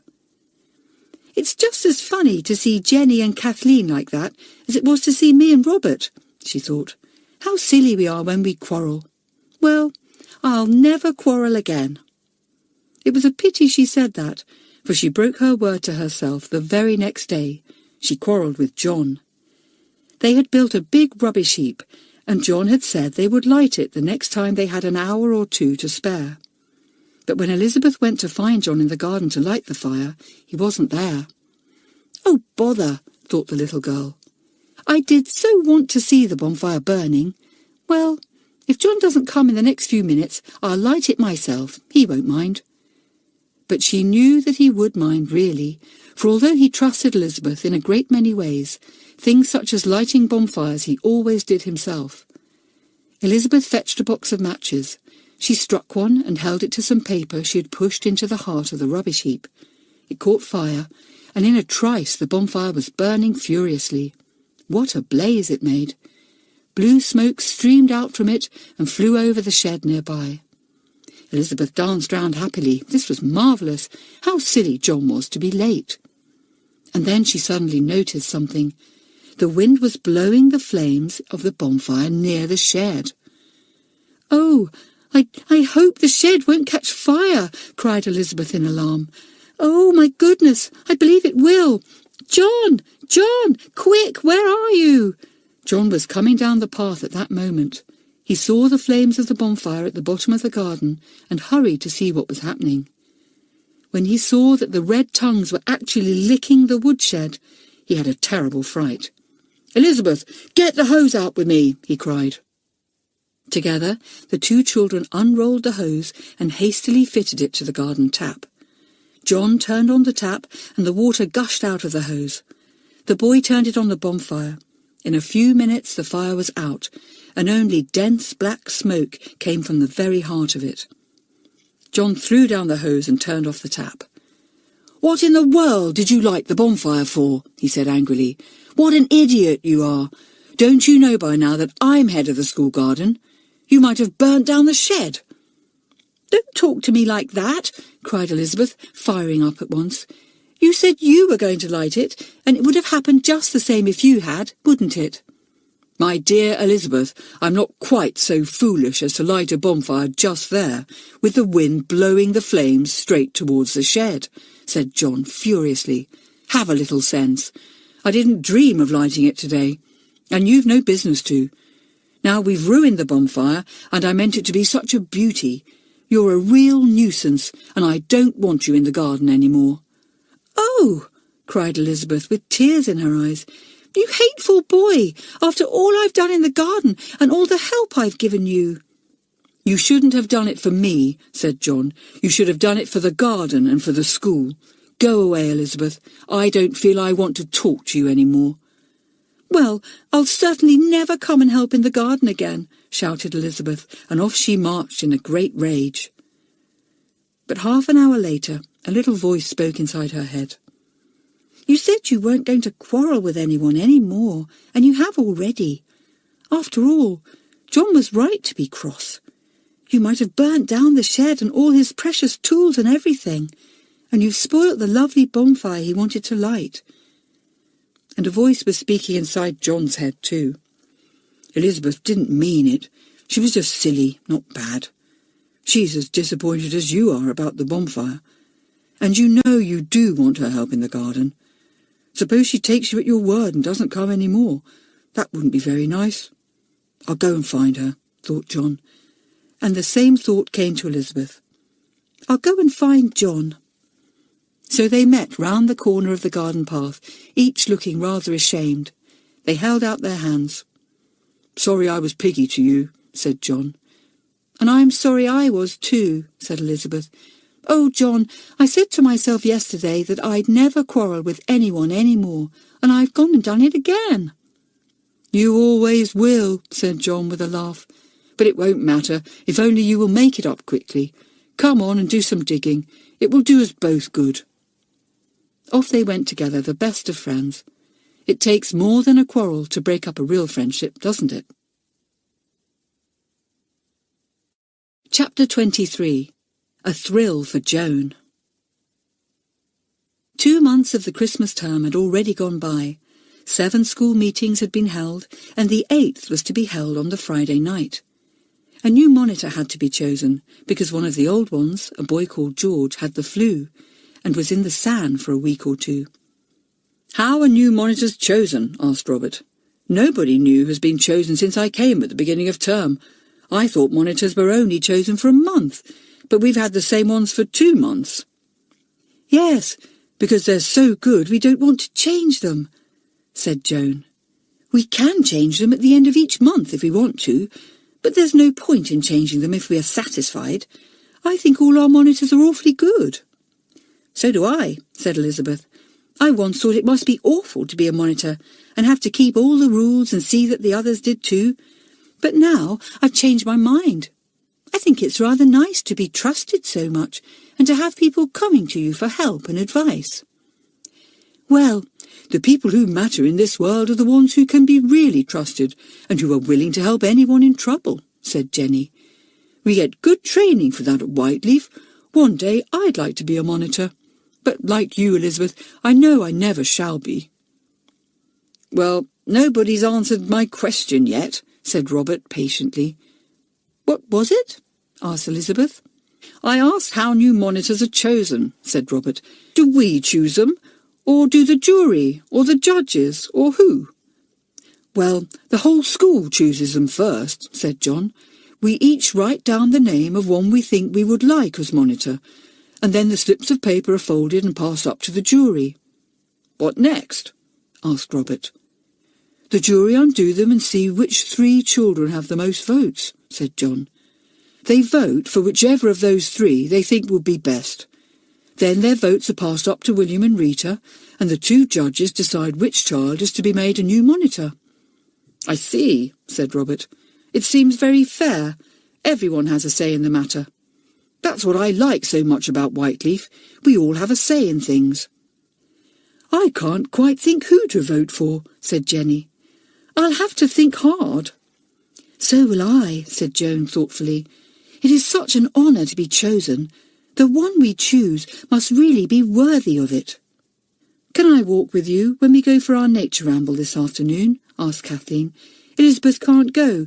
She's got an extra music practice with Richard." "All right," said Joan. "But don't be late. I'm leading the ramble, you know, and you must be on time if you want to start off with me." Kathleen was very punctual, and the 2 set off together with their notebooks, followed by the rest of the children who were interested in nature work. They were to find blossoming ivy, the last insect feast of the season, and to list and draw all the insects feasting on the nectar in the green blossoms. It was fun to wander down the lanes together and over the fields. The pale winter sun shone down, and the sky was the faint blue of a harebell. The trees were all bare, except the firs and the pines, and the frost still glittered under the hedges. Kathleen hummed a little song to herself as she looked about for the blossoms of the ivy. Joan looked at her. "It's funny how people change," she said. "Last term I saw Elizabeth change from a horrid, naughty girl to a kind and good one. I felt myself change from somebody lonely and shy to somebody quite different. I've seen Robert change, and now you're changing too under my very eyes." "Yes, I know," said Kathleen, "but there's one way I haven't changed, Joan. I'm still a coward." "How do you mean?" asked Joan, surprised. "Are you frightened of cows or something?" "No, of course not," said Kathleen. "I'm frightened of what people think. That's much worse than cows. Nobody but you and Jenny and Nora and Elizabeth know that it was I who played those horrid tricks. Oh, and Rita and William, of course. And I know quite well that if it had been you or Jenny or Elizabeth, you would all have been brave enough to get up in front of the whole school at a meeting and say it was you."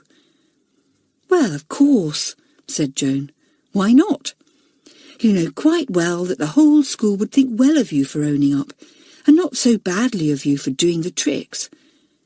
But if it leaks out that you did do them and didn't own up, why then we should think much worse of you, and you'd think worse of yourself too. It's just a question of making up your mind to do it. Everybody has plenty of courage, only they don't always use it." "Have they really?" asked Kathleen. "I mean, have I got plenty of courage if I like to use it? I don't have to be a coward then." "You are an idiot," said Joan, taking Kathleen's arm. "I mean what I say. No one has to be a coward. Anyone can draw on their courage the moment they make up their mind to. Try it at the next meeting. You'll see what I mean then." They found a great stretch of blossoming ivy just then, so they said no more, but busied themselves in writing down the large list of insects hovering over the nectar. But Kathleen was thinking over Joan's words. It would be too marvellous if they were true. If everybody had courage deep down inside them, why then nobody need be a coward. They only had to take hold of their courage and use it. "I'll see if I can use mine at the next meeting," thought Kathleen, though her heart sank at the thought. "It's tiresome to see all the other children standing up and saying things, and I hardly dare to open my mouth." So at the next meeting, unknown to any of her friends, Kathleen sat with shaking knees, trying to take hold of her courage. The usual business was gone through, money put into the box, money given out, money granted or refused for several things, and then came the complaints and grumbles. There was only one complaint and only one grumble, and they were quickly dealt with. Then, before the other business of choosing a monitor was put before the meeting, William said a few words. "I think the school would like to know that Fred is back in his dormitory and doesn't snore any more." There was laughter at this, and a few cheers. Fred laughed too. William knocked on the table. "I also want to say this, that the whole school has noticed and approved of the way that Robert has behaved for the last few weeks. Rita and I have had excellent reports from all the monitors. Also, the stableman says that he really couldn't do without Robert now to help him with the horses." Robert flushed with pleasure. The school was pleased too. It was always good to hear that they had been right in their treatment of anyone. And then Kathleen found her courage, took hold of it with 2 hands and stood up. Her knees no longer shook, her voice was steady. She looked straight at the judges and the jury. "I want to say something I should have said before," she said. "I want to say that I was the person who did all the things that Robert was accused of. I was afraid to own up before." There was complete silence. Everyone was most astonished. Those who hadn't known were surprised to hear the news, and those who had known were even more surprised to hear Kathleen owning up. Whatever had made her do it so suddenly? Then Rita spoke. "And what has made you able to own up now?" she asked. "Well, it was really something Joan said," explained Kathleen. She told me there was no need for anyone to be a coward. She said we all had courage in us, only we had to take hold of it. So I took hold of mine this evening, and Joan was right. I wasn't afraid any more." "Thank you, Kathleen," said Rita. Kathleen sat down. Her heart was light. She'd got rid of a heavy load. She had found her courage, and she wasn't going to lose it again. "We won't say any more about what Kathleen has confessed to us," said Rita. "We are all glad she has been brave enough to own up. William and I knew it was she, of course, and we hoped that one day she would be able to tell you herself. Now she has, and we are pleased." "We'd better get on with the business of choosing a new monitor," said William. "Give out slips of paper, please, Eileen." The slips were given out. Everyone wrote down the name of a girl or boy they thought fit to be a monitor. The papers were given to the jury and opened. The jury then chose out the 3 names that had most votes and voted on them themselves. Their papers were given to the 2 judges. William and Rita opened the 12 slips of paper from the jury. They talked to one another in low voices whilst everyone waited eagerly to know who had been chosen. Then William knocked on the table with his hammer, and everyone was perfectly quiet. "There isn't much doubt as to who you want for a new monitor," he said. "Her name appears on almost everyone's paper. It is Joan Townsend." There were cheers and clappings, and Joan went as red as a beetroot. She had had no idea at all that the school would choose her. But everyone had heard with interest what Kathleen had said about Joan's wise word on courage. And now Joan's reward had come. She was to be the new monitor. "We have had excellent reports of you from all the other monitors," said Rita. "We know that you are to be trusted, that you are kind and wise for your age, and that you will do your best for the whole school. Please come up and sit at the monitor's table, Joan. We are glad to welcome you on our jury." Joan went up to the platform, proud and happy. Elizabeth clapped madly. She was so proud of Joan, so pleased that she was honoured in this way. "Joan deserves it," she thought. "She really does. My goodness, if only I could be a monitor too. But I'm not the right sort of girl, and never will be." Chapter 24.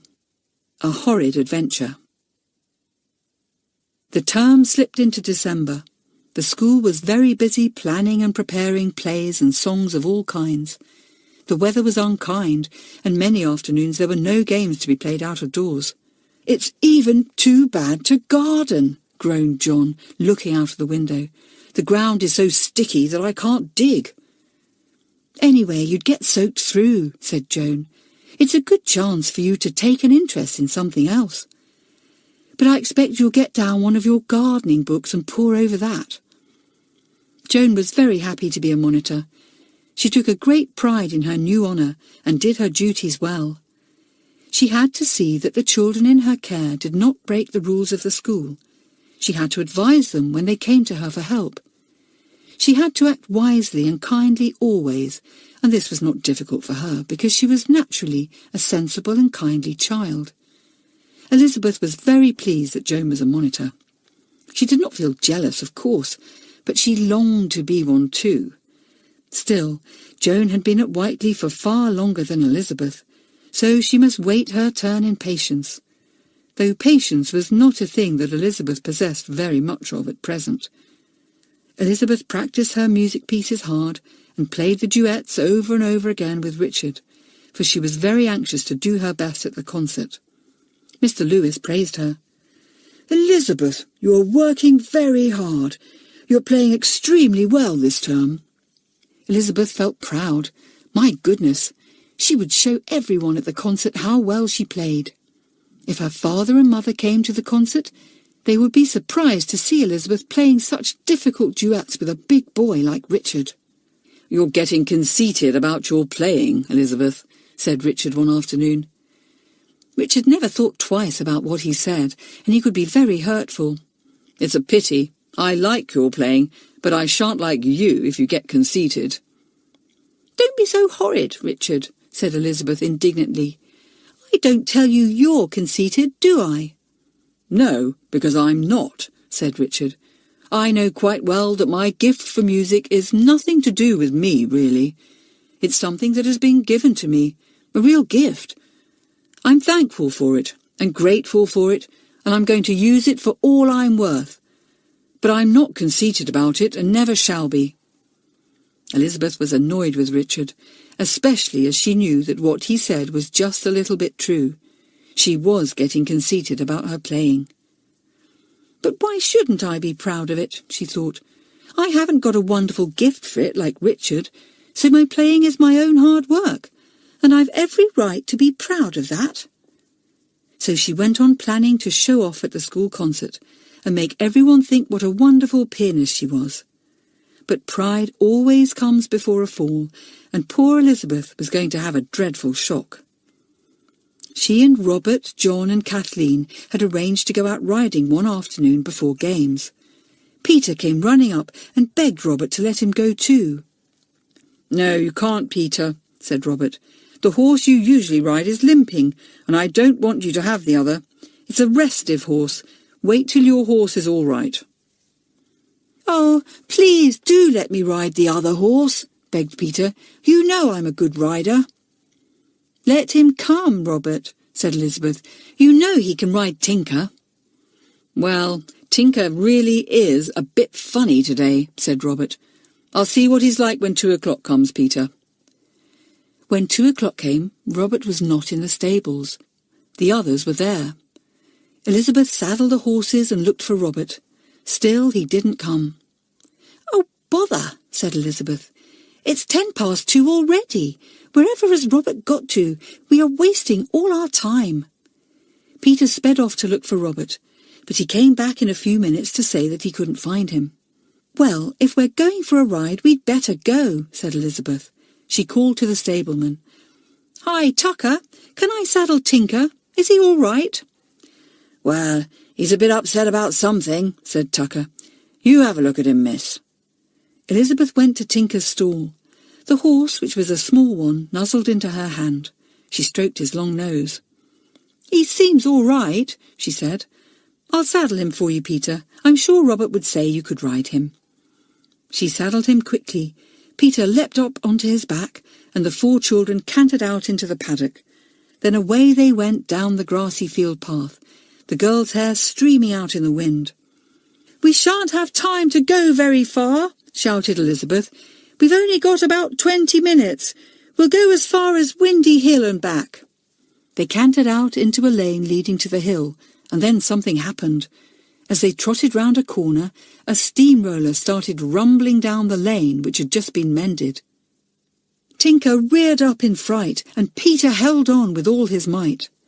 Elizabeth cantered up beside him and put out her hand to hold the reins tightly, but the horse tossed its head, gave a loud whinny, and darted into an open gateway that led to a field. And then it ran away. The 3 children stared in fright. Poor Peter! There he was on Tinker, holding on for dear life, whilst the horse galloped like mad across the stony field towards Windy Hill. "I'm going after him!" cried Elizabeth. She swung her horse round and galloped through the gateway.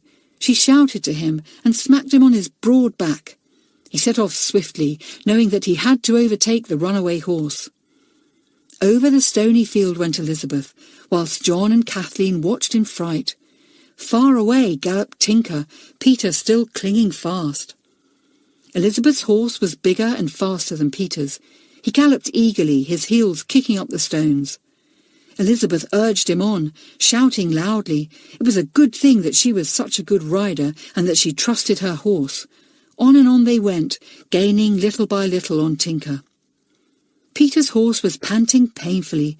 He began to climb the steep windy hill and dropped to a trot. Peter tugged at the reins and tried to bring him to a stop, but the horse was still terribly frightened. Elizabeth galloped her horse up Windy Hill and at last overtook Tinker. But Tinker started in fright as soon as the other horse came up beside him. He stretched out his neck and began to gallop off again. But Elizabeth had managed to get the reins, and when Tinker felt her strong little hand on them, he quietened down and listened to her voice. Elizabeth was good with horses and knew how to speak to them. After the first tug to get rid of Elizabeth's hand, Tinker slowed down and then, trembling from head to foot, stopped still. Peter was trembling too. He climbed down at once. Elizabeth leapt down and went round to Tinker's head. In a few minutes she had quieted the horse, but she did not dare to ride him. "Peter, ride my horse and go back and join the others," she said. "I shall have to walk Tinker home. Tell the stableman what has happened and take a message to Mr. Warlow for me, to tell him I shan't be back in time for games. Go on now." Peter rode back to the others on Elizabeth's horse. He soon recovered himself and began to boast about the runaway horse. The 3 children rode home and gave Elizabeth's message, whilst poor Elizabeth had to walk Tinker home a very long way. The little girl was tired and upset. Something dreadful might have happened. Peter might have fallen from the horse and been badly hurt. Why had she let him ride Tinker without first getting Robert to say he could? Well, it was Robert's fault for being late for the gallop. Her left hand hurt her. She had got hold of Tinker's reins with it when she had tried to stop him, and somehow her wrist had been twisted. She tucked it into her coat, hoping it would soon be better. She was very miserable as she walked back over the fields and lanes, leading a tired and steaming horse. The stableman was not pleased. Robert came running out when he saw Elizabeth coming, and he was not pleased either. "Elizabeth, I've heard all about it. How could you be so silly as to let Peter ride Tinker? I couldn't help being late. Mr. Johns kept me to do something for him. You might have waited. This wouldn't have happened then, for I would never have let Peter ride Tinker in that state. You were always so impatient and cocksure of yourself." Elizabeth was tired, and her hand was hurting. She burst into tears. "That's right, be a baby now," said Robert in disgust. "I suppose you think that if you cry I'll be sorry for you and not say any more. That's just like a girl. It's a good thing for you that neither Tinker nor Peter have come to any harm." "Oh, Robert, don't be so unkind to me," sobbed Elizabeth. "I've hurt my hand, and I can't tell you how badly I feel about letting Peter ride Tinker." "Let's have a look at your hand," said Robert more kindly. He took a look at the swollen wrist. "You'd better go right away to Matron. That looks pretty bad to me. Cheer up. It's no good crying over spilt milk." "I'm not," said Elizabeth, wiping her eyes. "I'm crying over a runaway horse and a hurt wrist." And off she went to find Matron, nursing her hurt hand. Poor Elizabeth. Things always happen to her. Chapter 25. Elizabeth is very tiresome. Elizabeth went to find Matron. She was in the sanatorium with 2 ill children there. She came out when Elizabeth knocked at the door. "What is it?" she asked. "You can't go in." "I know," said Elizabeth. "I've twisted my wrist, and I thought perhaps you could do something for it." Matron looked at the swollen wrist. "That must hurt you quite a lot," she said. "How did you do it?" Elizabeth told her. Matron soaked a bandage in cold water and wrapped it tightly round the hurt wrist. "Will it soon be better?" asked Elizabeth. "It's a good thing it's not my right hand."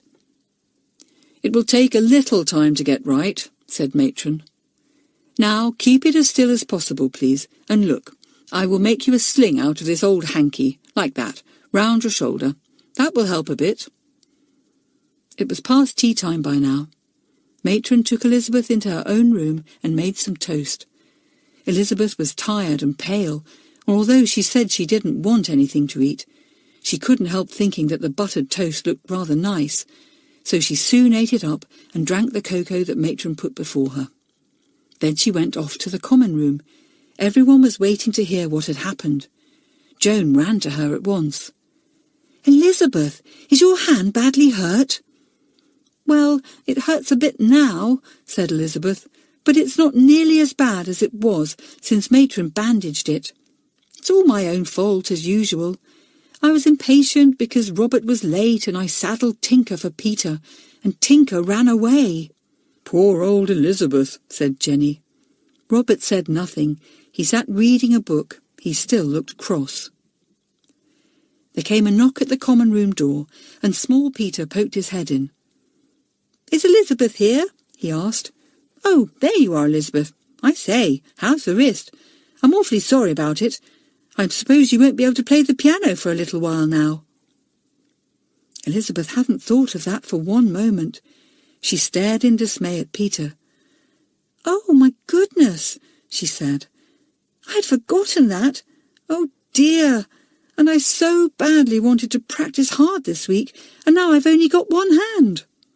Everyone was sorry for her. Robert raised his head and looked solemn. "Bad luck, Elizabeth," he said. "I hope your hand will be well enough to play at the concert." Elizabeth was upset. She felt the tears coming into her eyes, and she got up quickly. She hated people to see her crying. She went out of the room and went into one of the little music rooms. She sat down at the piano and leaned her head against the music rack. She was angry with herself for doing something silly that had ended, as usual, in bringing trouble on herself. Richard came along humming. He didn't see Elizabeth at the piano and switched on the light to practice. He was surprised to find her in the dark, all alone. "What's the matter?" he said. "What are you crying for?"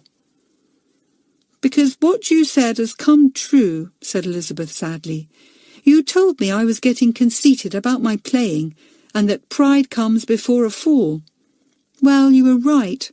I did something silly, and now I've hurt my wrist and I can't play the piano, so I don't expect I'll be able to play duets with you at the concert." "Oh, I am sorry," said Richard in dismay. "Now I suppose I'll have to play them with Harry, and he's not nearly so good as you. Oh, Elizabeth, what bad luck for you." "You shouldn't have said pride comes before a fall," wept Elizabeth. "I feel as if you made this happen." "Oh, don't be so silly," said Richard. "No, really, that is silly, Elizabeth. Anyway, cheer up. It may not be as bad as you think. I'll play to you if you like. Get up and let me come on the stool." Elizabeth got up. She went to the chair in the corner and sat down, tired and cross. She didn't like Richard. She didn't like Robert. She didn't like Peter and his runaway horse. She didn't like herself. She didn't like anybody at all. She was a cross, unhappy, tired girl who didn't want to be pleased with anything or anybody. But Richard's music made things much better. The little girl's frown went away, and she leaned back feeling happier as the soft notes of the piano fell into the silence of the little room. Richard knew exactly what music to play to comfort her. She stole away in the middle of his playing and went back to the common room. Perhaps her wrist would be better by the next day. Perhaps she was making a fuss after all. The others looked up as she came in. "Come and do this puzzle with me," said Kathleen. "I can't find the bits that go just here." Everyone was kind to her, and Elizabeth was grateful. But she was glad when bedtime came, for her legs ached and her wrists still hurt her. Matron had a look at it and bound it up again. "Keep it in the sling," she said. "It won't hurt so much then."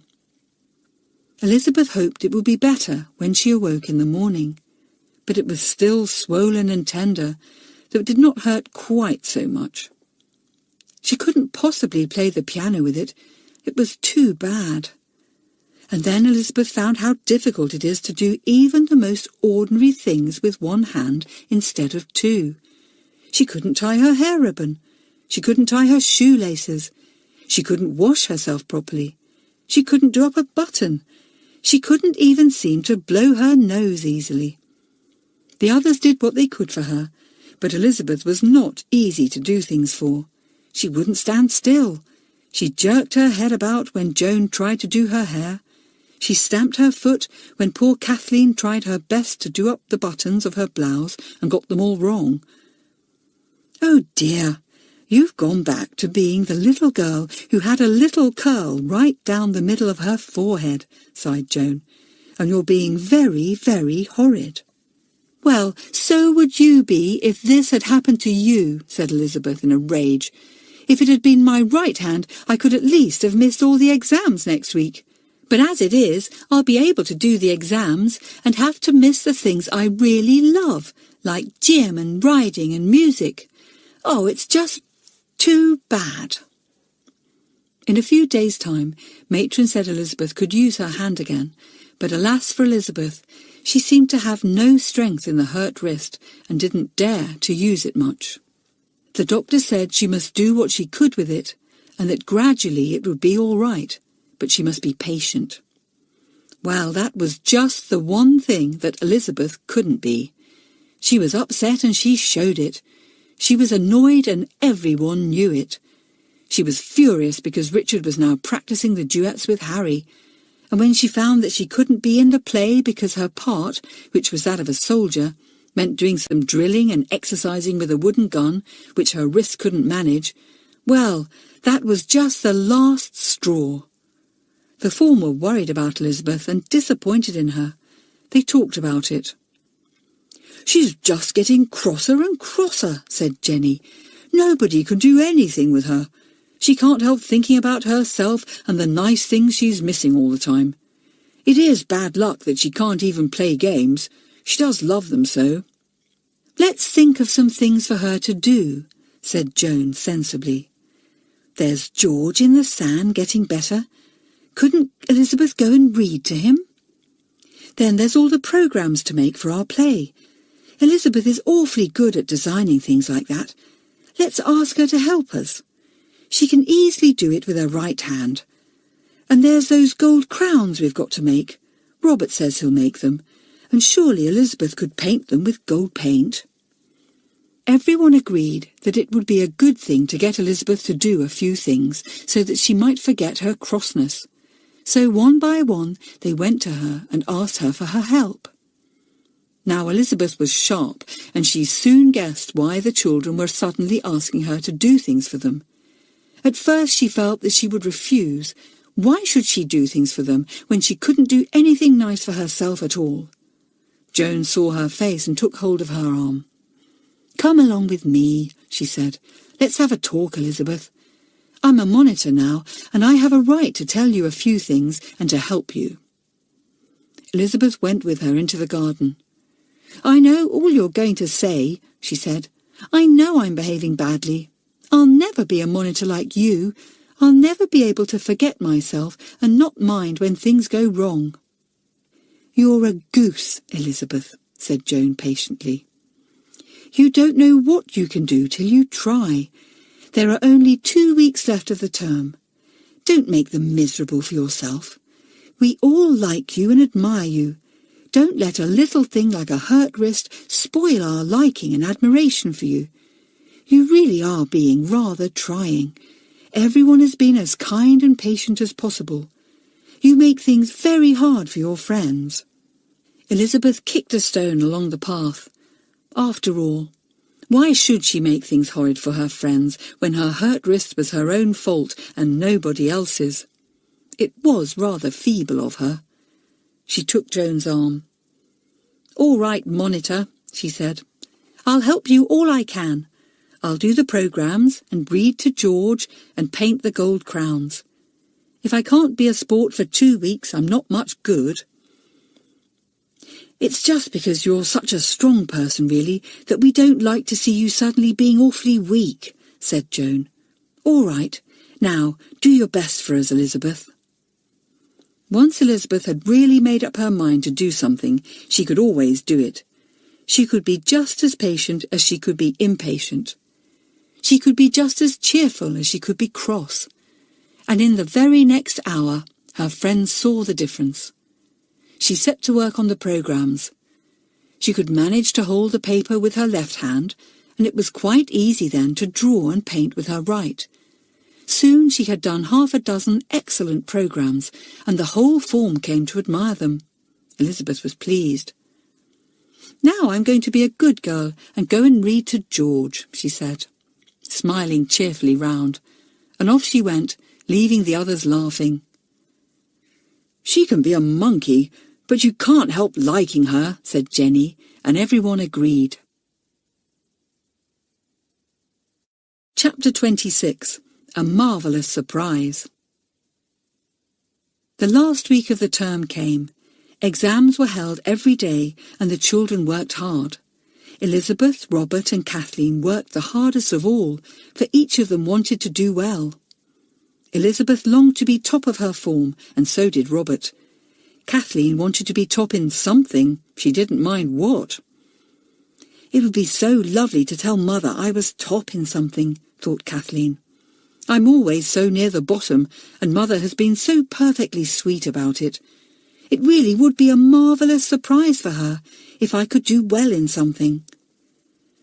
Elizabeth's wrist was much better, but she still could not use it for playing the piano, and neither was she allowed to go riding, to play games, to dig in the garden, or to do gym. It really was very hard luck indeed. She was in the songs at the concert, but not in anything else. She was not in the play, and she was not playing with Richard. Harry was taking her place. She tried to be cheerful, and she did not let anyone see how miserable she sometimes felt.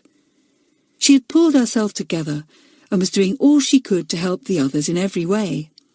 She had painted the crowns marvellously for the play, and had even painted some trees for the scenery. Everyone thought they were wonderful.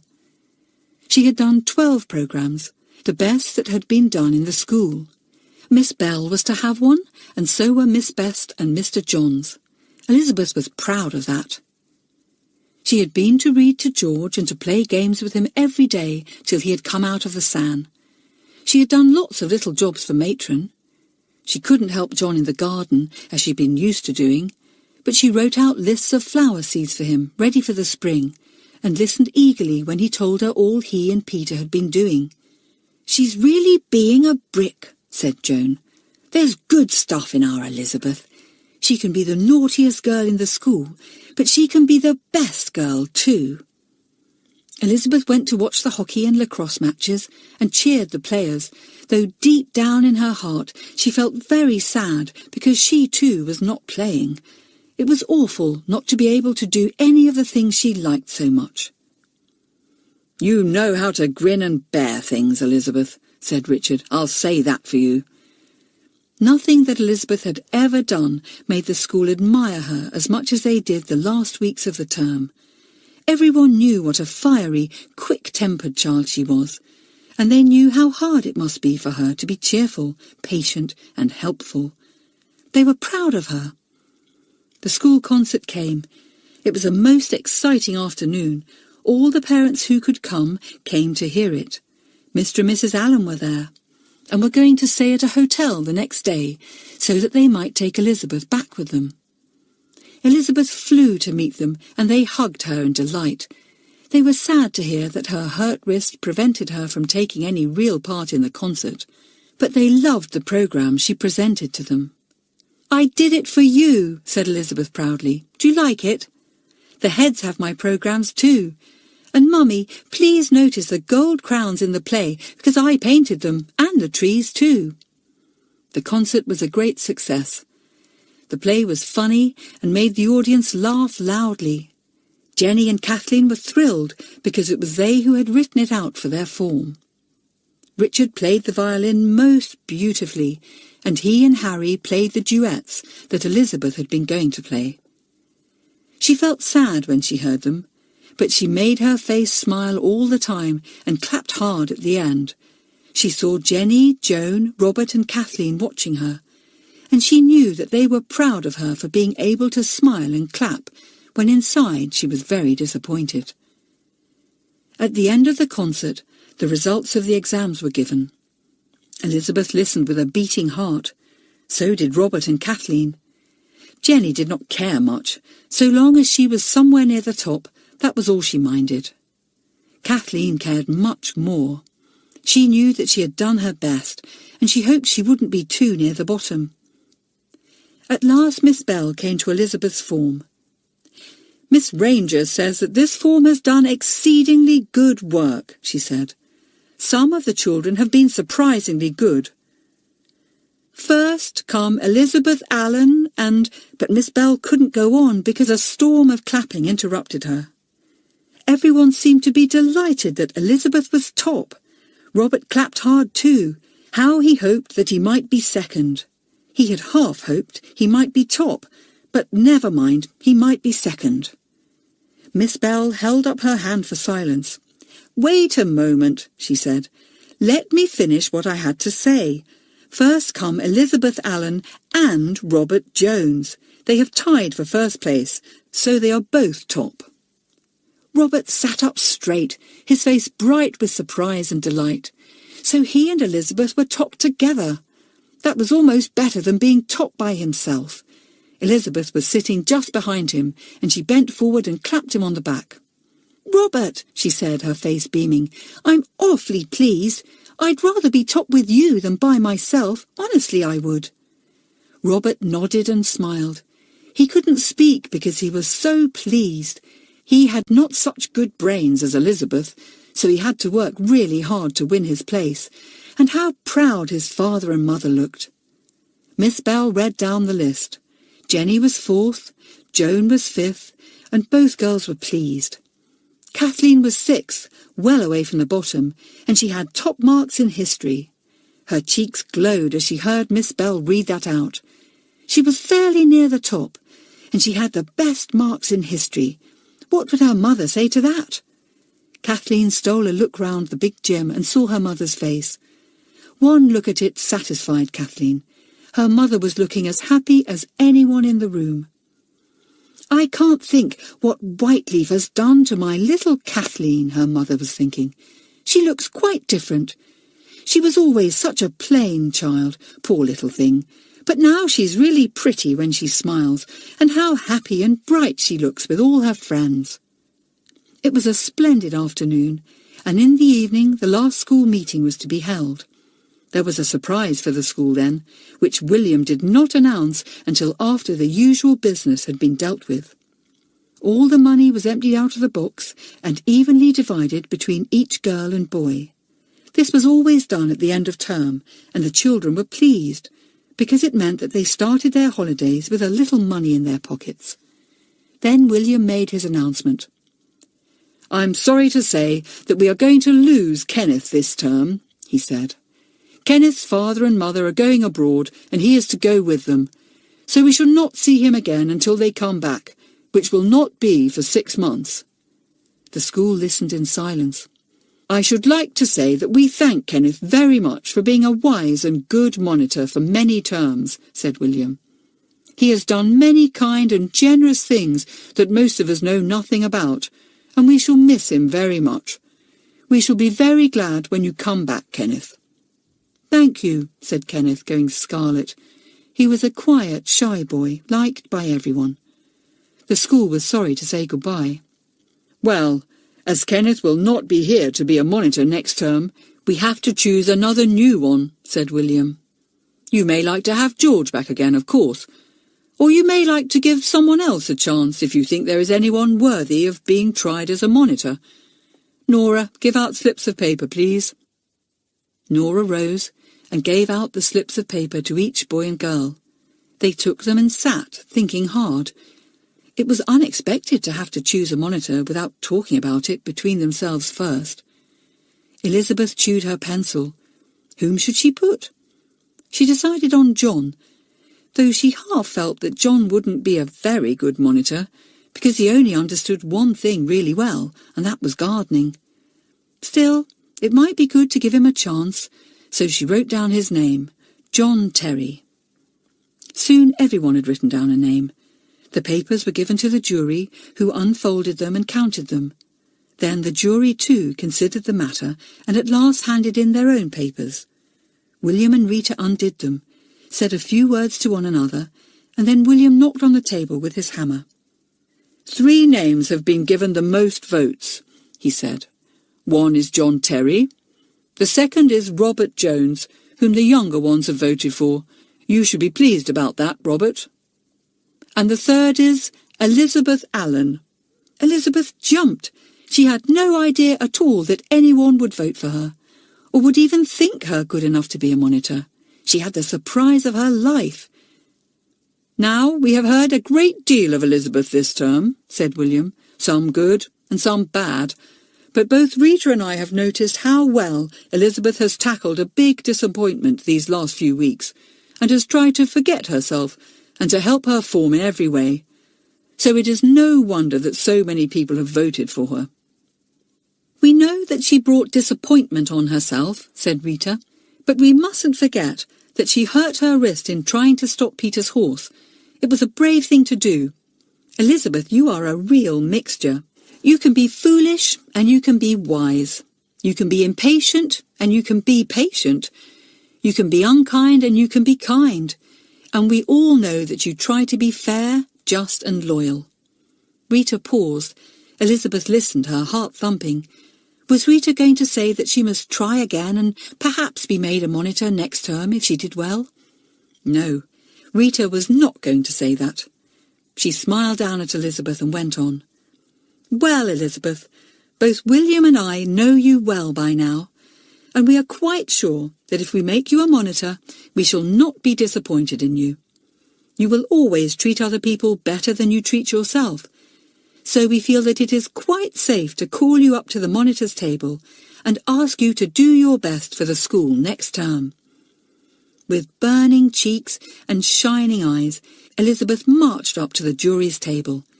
She had never in her life felt so proud or so pleased. Oh, she didn't mind now not playing in the school concert. She didn't mind missing games and matches and gym.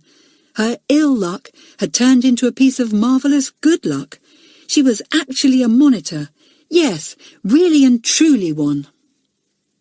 She took her place beside Joan, who squeezed her hand in delight. Jolly good, said Joan. I am glad. And there we will leave Elizabeth, sitting at the monitor's table, dreaming of all the marvellous things she would do next term.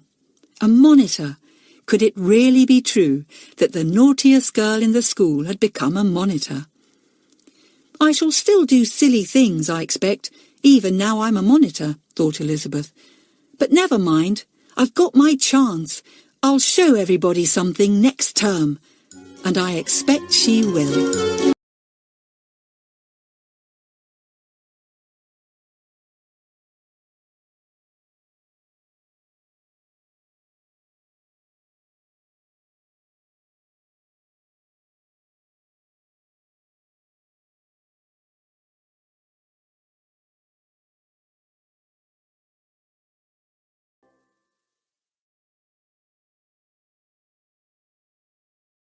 One another, and then William knocked on the table with his hammer. 3 names have been given the most votes, he said. One is John Terry. The second is Robert Jones, whom the younger ones have voted for. You should be pleased about that, Robert. And the third is Elizabeth Allen. Elizabeth jumped. She had no idea at all that anyone would vote for her, or would even think her good enough to be a monitor. She had the surprise of her life. Now, we have heard a great deal of Elizabeth this term, said William, some good and some bad, but both Rita and I have noticed how well Elizabeth has tackled a big disappointment these last few weeks, and has tried to forget herself and to help her form in every way. So it is no wonder that so many people have voted for her. We know that she brought disappointment on herself, said Rita, but we mustn't forget that she hurt her wrist in trying to stop Peter's horse. It was a brave thing to do. Elizabeth, you are a real mixture. You can be foolish and you can be wise. You can be impatient and you can be patient. You can be unkind and you can be kind. And we all know that you try to be fair, just and loyal. Rita paused. Elizabeth listened, her heart thumping. Was Rita going to say that she must try again and perhaps be made a monitor next term if she did well? No, Rita was not going to say that. She smiled down at Elizabeth and went on. Well, Elizabeth, both William and I know you well by now, and we are quite sure that if we make you a monitor, we shall not be disappointed in you. You will always treat other people better than you treat yourself, so we feel that it is quite safe to call you up to the monitor's table and ask you to do your best for the school next term. With burning cheeks and shining eyes, Elizabeth marched up to the jury's table. She had never in her life felt so proud or so pleased. Oh, she didn't mind now not playing in the school concert. She didn't mind missing games and matches and gym. Her ill luck had turned into a piece of marvellous good luck. She was actually a monitor. Yes, really and truly one. She took her place beside Joan, who squeezed her hand in delight. "Jolly good," said Joan. "I am glad." And there we will leave Elizabeth, sitting at the monitor's table, dreaming of all the marvellous things she would do next term. A monitor! Could it really be true that the naughtiest girl in the school had become a monitor? "I shall still do silly things, I expect, even now I'm a monitor," thought Elizabeth. "But never mind, I've got my chance. I'll show everybody something next term. And I expect she will."